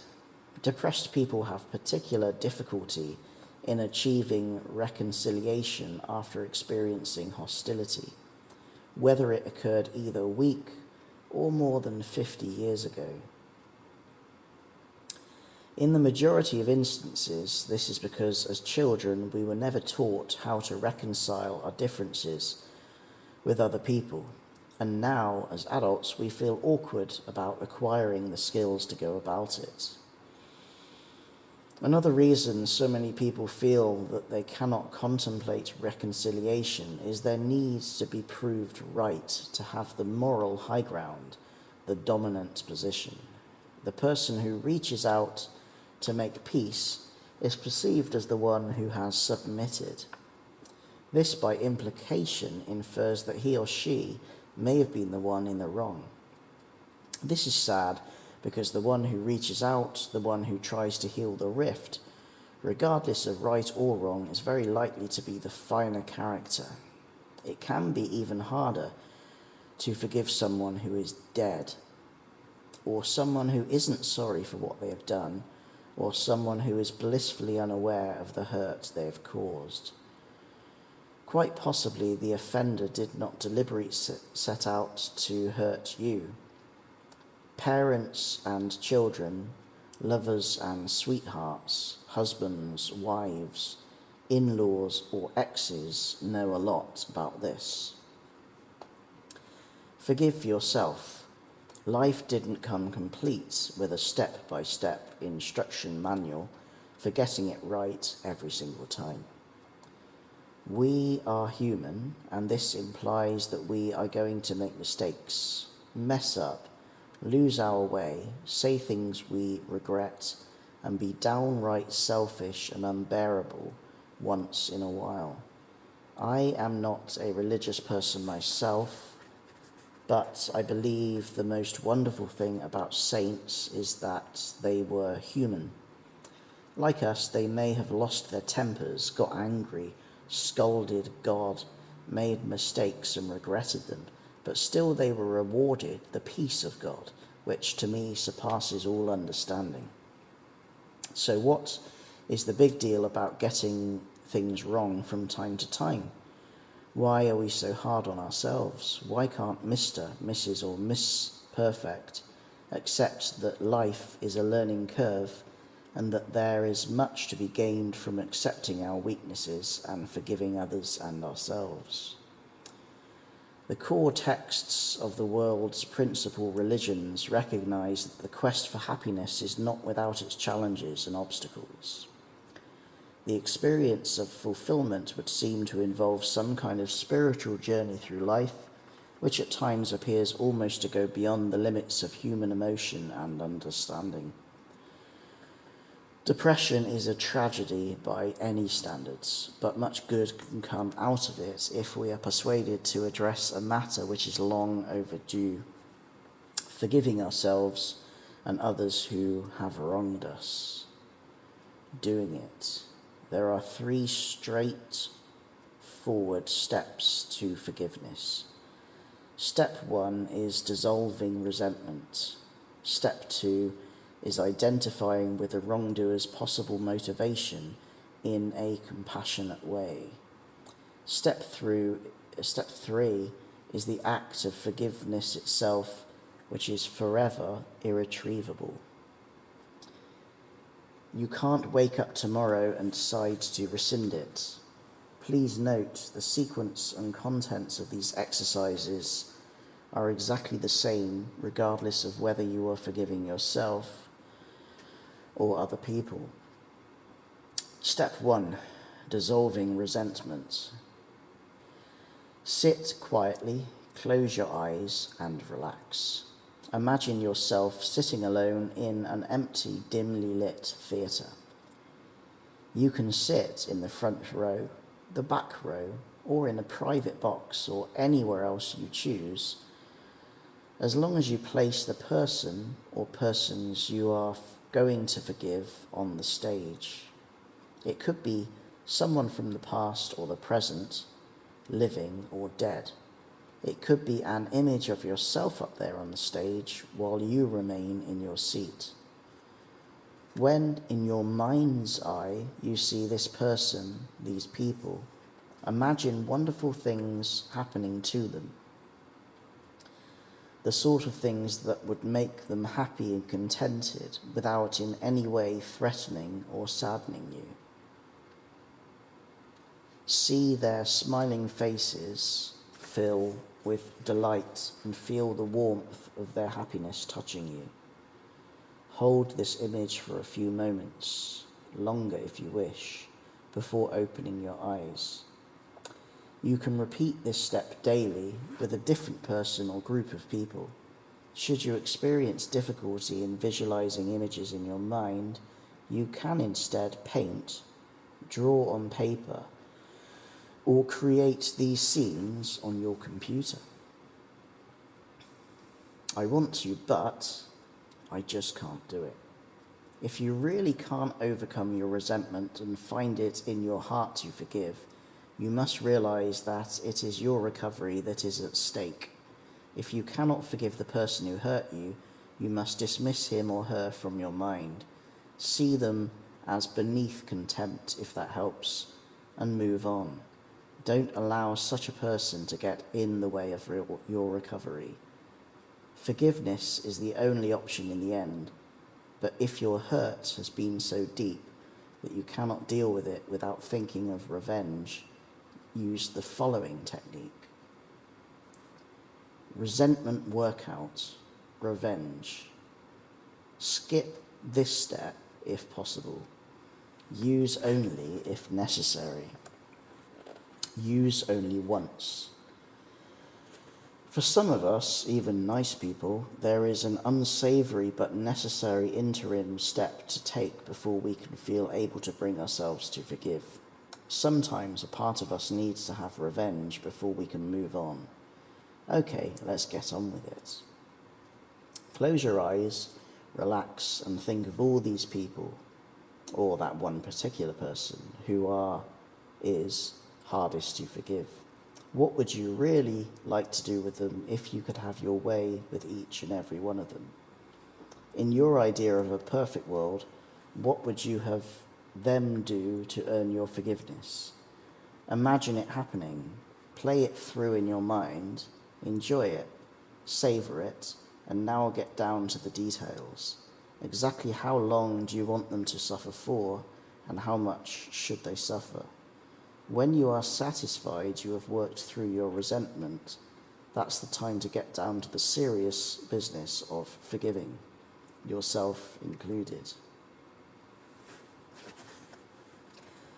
Step 2, understanding and identifying with the wrongdoer's possible motivation in a compassionate way. Try very hard to be compassionate in your thoughts of the other person.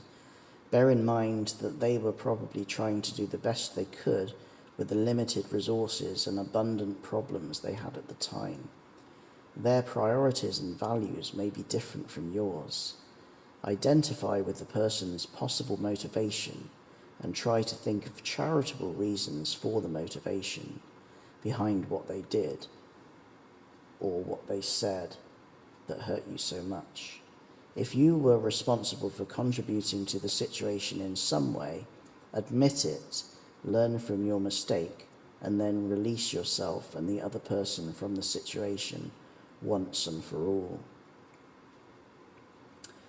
Step 3, the act of forgiveness. Sit down, stand to attention, or kneel.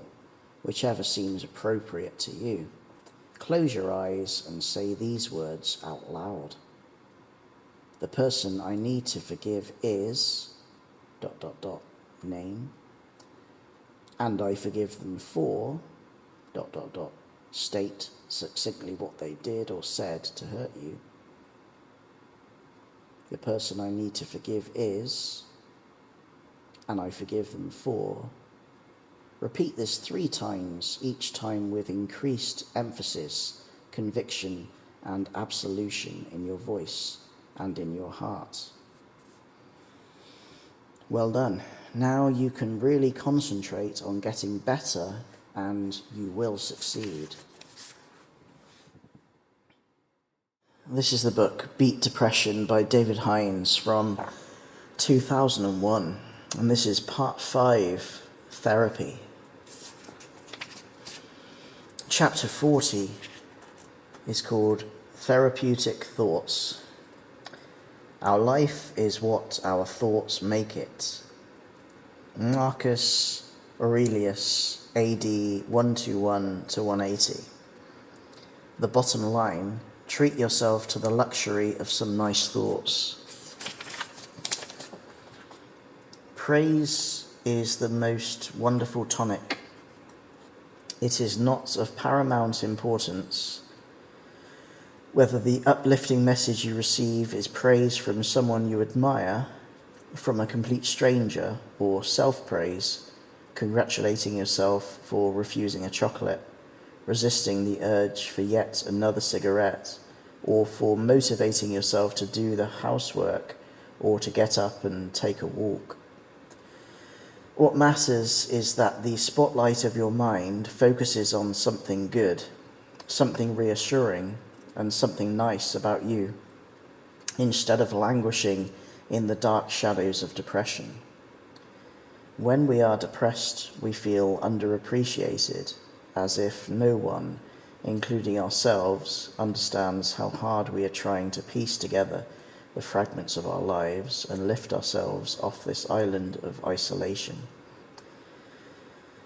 At times like this, it is important to stop what we are doing and give ourselves a pat on the back for a genuine achievement, regardless of whether it is a great stride forward in our recovery, a minute but measurable step in the right direction, or kind action for someone else. Take a few moments to reflect on what you have been doing to improve your situation, and don't forget to give yourself a huge helping of well-deserved praise for reading this book. This book may well be easy to read, but it's not easy to read and respond when you are depressed. You are doing that right now, and I admire you greatly. Take time out at the end of this chapter to congratulate yourself on your recent and past achievements, and give some recognition to the special attributes you possess and the kind deeds you have done in your life. Think about what you have just read. Contemplate only the good things about you and your life for a while. Do this, and I believe you will begin to bring the hint of a smile to your lips and a lump to your throat. Okay, so life has been mighty tough for a while now, but there are quite a number of things that are special and nice about you, aren't there? Recognizing our contribution ourselves can actually be more powerful and satisfying than hearing it from others, although naturally we love to hear those rare, wonderful words of praise from loved ones, associates, or the boss. Sometimes, in the maelstrom of modern life, and particularly in the depths of depression, it is all too easy to forget about the worthy contributions we make to ourselves, our families, our friends, and the people and businesses that we work for or did work for in the past, together with the donations we make to charities in terms of time or money. Without doubt, each of us has something to commend ourselves for, and many of us have so much for which to pat ourselves on the back that the occasion of finishing this chapter really ought to be a moment or perhaps an evening of celebration, a celebration of ourselves and the good things we have done or tried to do. This is the book Beat Depression by David Hinds from 2001. This chapter is chapter 41, Antidepressants. What other dungeon is so dark as one's own heart? What jailer so inexorable as one's self? Nathaniel Hawthorne, 1804 to 64, The House of the Seven Gables. The bottom line, your doctor will know what is best for you. Worldwide drug sales for antidepressants alone are predicted to reach $15 billion in the year 2002, according to the Scrip Report on Depression and Central Nervous System Disorders. This figure shows a staggering 100% increase on the $7.1 billion spent 5 years ago, in 1997.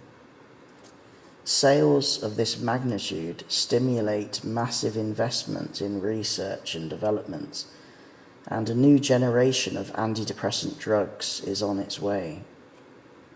Benefits to consumers will include an improved range of selective serotonin reuptake inhibitors, SSRIs, that will move on from Prozac and its successors, bringing improvements in mood without the side effects of earlier antidepressants, which can include dizziness, dry mouth, and changes in behavior.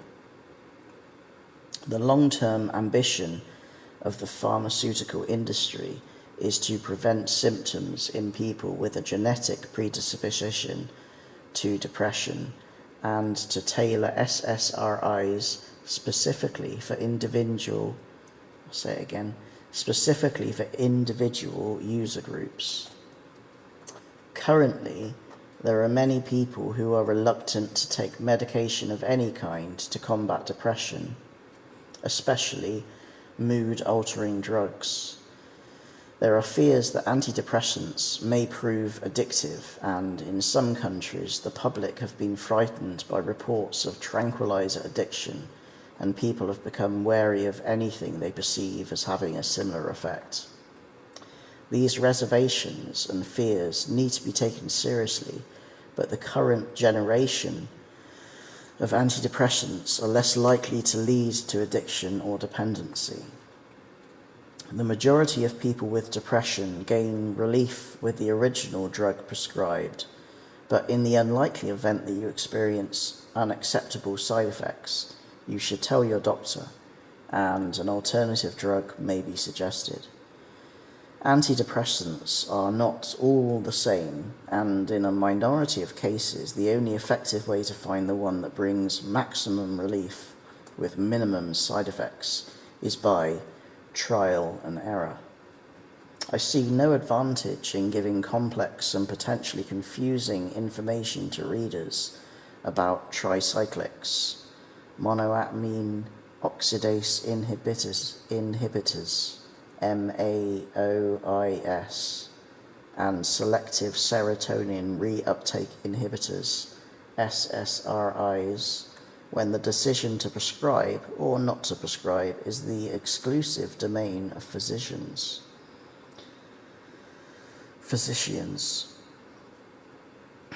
However, Prozac warrants a mention because it has become the most popular antidepressant in the world. The manufacturers claim that patients typically show an improvement in their condition 2 to 3 weeks after being prescribed the drug. Unlike previous generations of antidepressants, Prozac has fewer undesirable side effects, although the drug is still controversial. The active ingredient in the drug is fluoxetine, and this inhibits the reuptake of the brain chemical serotonin, boosting chemical levels in the brain and maintaining the brain in a higher state of arousal, not depressed. Prozac has acquired a reputation for helping people overcome not only their basic symptoms of depression, but also a range of other problems that, until recently, were traditionally thought to require psychotherapy or counselling, such as lack of self-esteem, fear of rejection, and extreme sensitivity to criticism. The drug is often prescribed for senior citizens with depressive symptoms because older people are considered to be able to tolerate the same starting dosage as younger patients, which is not the case for some drugs. So much for getting on. How about getting off? Obviously, your doctor will advise you, but here are the general principles. Suddenly, as opposed to gradually, discontinuing any form of antidepressant treatment can have serious consequences for a very small minority of users, and there is always a risk of some minor withdrawal symptoms. Choose the ideal time to gradually scale down your dosage as a preliminary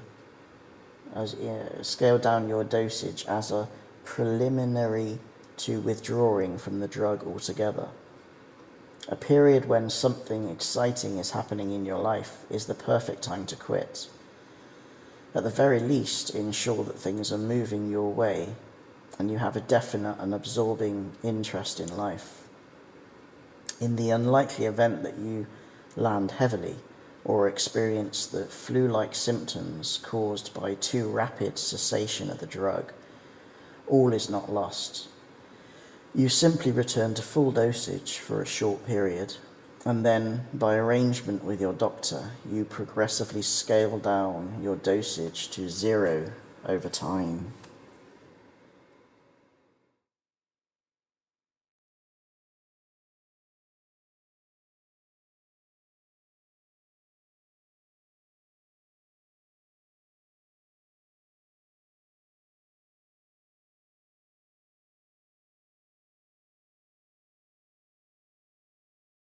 This book is called Beat Depression by David Hinds from 2001. This is chapter 42, The Talking Therapies. Conversation has a kind of charm about it, an insinuating and insidious something that elicits secrets from us, just like love or liquor. Seneca, 4 BC to AD 65. The bottom line, it's comforting to know there is someone working constructively with me to overcome this setback.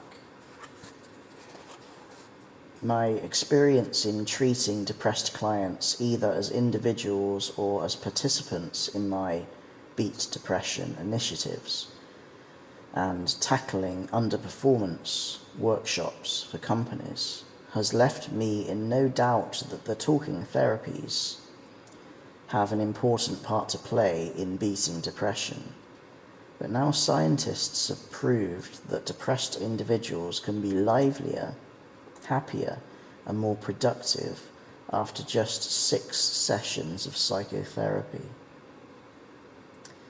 A total of 28 seriously depressed patients aged between 30 and 53 were monitored with SPECT, SPECT, single photon emission computed tomography, brain scans to check blood flow during a study commissioned by the Royal College of Psychiatrists in the UK in 1999. 15 patients were then given a 6-week course of antidepressants, and the remaining 13 were given 6 one-hour sessions of interpersonal psychotherapy. After 6 weeks, all the participants' brains were scanned again.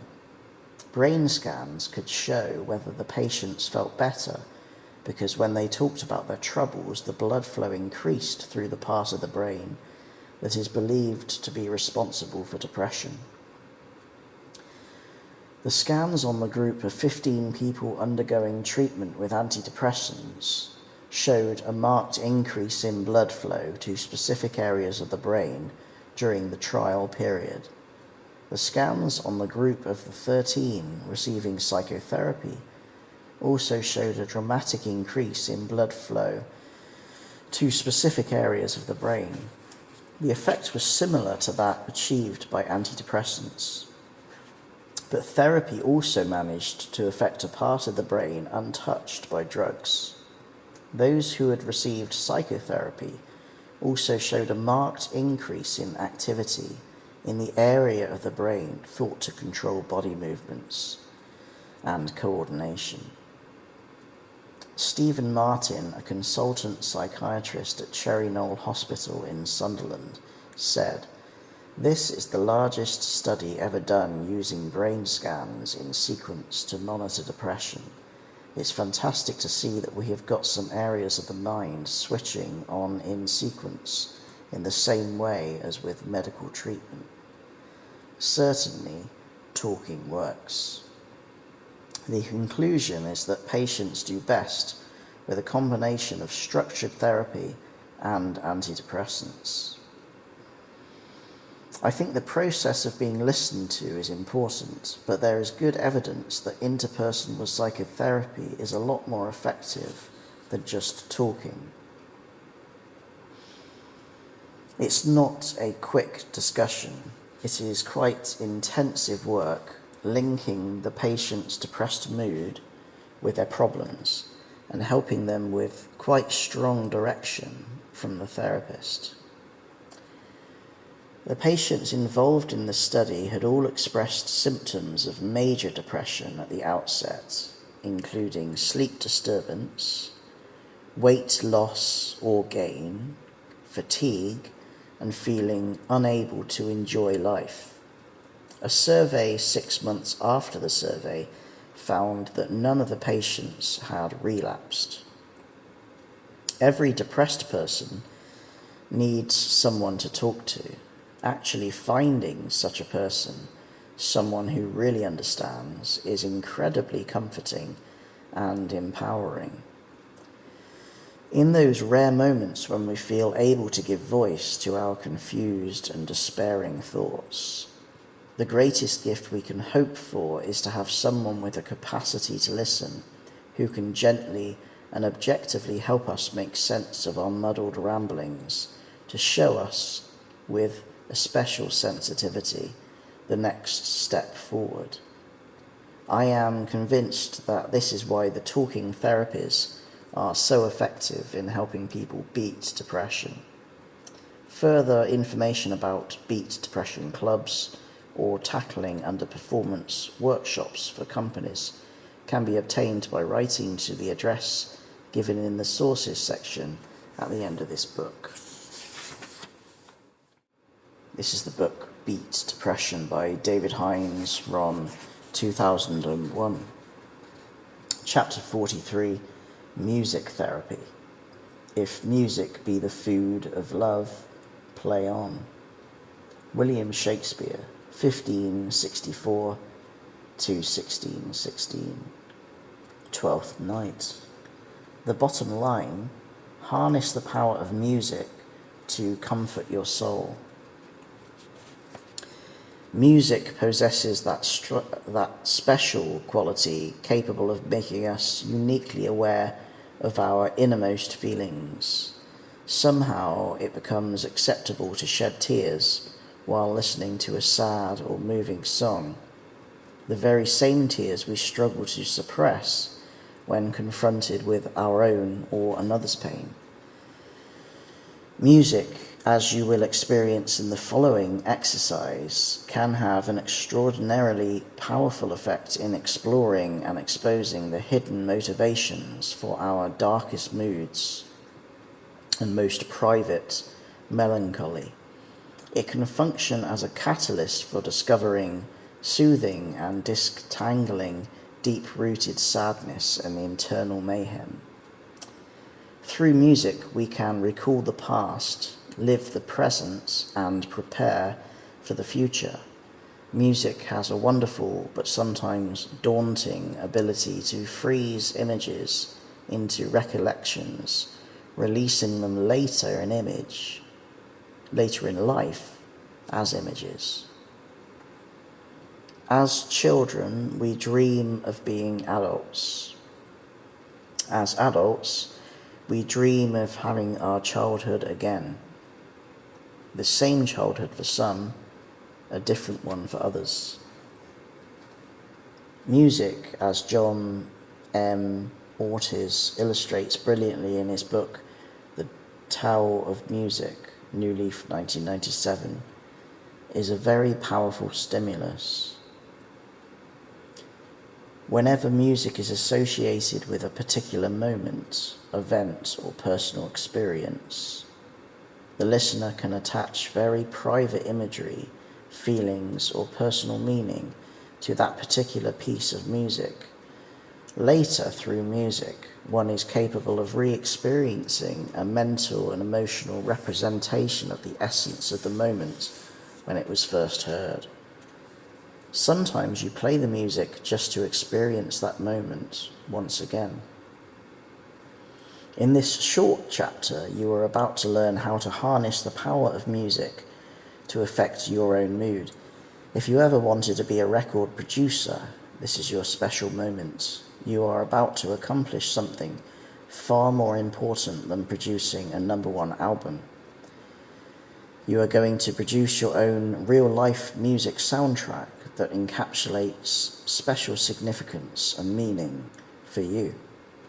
The result of your efforts will resonate deep within your subconscious mind and produce a therapeutic effect upon you. Your proposed music therapy tape will consist of a compilation of sounds that have hidden connotations for you. It will help you to connect and get in touch with your depressive mood and move on from it. In order to proceed from this point, you will need a cassette recorder and a blank tape for recording, or a rewritable compact disc. A rewritable compact disc for your computer if it has sound recording facilities. If neither is available to you, ring a friend and ask to borrow their cassette recorder. Don't allow yourself to be deprived of this wonderful therapy. This is how you set about producing an effective music therapy tape or CD. Get out your entire music collection. Don't hesitate just because you are feeling skeptical about the potential usefulness of this venture. Just immerse yourself in choosing music that has distinctive memories for you, and put them into 3 categories as follows. 1, sad and lethargic. Choose several songs or pieces of music that best seem to capture your depressed state. Many depressed people find their choices for this category of music tend to be melancholic, slow tempo numbers.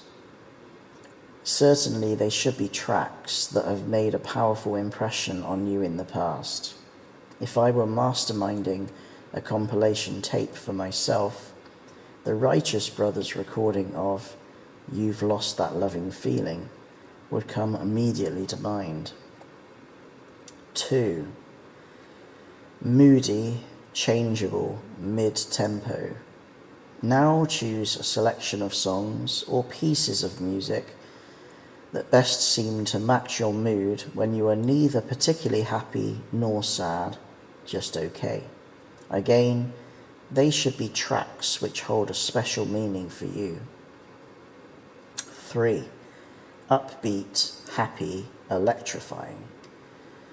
For your final selection, pick recordings that take you back to your happy moments, the real high spots in your life. Many people find these are often tracks with a fast, vibrating tempo, music that is alive and bursting with passion and enthusiasm. Take as much time as you need over your selections. For some, this assignment will be a rather enjoyable whole day occupation. When you feel you are ready, place your selections in order of extremes of mood, from melancholy at the beginning to happy at the end, which coincidentally is how you would like to feel, and record your tape or CD in that order. Play your homemade tape or CD several times a week for a few weeks and experience for yourself what music therapy can do for you. Over time, you may find your predominant mood moving distinctly away from the sad and miserable low point of depression you have been experiencing of late, hovering for a while in a more comfortable, changing to okay frame of mind, before lingering for longer, much longer, in the happier emotions of life. This is the book Beats Depression by David Hinds from the year 2001. This is chapter 44, Dance Therapy. Dancing, I believe, like virtue, must be its own reward. Jane Austen, 1775 to 1817, Emma. The bottom line, dance is a tonic for the heart, as well as being highly beneficial to the body and spirit. Dance is one of the oldest therapies known to man, and yet it is only in recent years that dance has become an accepted therapeutic tool. Dance has the capability to lift dulled and depressed individuals out of their everyday tedium and to get their underactive bodies moving and stretching in time to the music. To a large extent, it does away with the necessity for one to think or talk, and it allows many alienated people to come together, since dance can be a social outlet as well as a therapeutic tool. One of the great joys of dance therapy is that it doesn't really matter whether you can do it properly or not. Lack of a convenient or willing dancing partner is of little significance either. I remember in the days when I was partly paralyzed, fully depressed and striving to recover from the aftermath of my 2 strokes, I would put on some music and dance my way around the flat with the upright vacuum cleaner in an effort to get myself active and to make some impression on the household chores. If you are by yourself, the ideal way to lighten your mood and get active is to select a piece of music with a good range of dynamics, something that starts slowly and builds up to a powerful crescendo. If necessary, move the furniture out of the way and allow your body, not conscious thought, to dictate your movements.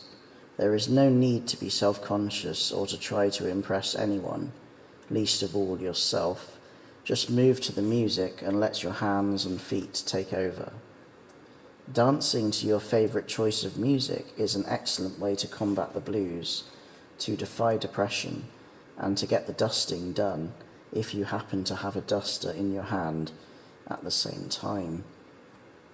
It can give real lift to your system even when you are feeling exhausted.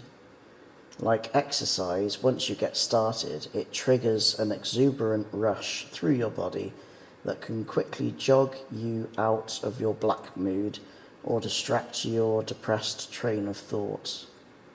Dancing is becoming ever more popular within many different age groups. If you can't dance too well, but would like to go to a dance, don't worry about looking silly. The idea is to enjoy yourself with others, not to show off in front of them. If you think you would be too self-conscious to enjoy yourself, join a beginner's class where everyone will be at the same level and you can improve together, probably making some great new friends at the same time. Whether you prefer dancing in nightclubs, discos or parties, or prefer folk or ballroom dancing, you're getting really good exercise for your body and a fabulous lift for your spirit. Dancing is excellent for banishing the blues, improving stamina, and increasing the strength of your legs. It can also help your joints remain supple and mobile, and it's particularly good for your sense of balance, mind as well as body. Dance is not only an ideal way to get active, reduce tension, and forget your troubles, it is a tonic for the heart as well as being highly beneficial to the body and spirit. It allows us to be moved by something other than depression, and if persisted in, can help to restore the soul and lighten the burden for those of us who are having a really hard time. This is the book Beat Depression by David Hinds from 2001. This is chapter 45, Pet Therapy. Animals are such agreeable friends. They ask no questions, they pass no criticisms. George Eliot, 1819 to 80. Scenes of Clerical Life. The bottom line, if you are depressed and alone, why not get a pet? For some people, acquiring a pet can be the beginning of a magical partnership, and the act of ownership can mark the beginning of the end of depressive illness. In Great Britain alone, around 7 million canine chums now share human homes, and no fewer than 8 million purring moggies are currently providing their owners with snug companionship. Cats and dogs are more than just man's best friend. Recent studies have demonstrated that pets can help their owners in a variety of ways, including the lowering of blood pressure, improving mood, and speeding recovery from depression and other illnesses. For example, heart attack patients who own pets are 5 times less likely to suffer a second heart attack within a year of the first than patients who don't own pets. Just having a pet around has been shown to reduce stress and improve the owner's general sense of well-being. In residential care homes, visits from animals have been shown to reduce depression and increase alertness in elderly people with dementia. People with physical disabilities can also benefit tremendously from having a pet. The sensuous and enjoyable act of running your hand over a dog's head, patting its side, or tickling its tummy can be a different but rewarding physiotherapy exercise for those with limited arm movements. Naturally, it is important for potential owners to realize that pets have feelings and needs as well. They have a moral right to be well cared for and looked after, to be kept healthy, fed, and well nourished. Some potential owners living in small flats in built-up areas and unable to get out much might worry that, if they did get a pet, it might not be happy. Obviously, in the circumstances described, a little kitten or a cat would seem to be more practical than a dog. It could be amusing to devise new ways to keep the little fellow entertained. With a kitten, encourage him to play with objects that he can investigate, such as a toy mouse. Provide cardboard boxes that he can climb into, cushions that he can hide under, and possibly a cat climbing frame or activity centre. The pair of you will probably enjoy great fun, companionship, and happiness together. Furthermore, the comfort and unconditional love provided by a warm, furry creature is often the precursor to being able to feel human tenderness again. This is the book Beat Depression by David Hinds from 2001. Chapter 46, Massage. I like a man what takes his time. Mae West, 1892 to 1980. The bottom line, experience the power and importance of touch.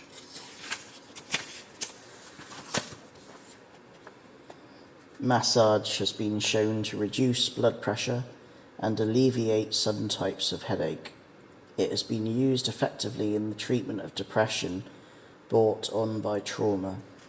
A study at the University of Miami Medical School has demonstrated that depressed patients who received the benefits of a half-hour massage had consistently lower levels of stress hormones during the massage and afterwards. Patients also reported they were able to sleep better. One of the great joys of massage is that you are helpless on the couch with nothing to do. You have little choice but to lie back and let your therapist do with you as he or she wills. Massage releases tension, frees energy, removes physical blocks, and feels good. It also brings awareness to the sensory nerves, just what you need when you are feeling depressed. Should you find yourself thinking or worrying about anything during your massage, simply abandon your thoughts and revert to the unparalleled luxury of lying there and being pampered in the name of therapy. In the event that a commercial massage is beyond your budget, or if you would prefer to enjoy the benefits of massage alone at home, I strongly recommend you to treat yourself to the ecstasy of an Indian head massage dispensed with your own two hands. You don't need anyone else to help you to do this. You have the power to melt away pain and relieve stress in your own fingertips. Narendra Mehta, who is totally blind, devised this and other massage techniques in India and brought them to the West. In his truly brilliant book, Indian Head Massage, Discover the Power of Touch, Thorson's 1999, he recommends the following self-administered method of head massage. Please note that advice given in this chapter is not suitable for persons suffering from any chronic or acute health problems, such as whiplash injuries, migraine, epilepsy, psoriasis, or eczema. If in doubt, please consult a doctor or professional therapist. Relax. Sit down comfortably in loosely fitting clothing with both feet on the ground and prepare to experience how a firm rub about the skull can relieve tension and how soothing strokes to the top of the head can give the sensation of lifting depression. Now follow these simple instructions. Gently massage the whole of the area of your scalp with thumbs and fingers, releasing any tension by friction and rubbing. Grasp fistfuls of hair at the roots and tug from side to side, keeping your knuckles very close to the scalp. Squeeze at the temples with the heels of the hands and make slow, wide, circular movements. Look down slightly and massage the back of the neck by squeezing and rolling the muscles. Start at the top of the neck and work your way down, first with one hand and then with the other hand. Repeat this a few times. How do you feel now? Great, isn't it? Why not get into the habit of treating yourself to a head massage more often? You'll sleep more sweetly at night if you do. This is the book Beat Depression by David Hinds from 2001. Chapter 47, Sex in Depression. The follies that a man regrets most are those which he didn't commit when he had the opportunity. Helen Rowland, 1875 to 1950, A Guide to Men. The bottom line, most women know that sex is good for headaches. Many people live happily without an active sex life. But for others, a satisfying sex life can be an important part of health and well-being. At the moment of climax, your brain waves are being well and truly scrambled, and this enjoyable sensation is not altogether different from the therapeutic benefits that can be derived from a less popular choice of therapy, ECT. Setting yourself a desirable and obtainable purpose in life, together with a realistic target date for its achievement, is therapeutic and may provide the additional benefit of helping you to banish depression from your life sooner rather than later. Chapters 56 and 57 will give you an indication as to how you might set about achieving your goals, including this one. If you don't currently have a partner with whom to share an enjoyable sex life and you would like one, why not make yourself a binding commitment that within, say, 1 to 12 months from now, you will take the necessary steps to find the person of your dreams. In the meantime, let's discuss what sort of sexual problems can arise when you are depressed. 2 out of 3 people who suffer from depression lose interest in sex. It is important to understand that this lack of interest is only temporary and is as much a symptom of depression as feeling low, probably as a result of imbalances in brain chemistry. Reduced sexual activity may also be accompanied by weight loss or gain, reduced energy, and disturbed sleep. Other problems of a sexual nature that can occur as a result of depression are difficulty in becoming sexually aroused, reduced sexual performance, realizing less pleasure than usual, reduced energy levels, difficulty in achieving or maintaining an erection, premature ejaculation in men, or not being able to ejaculate. Women may experience a loss of desire, vaginal dryness, which can make sexual intercourse painful, and difficulties in achieving orgasms. Some antidepressants can cause sexual side effects in around 40% of patients. If you should experience such problems, your doctor is the person to talk to. Antidepressants from the latest generation of drugs are less likely to cause the type of sexual side effects described above. Remember, sexual problems are a symptom of depression. If you are missing the sex life you used to have and would like to get it back, this is a sign of impending recovery and an incentive to beat depression by reading on and taking serious note of the advice in this book before translating the advice into action. This is the book Beat Depression by David Hinds from the year 2001. Chapter 48, Cognitive Behavioral Techniques. Whenever 2 people meet, there are really 6 people present.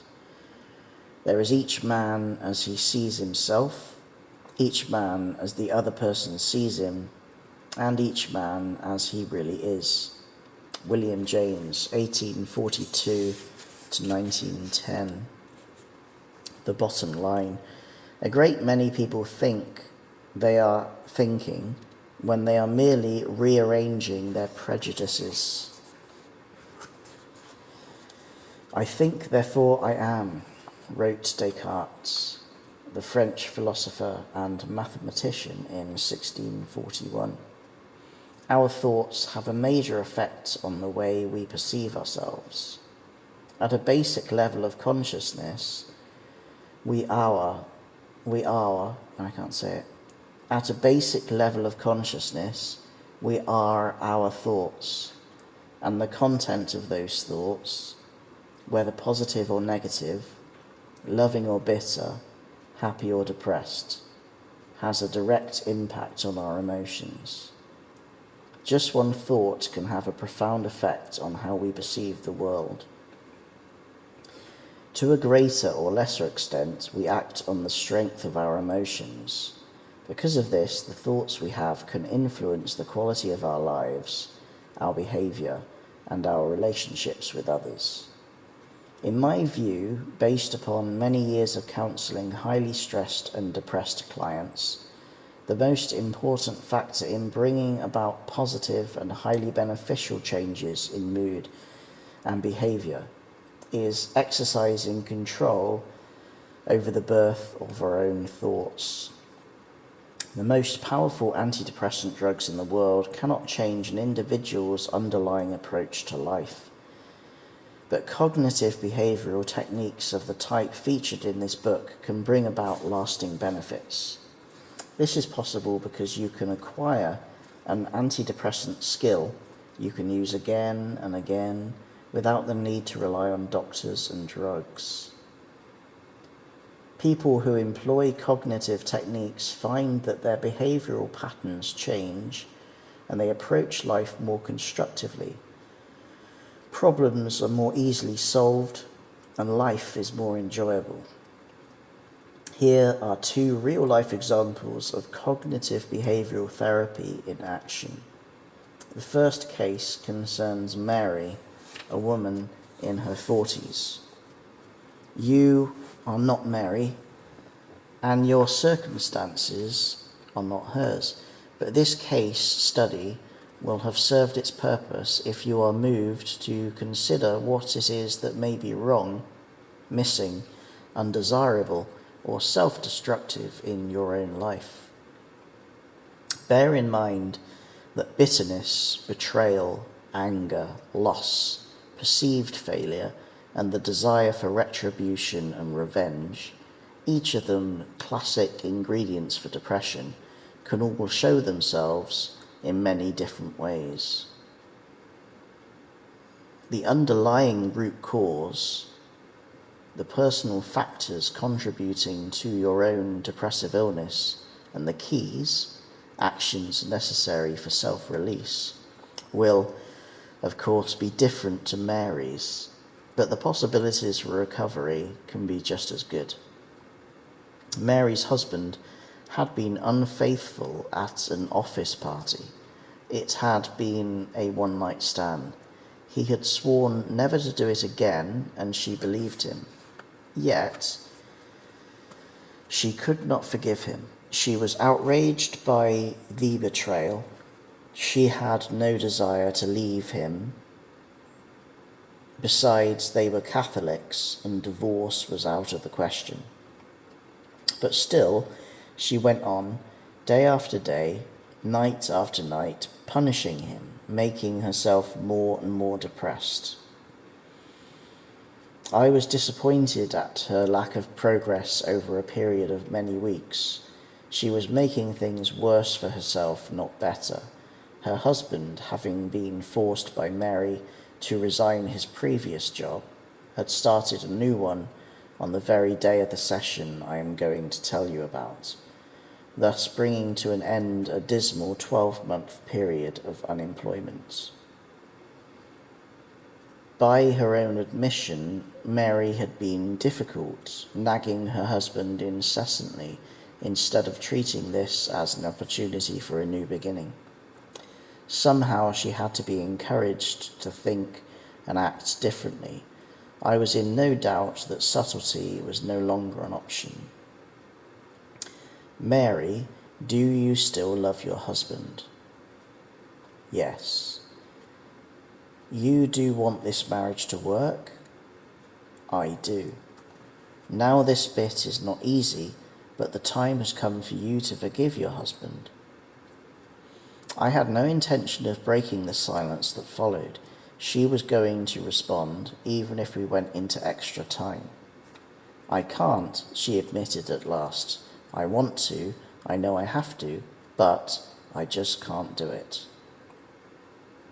I have a simple technique for you, Mary, to make it possible, and I am going to give you the opportunity to practice it with some homework. and I require your word of honour here and now that you will complete it to the very best of your ability. What is it that you want me to do? I believe she was pleased I acknowledged the fact that if she gave her word, she would keep it. Do I have your word? Without it, we have nowhere to go. Of course. Have you got a cloak on the mantelpiece at home, Mary? Yes. Can you see it from your favourite chair? Yes. Good. Now this is what I want you to do. Go home and relax. Look at the base of the clock and direct all of your resentments for your husband's betrayal towards that one spot. Concentrate like never before. Visualize yourself transferring every last drop of venom out of your heart and under the clock, secure in the knowledge that it will be there tomorrow, waiting for you should you wish to retrieve it. Are you willing to give this a go, Mary? Yes. Next, I want you to prepare a special candlelit dinner with wine just for the two of you. Today is a cause for celebration for you both. Your husband has started his new job and you are about to take a great leap forward. Put on your most seductive dress and make love to him tonight. That is your homework, Mary. Same time next week? The next time Mary walked into my consulting room, I felt proud of her. She looked younger and even her complexion somehow seemed softer and smoother. There was sparkle in her eyes, where before there had been only pain, mist and haziness. We didn't really need to say much. Life was going to get better and she and her husband were going to have peace of mind. The details of this case are unimportant. The important thing is to distance yourself from the bitterness and resentment of the past and to think about the way forward.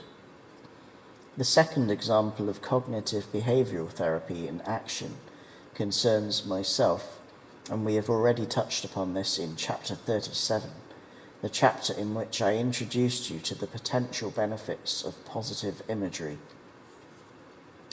At the beginning of 1995, I was the chairman, chief executive and founder of a nationwide group of 92 franchised stress management consultancies, enjoying the fruits of my achievements, satisfaction, life in the fast lane, and a rather grand lifestyle.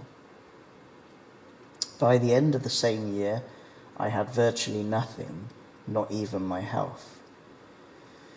2 major strokes in August had left me brain damaged with the carotid artery to one side of my brain destroyed. I was partly paralysed on one side and unable to read, write or talk with any degree of normality. On the plus side, my somewhat dry sense of humour had not deserted me, and I knew a thing or two about stress management. Using the same cognitive tools that I am teaching you, I succeeded in convincing myself that the only thing that mattered was getting well. 5 years on, I have reclaimed both my health and my happiness, and succeeded in winning the heart of the most wonderful woman in the world, to whom this book is dedicated. Those of you who are depressed as a result of stroke or serious illness will benefit from reading my previous book, After Stroke, which is a complete step-by-step blueprint for getting better. Are you ready for an assignment? When you turn the page, I am going to show you one of my favourite ways by which you can control your thoughts and lighten your mood. You, in return, are going to master this method because it will serve you well for the rest of your life. This is the book, Beats Depression by David Hinds from the year 2001. And this is part 6, called Up You Come. Chapter 49, Hot Baths and mind games. It is the height of luxury to sit in a hot bath and read about little birds.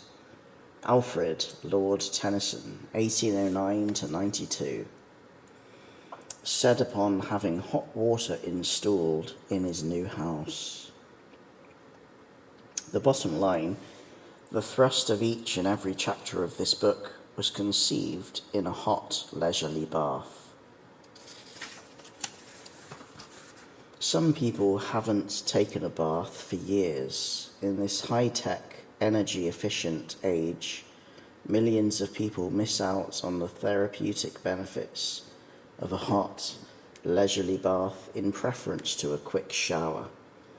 Edmund Wilson, 1895 to 1972, the noted US critic, had this to say about my favourite early morning routine. I have had a good many more uplifting thoughts, creative and expansive visions, while soaking in comfortable baths in well-equipped American bathrooms than I have ever had in any cathedral. The purpose of this chapter is to prepare you for an important exercise that we shall address in detail later. With this aim in mind, I must tempt you into the bathroom for a luxuriously long and uninterrupted hot bath, complete with a generous measure of relaxing aromatherapy bath essence. The bath essence ideal for the mind games we are going to play is a blend of two essential oils, geranium and rosewood. In my view, the best value product on the UK market that meets these criteria comes from Boots the Chemists. It is their own brand and comes in a dark red bottle with a copper-coloured cap and costs, at the time of writing, less than £3 for a 400ml bottle. And no, I don't have any financial interest in the company. If you are traditionally more of a last thing at night person in the hygiene department, I can assure you that this particular bath will do much more for your recovery and sense of well-being than an evening in front of the television or surfing the internet. It is essential for you to be able to relax comfortably in the bath for this session of self-therapy.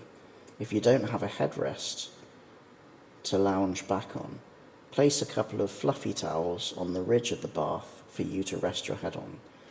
This is quality time we are looking for here, not a rapid scrub and an out you get quickie. You won't be in the mood to do what is required of you if the kids, grown up, or the tiny variety can come barging in on you, and please turn off any radio, TV, or loud music that could disturb the session you are about to embark on. Relax and enjoy the luxury of your hot bath with the mind-soothing aroma of geranium and rosewood, without the need for a candle or a dimming of the lights. Go into SOS mode for a few minutes, as described in chapter 31. When your mind is calm, allow your thoughts to wander to what it is that you would do with your life to make it meaningful if there were no restrictions whatsoever on your right to happiness. When you get out of the bath, note down your thoughts. We shall be referring to them later. This is the book Beat Depression by David Hinds from 2001. And this is chapter 50, Friends. We have fewer friends than we imagine, but more than we know. Hugo von Hofmannsthal, 1874 to 1929. The bottom line, I'll get by with a little help from my friends.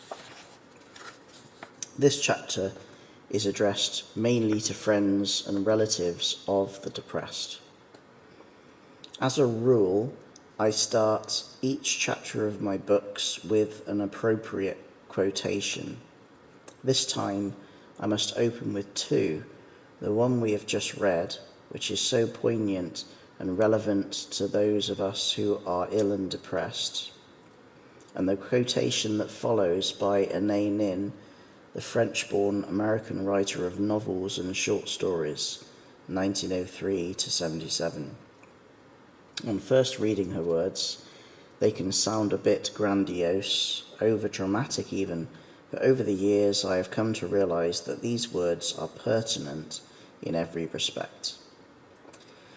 Each friend represents a world in us, a world possibly not born until they arrive, and it is only by this meeting that a new world is born. There is no doubt in my mind that my life has been enriched and broadened and humbled at times by the idiosyncrasies of my various friends. Quite apart from the thrill, excitement, and pleasure of their company, there is the reassurance and contentment of simply being amongst friends that is an integral part of their tried and tested companionship. I have done many things, not all of which are to be recommended, that I would never have dreamed of doing if it were not for one or other of my friends.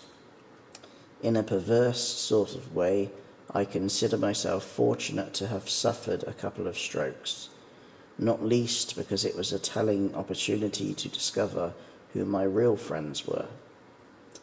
Not surprisingly, after losing virtually everything, including my health and my wealth, my fair weather friends were nowhere to be seen, but my real friends, the ones who take me for who and what I am, the good, the bad, and the outrageous, they made it clear in their own different ways that they were there for me.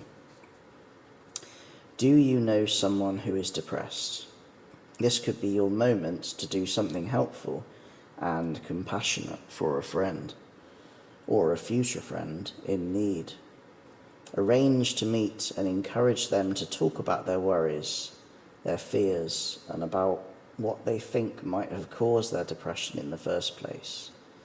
The important thing here is to listen, to discuss possible solutions and sources of support, but to avoid telling them what to do or imposing a solution upon them. If they have not already been to see their doctor, encourage them to do so. You could offer to go with them.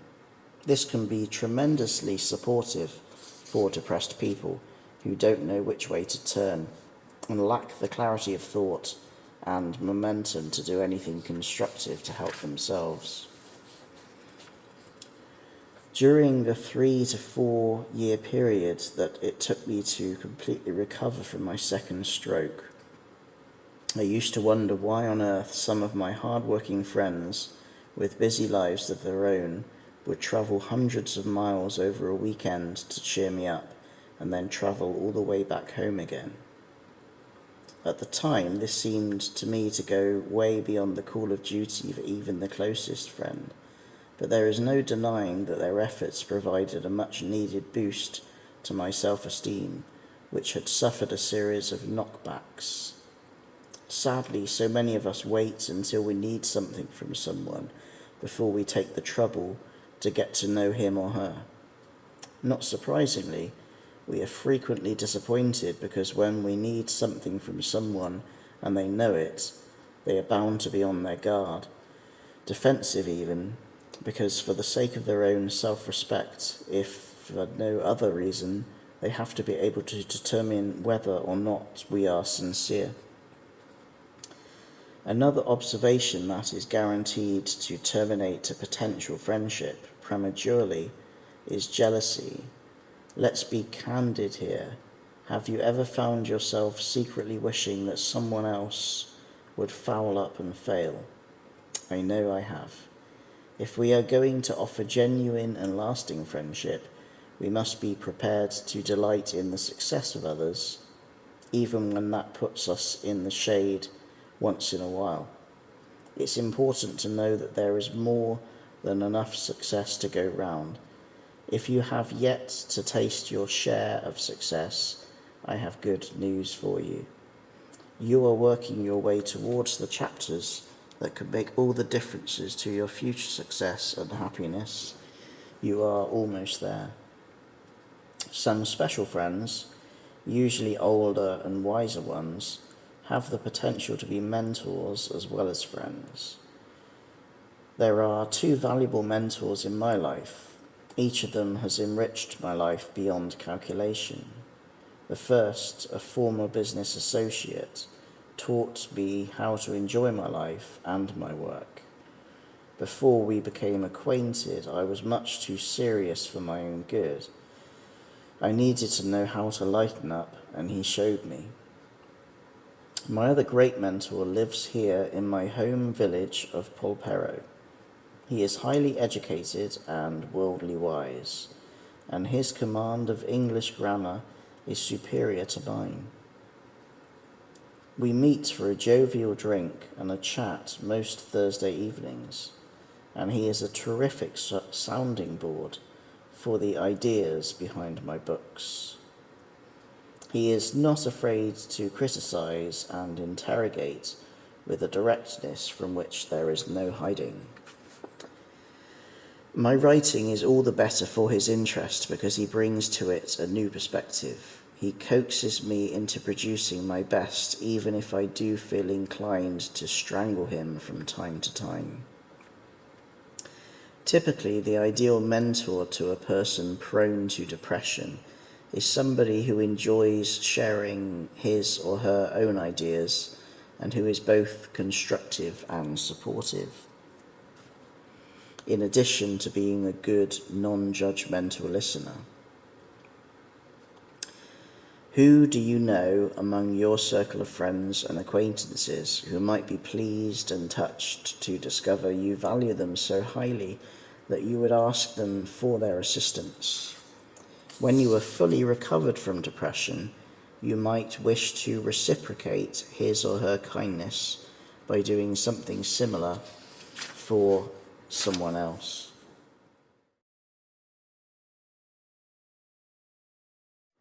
This is the book Beat Depression by David Hinds from the year 2001. This is chapter 54, Laughter.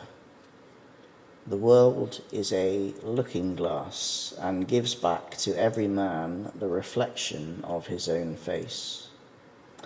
Frown at it, and it will in turn look sourly upon you.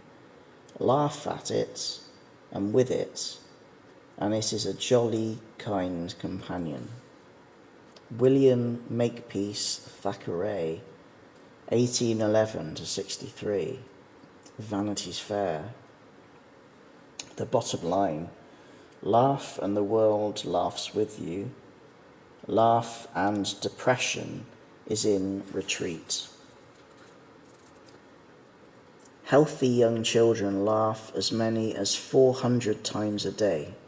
The average adult manages fewer than 15 laughs daily, and the clinically depressed are hard pushed to manage one decent laugh all day. These figures are disappointing when you consider that a good laugh can diffuse tension, relieve stress, elevate mood, and draw the sting from the agonies of social embarrassment. The mental and physical health benefits of humour are well documented in a public health study conducted by Dr. Lee Burke in California. 1 hour of naturally induced laughter significantly lowers levels of the stress hormones cortisol and epinephrine and stimulates the body's cells and antibodies. Years ago, long before the first of my 2 strokes, I remember reading a quite remarkable book by the American journalist Norman Cousins entitled Anatomy of an Illness, W. Norton, 1979. In it, he tells of his painful struggle with a life-threatening spinal condition. He knew from personal experience just about everything there was to know about pain, and he was aware that laughter had the power to release the body's natural painkillers, endorphins, into the bloodstream. One weekend, when the pain was monumental, he checked into a hotel complete with a suitcase full of candid camera and Marx Brothers videos, and proceeded to test the therapeutic benefits of laughter. Cousins discovered that 5 minutes of spontaneous laughter, not polite, not restrained, gave him up to 2 hours of pain relief, and despite his chronic condition, he felt better about himself and life in general. In order to successfully humour our way out of depression, we shall need a strategy to escape from the emotional trough in which many of us find ourselves from time to time. One way to achieve this is to create a secret inner world of fun and frivolity, just like we did as very young children. All of us have to live in this less than ideal world, and our inner environment is the only one over which we can exercise any real control. We can help ourselves to cope with the ups and downs of life by developing our own personal sense of humour trigger. Here's an easy way to go about it. The object of the exercise is to be able to see the funny side of every situation that might otherwise upset you. During the evening or last thing at night is the ideal time to do this exercise. Loosen your clothes and take off your shoes. Relax your body and let the events of the day fade away. Take 3 slow, deep breaths and recall a happy moment from your very early childhood. For a few blissful moments, you are going to be a child again. Consciously force yourself to bring a smile to your face and summon the child from within you. Consciously force yourself to bring a smile to your face and summon the child from within you. Recall an incident from today that has or could have upset you and become once again the child you once were. Call on the child within you to poke fun at the incident in question. Change the facts of the matter and the ending to please yourself, just as if you were writing your own novel. Give it a funny ending, one that pleases you and makes you laugh. This is the book Beat Depression by David Hinds from 2001. And this is chapter 52, Food for Thought. Tell me what you eat, I will tell you what you are. Jean Anthelme Brillat Savarin, 1755 to 1826. A Physiology of Taste. The bottom line, minor changes in your eating habits can lead to major improvements in your mental and physical health. What you eat on a regular basis not only affects your day-to-day health, it can be instrumental in determining the quality of your life later on. How long you will live, and whether or not you will become prone to illness and depression. Sadly, just when a balanced, wholesome diet is of prime importance, many people in the grip of depressive illness neglect their nutritional needs. Some depressed people find they have very little appetite for food at all, while others go on binges or develop cravings for carbohydrates. As a result, many of us who are depressed may suffer from nutritional deficiencies or imbalances, particularly a lack of B vitamins and vitamin C, together with a shortage of the essential minerals, calcium, copper, iron, magnesium, and potassium. To combat a lack of B vitamins, speak to your pharmacist. My personal favourite is a tonic called Effico, which is effective and less expensive than other remedies. The finest way to correct a deficiency of vitamin C is to get stuck into some exotic fruits, together with some really juicy fresh oranges. For some strange reason, oranges, tangerines, and mandarins seem to have the added bonus of turning me off chocolate, which is a major plus because chocolate is the last thing you should gorge when depressed. Nutritional guidelines from the Department of Health offer pointers for sufferers of depression. Plenty of whole grains and pulses and regular amounts of lean meat, oily fish, shellfish and eggs will supply B vitamins, iron, potassium, magnesium, copper and zinc. A high intake of fresh fruit and vegetables such as asparagus, broccoli, cabbage, melons, berries and oranges will supply vitamin C in abundance. Dark green leafy vegetables will increase levels of calcium, magnesium and iron.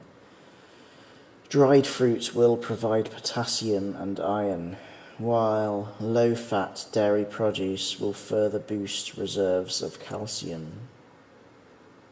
Overdosing on caffeine, more than 4 cups of coffee or 6 cups of tea a day, can exacerbate depression because caffeine can have the effect of contributing to sleeplessness.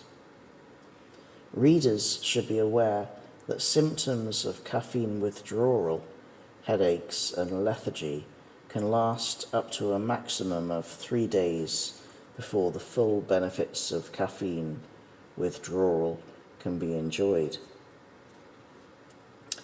Eat your way healthily out of depression. Consume more whole grain breads and cereals such as barley, cracked wheat and oats.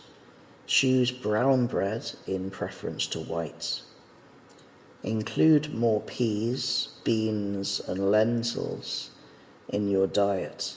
Foods derived from soybeans can be particularly beneficial. Eat at least 5 servings of fruit and vegetables daily.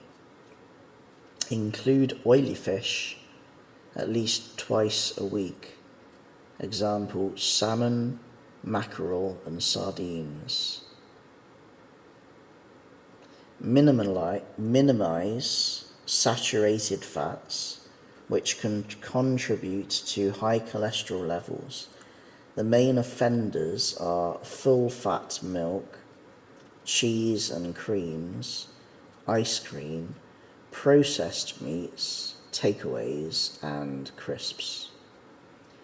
Use low-fat dairy products whenever possible, and provided you don't have an allergy to nuts, include them unsalted in your diet. Nuts contain a very favourable mix of fatty acids, which can have a positive effect on blood fat levels. Reduce your alcohol intake, if applicable, to no more than 1 or 2 drinks a day. Try reducing salt intake by cutting back on pre-prepared soups, gravies, stock cubes, bacon, sausages, takeaways, pickles, and crisps. Cut down or eliminate the unhealthy habit of sprinkling table salt on food. Salt has its place in the kitchen during the preparation and cooking of food. It is a health hazard in the dining room and does little for the real taste of food when it has already been served on the plate. This is the book Beat Depression by David Hinds from the year 2001.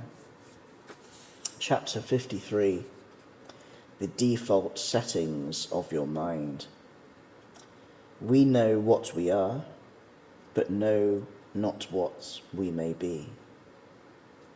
William Shakespeare, 1564 to 1616, Hamlet. The bottom line: one little change of mind can unlock the deadlock. Now is a convenient time to return to a familiar theme of mine, the analogy between the human mind and a computer. For the benefit of those who are not computer buffs, which incidentally includes most of us, I should point out that if you tell a computer to do something, it will continue to do it until you tell it otherwise. For instance, if the setting on your computer is preset to leave 2 spaces after a full stop, that is what you will get unless it is specifically altered to leave only 1 space. One can parallel this with the mind of a depressed person. Their tendency will be to follow the same pattern of thought and not be capable of lifting themselves out of depression. Their pattern of outmoded, negative thinking must be replaced by a revised way of thinking, which will lead them to recovery. In other words, the default setting in the mind must be altered to allow you to make progress. To achieve this, it will be necessary to switch from outmoded to revised thinking at the birth of our thoughts, at the very moment they enter our conscious awareness. That is what we shall be doing in the next 2 chapters, and it will not be difficult. In fact, it may even be rather fun. This is the book Beat Depression by David Hinds from 2001. And this is chapter 54, D Thoughts. Great thoughts come from the heart. Marquis de Vauvenargues, 1715 to 47. The bottom line: diffuse D thoughts. D thoughts are depressing thoughts. Before we successfully adopt and benefit from a concept different to the one we are accustomed to, I find it helps to first know what not to do. With revised thinking, the concept by which you are going to banish depression and bring laughter, happiness, and opportunity into your life, it is crucial to diffuse D thoughts. D thoughts are dangerous thoughts, and we don't want any more of them. Not only are D thoughts dismal, dangerous, and depressing, they are disabling as well because they drain you of the power to choose today how you will feel. For instance, if you lose your job, you could succumb to a wave of D thoughts and despair at the prospect of ever getting another job.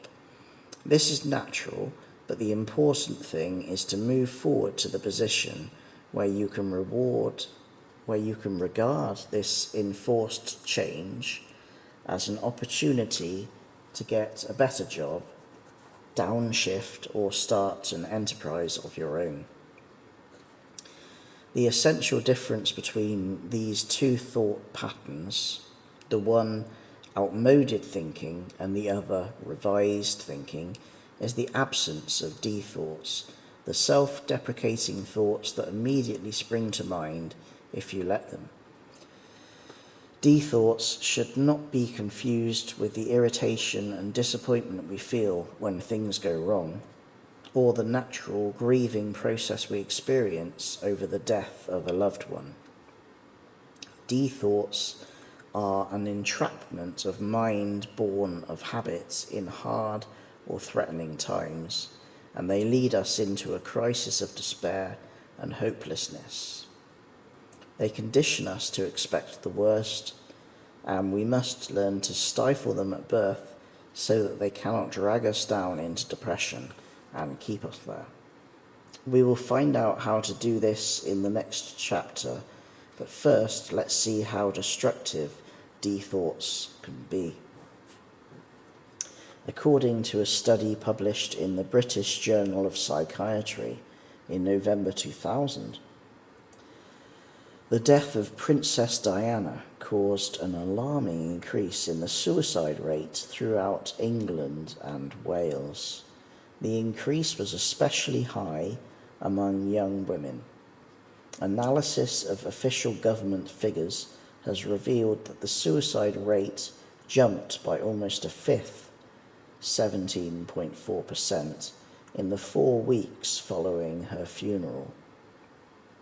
The researchers, led by Professor Keith Horton of the Warneford Hospital, Oxford, also found that cases of attempted suicide, including drug overdoses and other deliberate means of self-harm, increased by 44% the week after Diana's death. With hospital admissions of women up a staggering 65%, the main contributing factor in almost all depressive illnesses and suicides is negative thinking, thoughts. In the next chapter, there is a technique for diffusing thoughts that anyone, from a child to a pensioner, can get to grips with. You are about to revise the default setting for your mind and to reach for recovery. This is the book Beat Depression by David Hinds from the year 2001. Chapter 55, The Revised Setting for Peace of Mind. Great emergencies and crises show us how much greater our vital resources are than we had supposed. William James, 1842 to 1910. The bottom line, it's time to switch from outmoded thinking to revised thinking. Ivan Petrovich Pavlov, 1849 to 1936, who received a Nobel Prize for his work on the digestive system and conditioned reflexes, is the Russian physiologist who is going to help me to make the concept of revised thinking supremely easy for you to understand. The most famous of Pavlov's experiments were his studies on the behavior of dogs. He would ring a bell and then feed the dogs. He repeated this procedure many times over a period of weeks. He rang the bell, the dogs salivated and ate the food. After a time, the dogs would salivate at the sound of the bell, even when no food was available. He described their response to the bell as a conditioned reflex. Bell, salivation, food. This type of reaction responding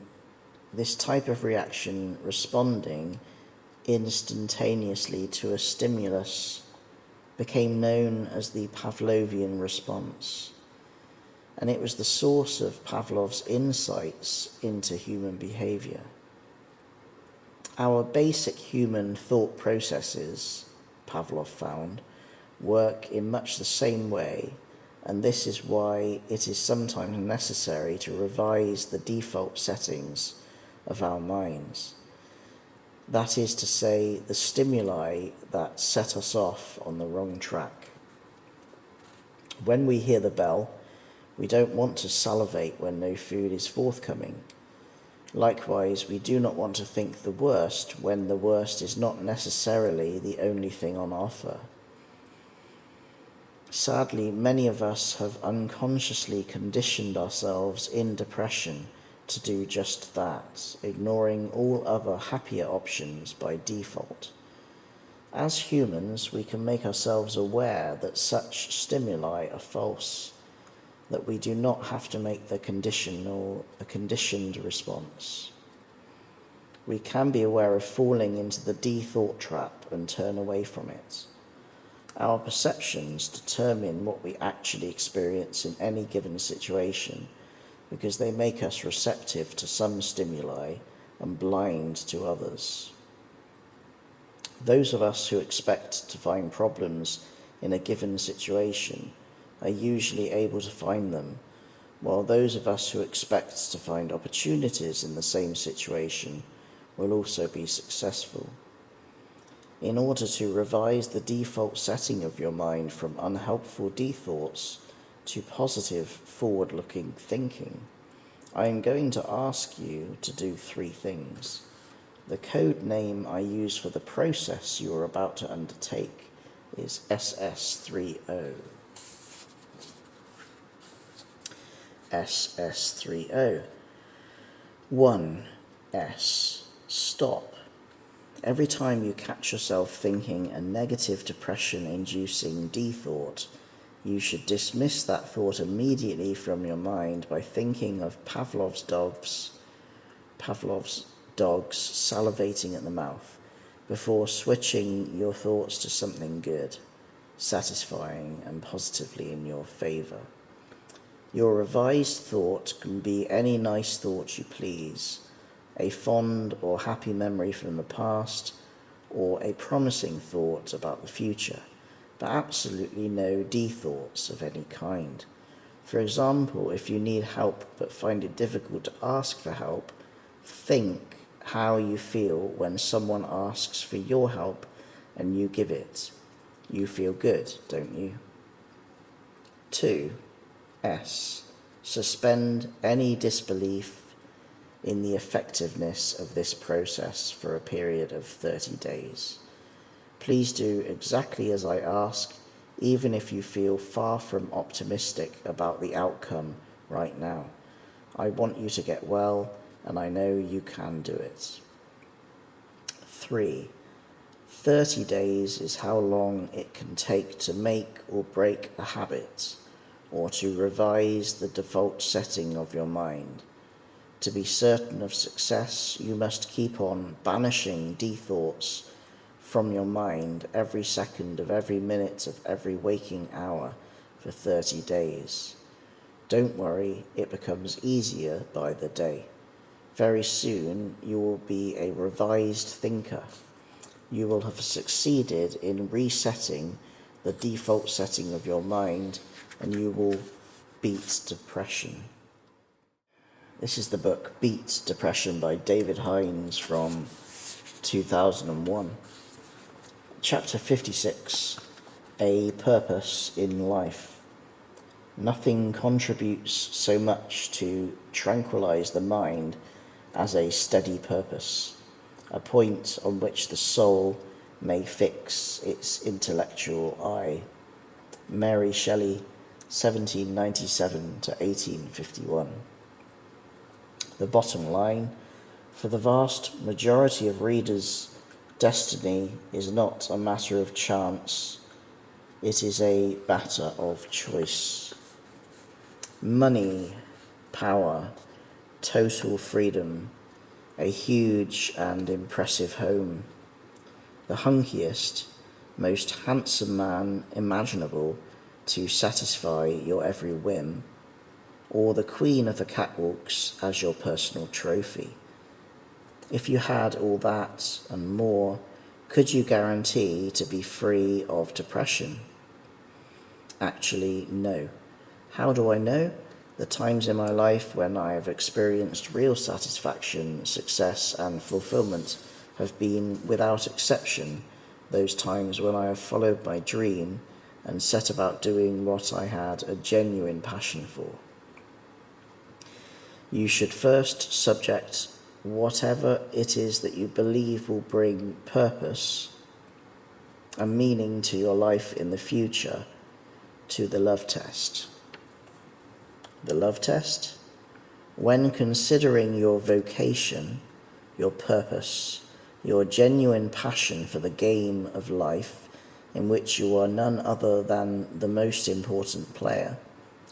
You must want to do it for the sheer joy of doing it, not just for the material benefits that you might reasonably expect it to provide. If your passion does not survive this crucial test, you could be mistaken in your assumption of what it is that will bring joy and happiness into your life. You may need to get more closely in touch with your inner self to realize your true destiny and to bring your dream to fruition. The kiss in the tale of the love test, I have discovered, is that once you discover your real passion in life and go for it with persistence and determination, satisfaction comes eventually and then just keeps on coming. What's more, because you are doing what you love doing, not only is your life meaningful, happy, and fulfilled, but your relationships and your interaction with loved ones become more natural and pleasing. I could have written this book solely for the sheer enchantment and challenge of doing it, and the same applies to my first book, After Stroke, which in fact I wrote to give myself a reason to learn to read and comprehend the meaning of words again following the ravages of stroke illness, and incidentally, as my way out of depression. I had no idea at the time that Thorson's would publish it on both sides of the Atlantic as an international paperback. The moral behind this, and countless other success stories, similar and more spectacular, is to find your passion, that special something that means so much to you that you would willingly do it without payment, and the good things in life will then find you. Only you can discover your purpose in life, which for some people may be a variation or renewed intensity on something they are already doing, something completely different, or something that they had always wanted to do but never quite dared to attempt until now. Once you have decided on the new direction or the new emphasis for your life, put it to the love test, and if it passes, don't be surprised if your depression fades as you plan for action. This is the book Beat Depression by David Hinds from the year 2001. And this is chapter 57, Committing Your Purpose to Paper. I felt as if I were walking with destiny, and that my past life had been but a preparation for this hour and this trial. I was sure I should not fail. Winston Churchill, 1874 to 1965. The bottom line, write it down, read it regularly. Before you can plan for action and expect to succeed, it is a good idea to commit your new and renewed purpose in life to paper. In stress management and motivational jargon, this is referred to as a personal mission statement. Life has more meaning and depth to it when we have something definite to do, a mission to fulfill. And if we fail to recognize this, we run the risk of getting lost and becoming depressed should we experience bad luck, disappointment, something new that we are ill-equipped to deal with, or tragedy of any kind. By our very nature, our lives need to be dedicated to something, and a crystal clear mission statement written from the heart and read regularly helps to focus our mind. If you spend your life doing what you really love doing, it stands to reason that life will be a pleasure and you will excel at what you do because you love doing it. This doesn't, of course, mean that every aspect of your life will be perfect or even enjoyable, but it does mean that the general thrust of your life will be forward-looking, happy, and fulfilling.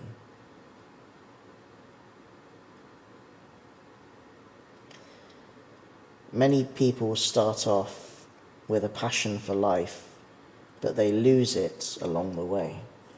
Perhaps you once had a passion for doing excellent work, taking risks, being creative, making friends, helping people, home making, child minding, theatre, exploring new ideas or possibilities, or doing voluntary work for charity.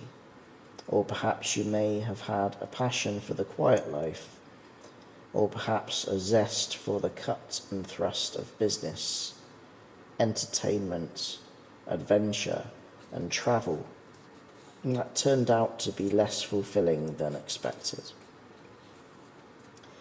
Our priorities and passions change as we progress through life, and in any event, we don't always get it right the first time. I know I didn't. Don't set out to impress yourself or anyone else with your personal mission statement. This really is your life you are going to forecast, and the all-important ingredients of this statement are truth, realism, and personal integrity.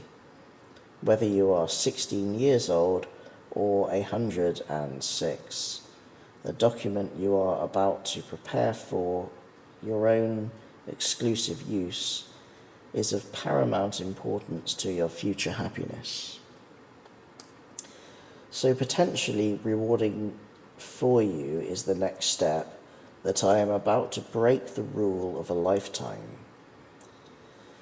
Never before have I shown my personal mission statement to anyone other than my fiancé and my mentor, but I am willing to put it before you now in the hope that it may inspire you to reach into your heart as never before and help you to prepare your own statement. Forget about all past mistakes and disasters. Get this right and you will live a dream come true.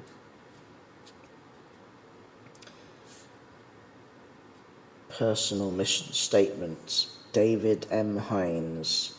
My life in the year 2000 and beyond. I am creative and I will write some more really useful health and motivational books. I am doing this with my life because I want to and because I get tremendous satisfaction from the results of my writing. I regard the letters of appreciation from readers that are forwarded on to me by my publishers as a measure of my success. I am happy and enthused by this, my third and final career. This year, I will endeavour to find someone to love and cherish who is uniquely desirable, someone who will love me forever and be happy living here in Polperro. I will be truthful, kind, and faithful to her, and we will be friends as well as lovers and lifelong partners. The above mission statement, devised in the closing months of 1999, is already bearing fruit. This, my latest book, is due for publication in the summer of 2001. Around the time of my marriage to Tatiana, the lovely lady to whom this book is dedicated, why not make today the day you make a start on the next chapter of your life? One of the great joys of my life at the present time is that one day a week I work exclusively with private clients throughout the UK, masterminding their comeback from depression and giving personal advice and assistance with their individual mission statements. Further information on this initiative can be obtained from the Comeback Consultancy listed in the sources of help and support at the back of the book. This is the book Beat Depression by David Hinds from 2001. Chapter 58, Adventure at Any Age. What you can do is limited only by what you can dream. Dick Rutan, 1938 to date, Voyager pilot. The bottom line, leap, lurch, or launch into the adventure of a lifetime. Some people believe we have many lives and that this one is merely for practice purposes. Religious people believe they will go on to heaven. I believe we get only one innings and everyone owes it to himself or herself to find out how to make it as worthwhile and enjoyable as possible. We are never too old to get it right, and even if we do have another chance in another life, wouldn't it be nice to know we succeeded in turning our life on Earth into a great adventure? We don't need money to achieve this. All we need is a sense of adventure. Your life has the potential to be a wondrous journey filled with exciting moments and astonishing experiences. It can be thrilling and deeply satisfying only if you are keen to explore all that is available to you. It doesn't matter if your life has been misspent or a bore to date. What matters is the change for the better you are prepared to make as a direct result of reading this book. You have everything to gain. Make the nightmare of depression a positive turning point in your life. This option is red hot, enticing and open to you. Only you can slam the door by default by doing nothing to please yourself. Are you interested in taking up this option? Good.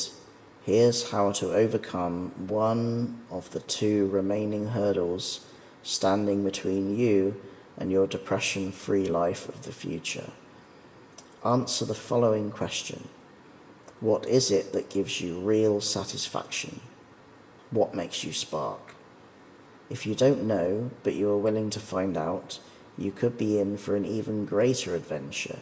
You may need to try many things in order to find out what really does it for you. An adventure is any experience that takes you beyond your comfort level. Adventures are different things to different people, but they are invariably experiences that make your blood race and your heart beat with anticipation as you expand beyond your perceived limitations as a human being. They enlarge your horizons and take you into new territory, onto more exciting and satisfying levels of life. At the same time, they benefit your family and friends because you become a richer and more interesting person, more worldly wise, someone who it is a pleasure to be around. What you choose to make of your life is exclusively up to you. You can either create an exciting life filled with wonder and adventure, or stay huddled and safe, never experiencing the thrill of journeying outside your own private world with its inbuilt routine and limitations.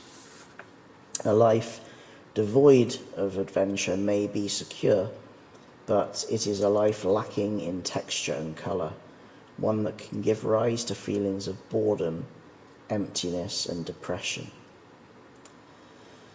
Living life to the full by realizing our dreams and finding time for fun and adventure is something most of us could do if we were prepared to go beyond our comfort zone.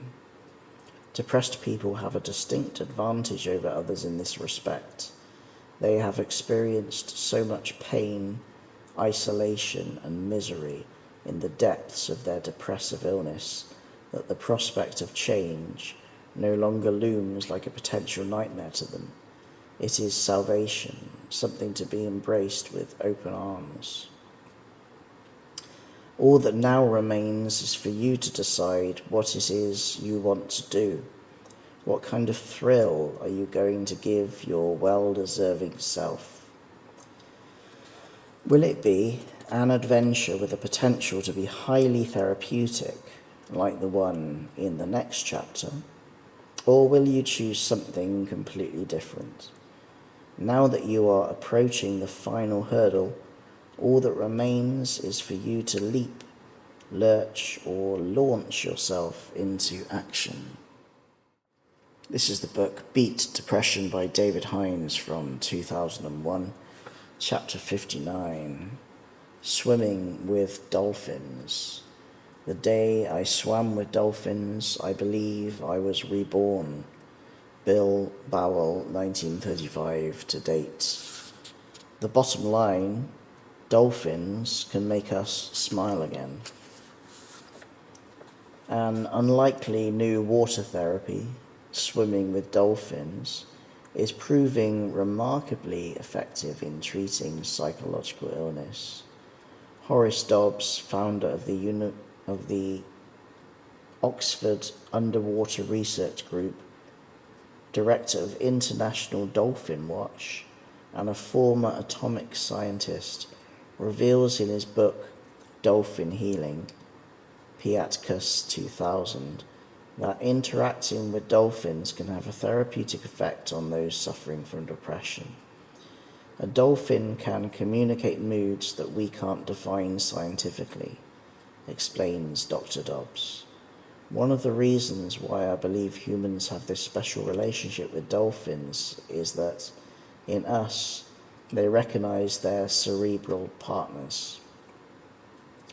Dolphins rely on two senses, sound and vision, both of which are many times more complex than the human equivalent. They have the ability to carry out ultrasonic scans in their brains, which makes them highly sensitive to human emotions. Researchers have discovered that some dolphins break away from their habitual groups to become what scientists have described as ambassador dolphins. These creatures are usually bottlenose dolphins and predominantly male. They live alone in their chosen territory and appear to prefer the company of humans. It is these dolphins, the evidence suggests, that have the ability to heal mental diseases.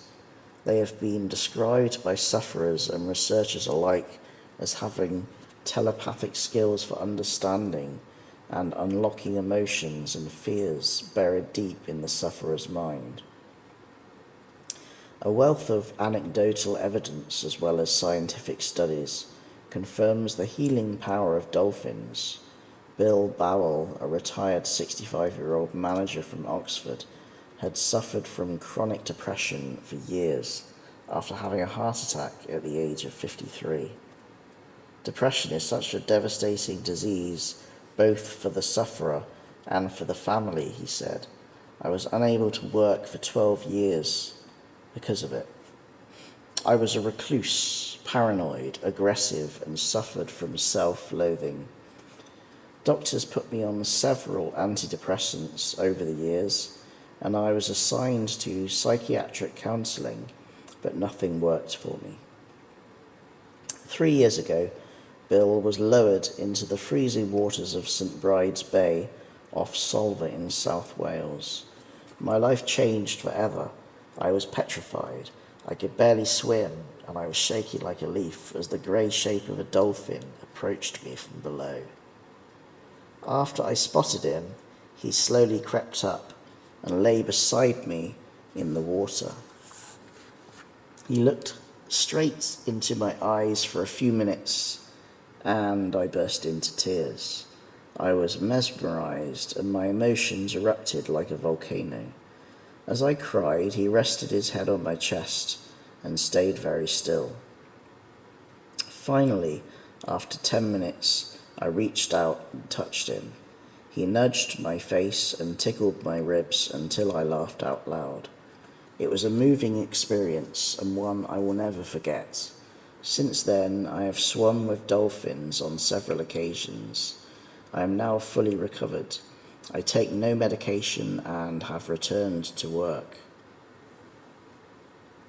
I am finally able to talk to my children again after almost 10 years of barely knowing who they were.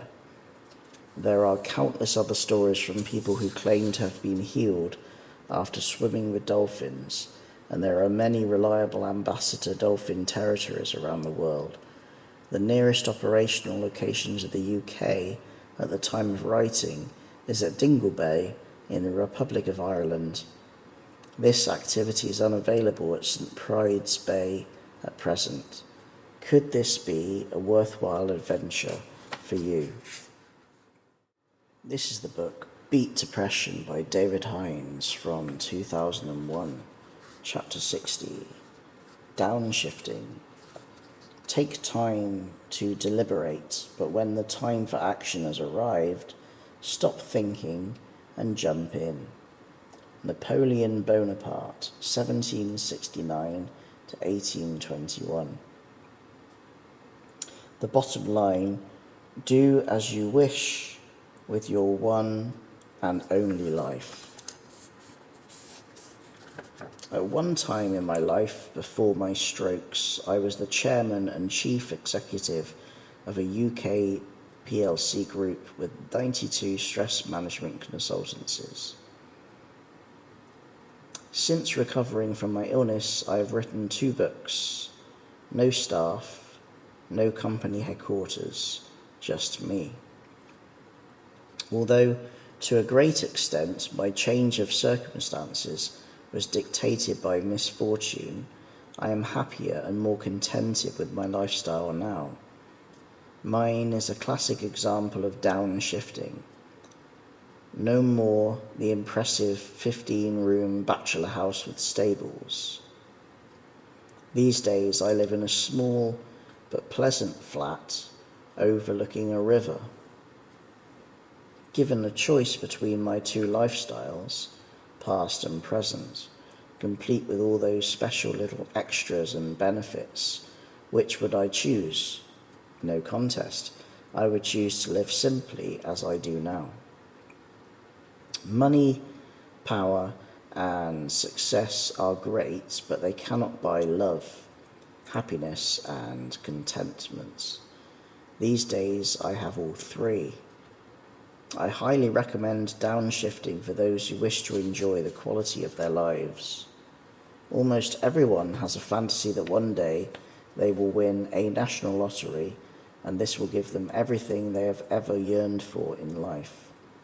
The mere prospect appears so enchanting that hundreds of millions of people around the world sit glued to their TV sets every week, watching the winning balls drop. In that moment of suspense, they glimpse the possibility of a future devoid of all problems, one filled with luxury and joy. Sadly, the real-life recipe for financial bliss is not so idyllic. Happiness guru Professor Michael Argill of Oxford Brookes University, UK, maintains that once your income is roughly average for the society you are living in, simply having more money will not make you happier in the foreseeable future. The ability to spend with gay abandon leaves you a short-term buzz, of course, but it provides very little long-term satisfaction. So many intelligent, hard-working men and women blind themselves to this essential truth. They strive to earn more and more, and then fall into the money-fleecing traps ingeniously laid by the advertising industry to relieve them of all they have earned. In the more politically correct and gender-equal workplace of today, men are increasingly suffering from anxiety and depression because their female partners are offloading the pressures of their own jobs at the end of the working day. The growing professional demands on wives and girlfriends are rubbing off on their male partners, whose psyches are suffering as a result. In contrast, Modern women are less likely to be bothered if their men are having a hard time at work, because women these days are emotionally tougher and more in control, said researchers. Do you find yourself saving less money and watching more TV? Itching to buy more things, no matter how much you already possess? Buying your children bigger and better presents instead of spending more quality time with them? Wanting more, no matter how educated or successful you become? If you are depressed and you have answered yes to one or more of these questions, perhaps downshifting could be a happier and healthier option for you and your family. For many, the dream of having it all has turned sour. The material benefits have not yielded the expected satisfaction.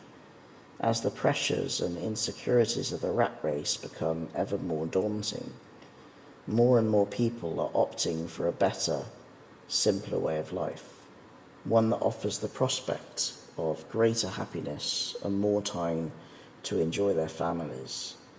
Downshifting is coming of age. This is the book Beat Depression by David Hinds from the year 2001.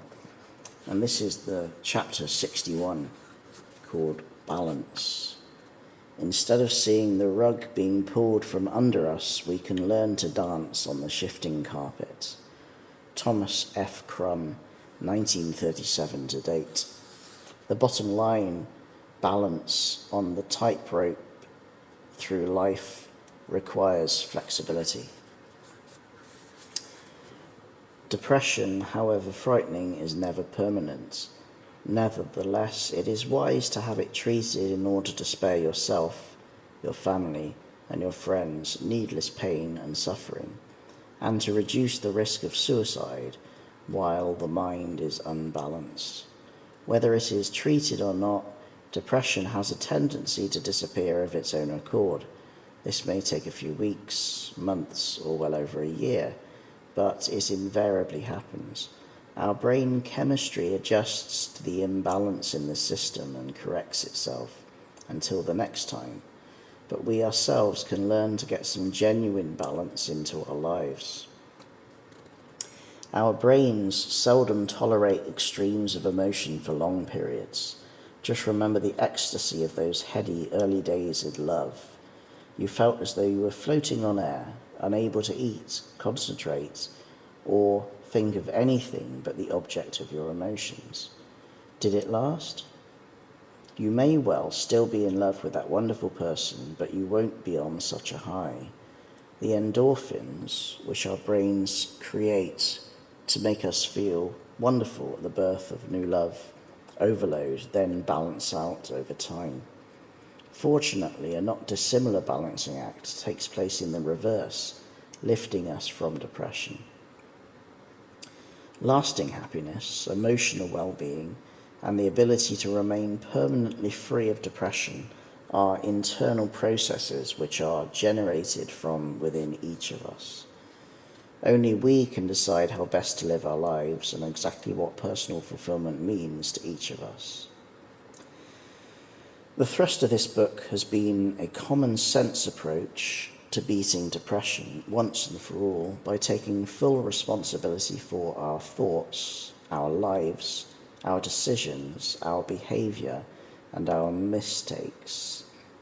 There is no mileage in the blame game anymore. We have learned how damaging and self-defeating that spiteful little boomerang can be. Instead of blaming others and ourselves for any shortcomings we may have, we are going to set about getting some real balance into our lives. Here are some suggestions as to how to go about it. When you are working, give it all you've got, but be sure to spend quality time with your loved ones and make some special time available exclusively for you to do the things that you want to do. Live your life now. All time is real time. Don't put your life on hold waiting for a more convenient time to live it.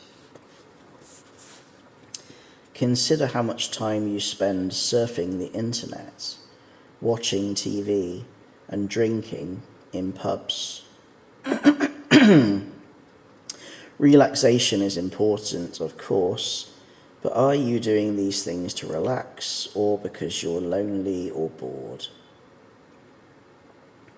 If you don't like your life, or if there are aspects of it that don't appeal, make a list of the pluses and minuses in your lifestyle and set about making a plan to improve things. The key to a balanced life is spending sufficient time on the various components of your life: career, family, health, pursuits and hobbies, social aspects, further education, belief structures, leisure, holidays, entertainment, community affairs, and charity work, etc. Be friendly and forgiving to those around you. Friendship is a goal worth pursuing. It means you can find a way to meet in the middle and share other people's dreams without feeling as if you are sacrificing anything. There is something very special about true friendship, something worth cultivating. Refer to the personal mission statement you prepared in chapter 57. Amend it if necessary, and set about thinking of ways to make it happen. Ask yourself, what do I wish I had more time for? Make it happen. Once in a while, do something nice, spontaneous, unexpected, and totally out of character for someone else. Get some excitement back into life. This is the book Beat Depression by David Hinds from the year 2001. And this is the final chapter. No, it isn't. This is almost the final chapter. This is chapter 62, Enjoying the Moment. Happy the man, and happy he alone, he who can call today his own. He who, secure within, can say, tomorrow do thy worst, for I have lived today.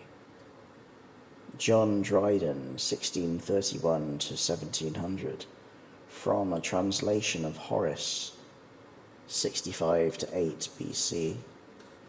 The bottom line: look until you find something promising in your situation.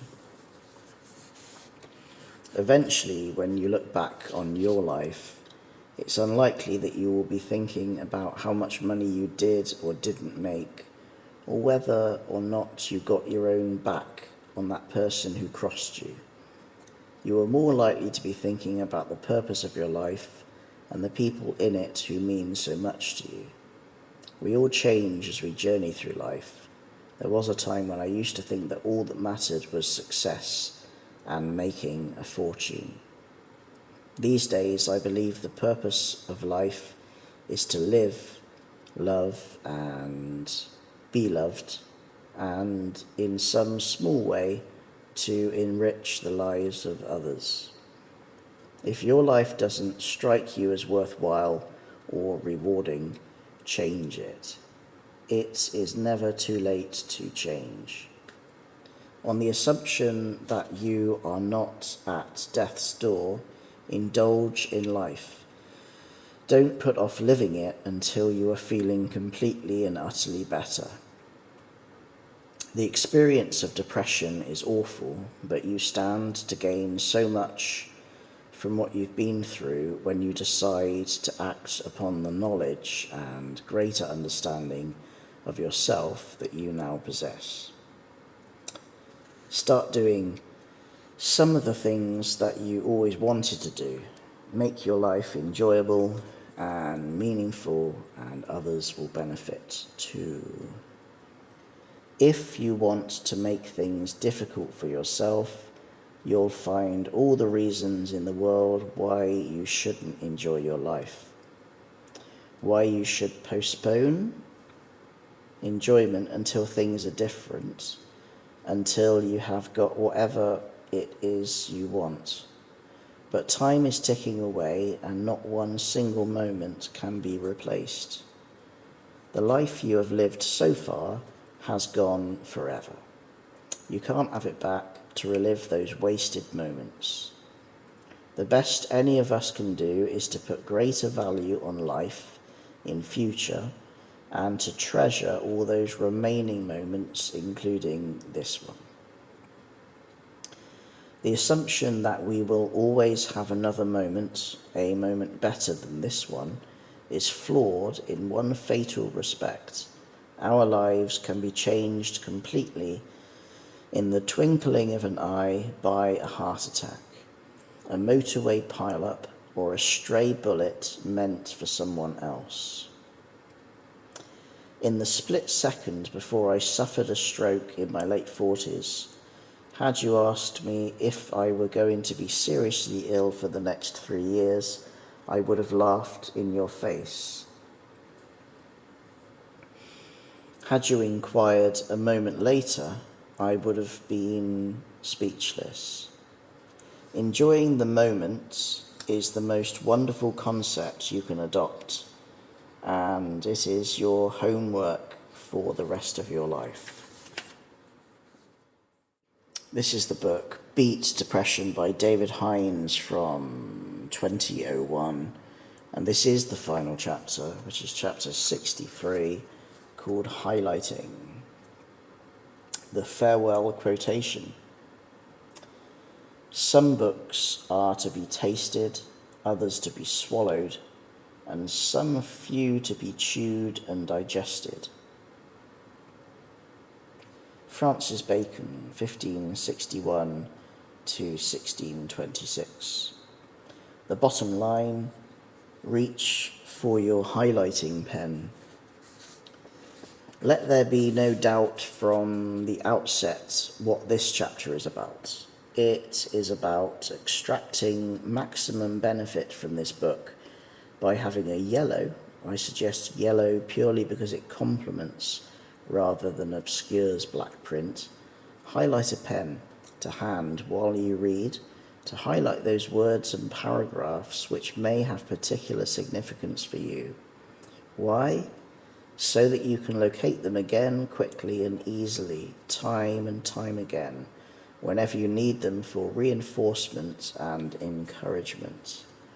Why am I telling you this now in the last chapter?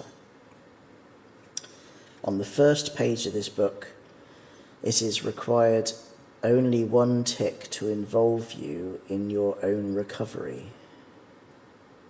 But even if you were only mildly depressed, that tick was not only the first step. It was a major step towards recovery. I had no intention at that point of complicating matters with highlighters and rereads. Almost everyone reads a book, even a self-help book, as if it were a novel from front to back, seldom stopping to question and reread those sections with specific relevance to him or her. This is fine for a first read, but within these pages are techniques and strategies that have taken me over 30 years to extract from my experiences and evolve into book form. Even Superman could not be expected to absorb all this in one read. From my experiences of successfully recovering from clinical depression, and in later years treating depressed clients either as individuals in my stress management consultancies or as participants in my tackling underperformance workshops, I believe this book will succeed in its stated aim. But seriously depressed readers will need more than one casual read, hence the highlighter. Whenever I read a book that I am determined to benefit from, I devour it. I read each line again and again if necessary until I have fully grasped the meaning of every word, highlighting the passages that strike me as being of crucial importance. To gain maximum benefit from this book, to attend to all of the issues leading up to your depression and to resolve them, you must do the same. Devour this book, extract all the information that could be useful to you, and then set about translating the essential principles and strategies you have learned into action. Recovery may not be easy, instantaneous, or swift, but it will happen.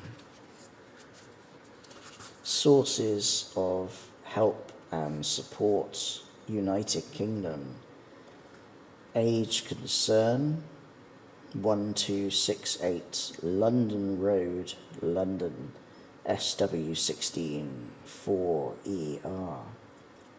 Telephone 020 8679 8000. Alcoholics Anonymous, P.O. Box 1, Stonebow House, Stonebow, York, YO12NJ. Telephone 020 7833 0022 and 01904 644 026. The Association for Postnatal Illness, 25 Jerden Place, Fulham, London, SW6 1BE. Telephone 020 7386 0868. Beat Depression Clubs and Tackling Underperformance Workshops for companies in association with the author. Brackenside House, 4 Brackenside Lane, Polperro, Cornwall, PL13 2RU. Email David Hinds, author, at beatsdepression.fslife.co.uk. Website www.beatsdepression.fslife.co.uk. Black and Asian Mental Health Resource Centre, Bushbury House, 4 Laurel Mount, St Mary's Road, Leeds, LS7 3JX. Telephone 0113 237 4229. Carers National Association, 20 to 25 Glasshouse Yard, London, EC1A 4JS. Telephone 020 7490 8818. Childline, free counselling and advice exclusively for children, depressed or not. Free Post 1111, London, N1OBR.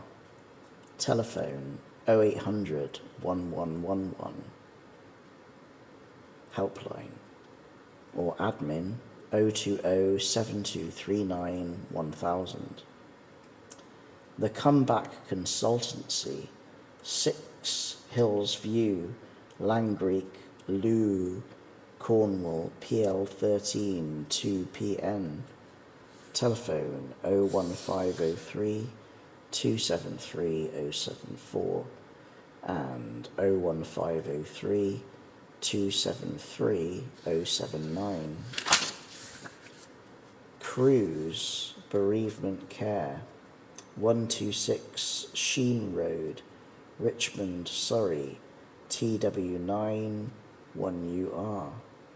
Telephone 020 8332 7227. Depression Alliance, 35 Westminster Bridge Road, London, SE1 7JB. Telephone 020 7633 0557. Website www.depressionalliance.org. Depression Alliance Kinru, 11 Plasmelin Westbourne Road, Whitchurch, Cardiff, CF4 2BT. Telephone 029 2069 2891. Depression Alliance Scotland, 3 Grosvenor Gardens, Edinburgh, EH12 5JU. Telephone 0131 467 3050. Downs Syndrome Association, 155 Mitham Road, Tooting, London, SW17 9PG. Telephone 020 8682 4001. Help the Aged, 16 to 18 St James's Walk, London, EC1R OBE. Telephone 020 7253 0253.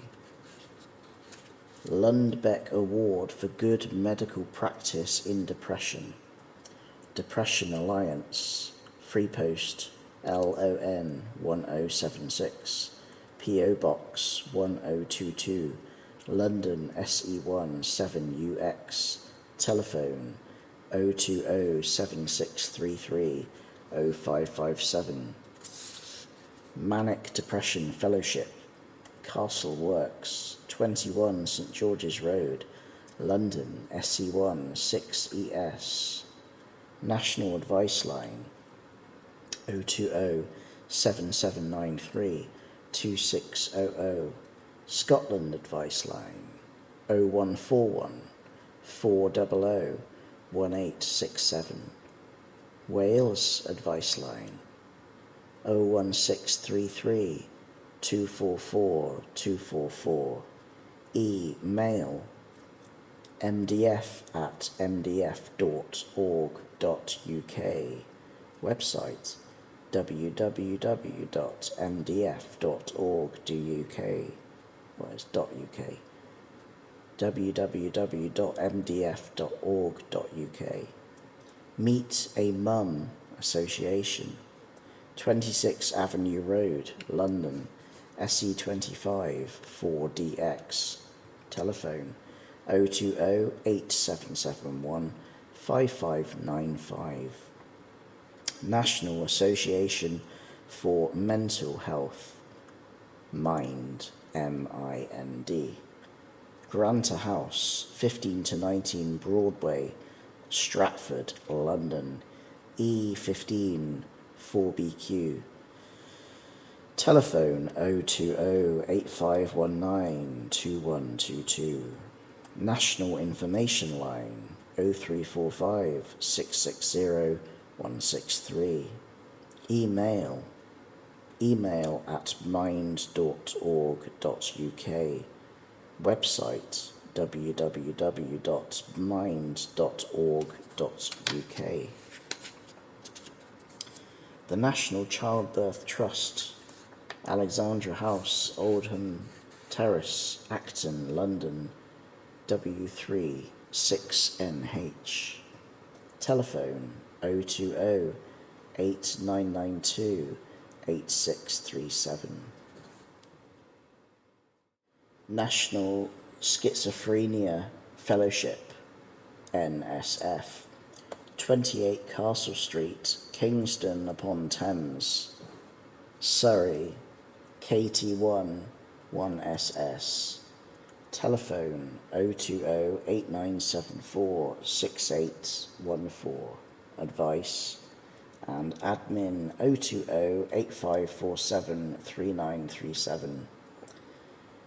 National Schizophrenia Fellowship, NSF, Scotland, 40 Shandwick Place, Edinburgh, EH2 4RT.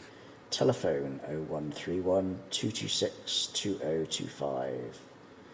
Northern Ireland Association for Mental Health, Beacon House, 80 University Street, Belfast, BT7 1HE, telephone 01232 328 474.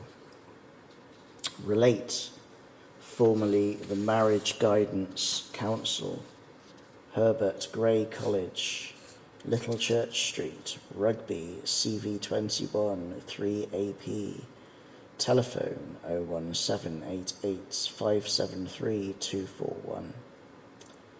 The Royal College of Psychiatrists, 17 Belgrave Square, London, SW1X 8PG, telephone 020 7235 2351, extension 259.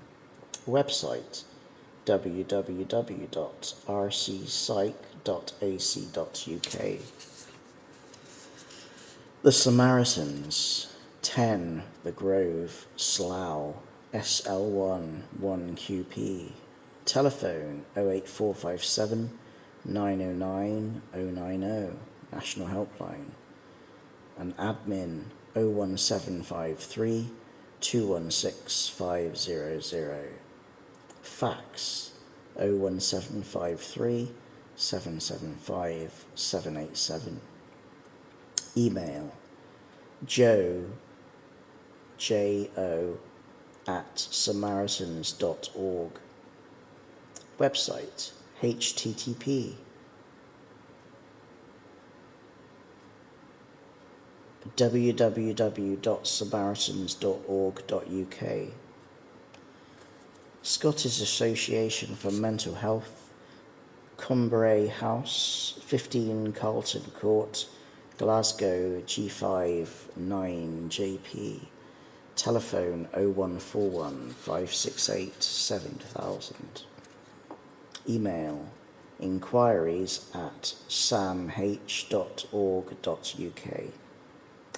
Seasonal Affective Disorder Association, SADA, SADA, PO Box 989, Steyning, STEYNING, W Sussex, BN44 3HG, telephone 01903 814 942.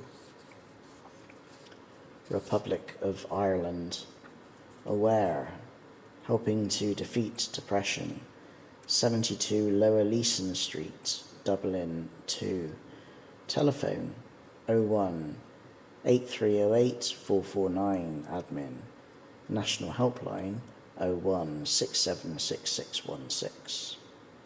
The Mental Health Association of Ireland, Mensana House, 6 Adelaide Street, Dun Laoghaire, LAOGHAIRE,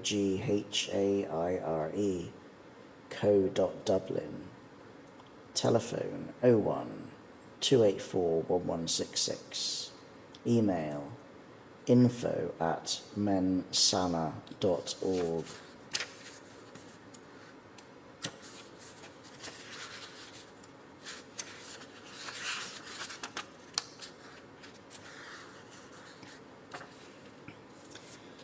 The Samaritans, 10 The Grove, Slough, SL1 1QP, UK, telephone 1850 609090, National Helpline R, email jo@samaritans.org, website www.samaritans.org.uk.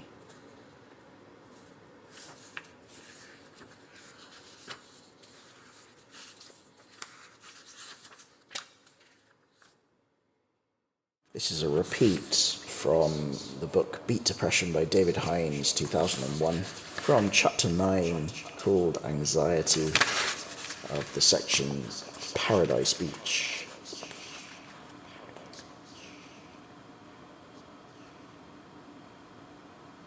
Relax. Take off your shoes and close your eyes. Become aware of your breathing and give yourself a few moments to settle.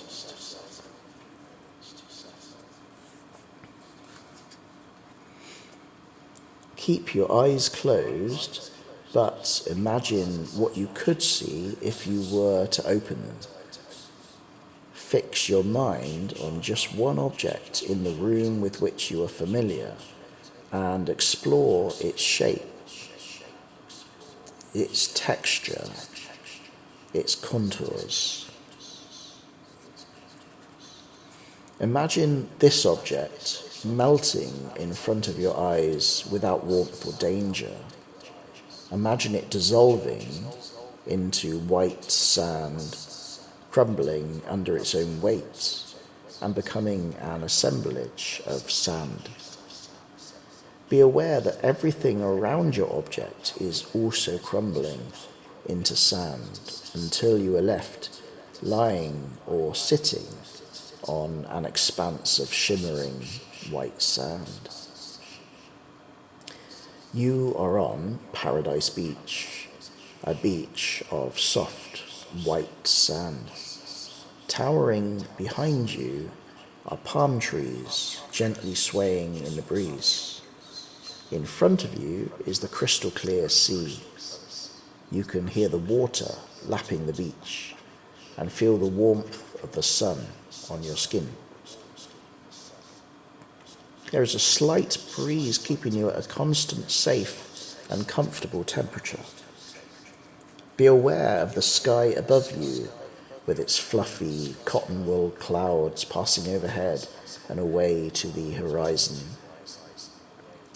Feel your muscles relax and become more flexible as you lie or sit on this beautiful island where you are alone and undisturbed. You are happy under the sun and enjoying the peace and quiet of solitude with only the birds to keep you company. Above the sounds of the sea, listen to the far-off cries of seagulls and experience the bliss of freedom from all your cares and worries. If you want to, you can move into the water and feel the gentle waves pulsating against your ankles. Feel the sun penetrate your body, reaching deep into your bones, loosening all your ligaments and tendons, filling you with a warm sensation, calming and relaxing you. Now prepare yourself to leave this place and come back to reality. Keep your eyes closed. Take a last look around you, firmly stamping whatever you see on your consciousness so that you can easily return here whenever you wish. Slowly become aware of the sand around you, reverting back into the shape of the object you originally fixed your mind upon. Without opening your eyes, visualize the rest of the room you are in. When you feel ready, gently stretch your body and open your eyes. You are calmer and more relaxed than you were before. Say the following words to yourself with conviction. I am feeling calmer and more relaxed. Physically, I will begin to feel stronger and more capable. I will gain more confidence, and because of this feeling of confidence, which I can feel in my very fingertips, I will be able to face things more easily. I will be able to do all of the things I need to do. I will feel this confidence welling up inside me, and I will feel rested and relaxed. I will find it easier to concentrate, and as I do so, I will feel a deep sense of security and comfort. I will find that my thoughts are less centered upon myself and as each day goes past, I will feel stronger in my mind and in my body.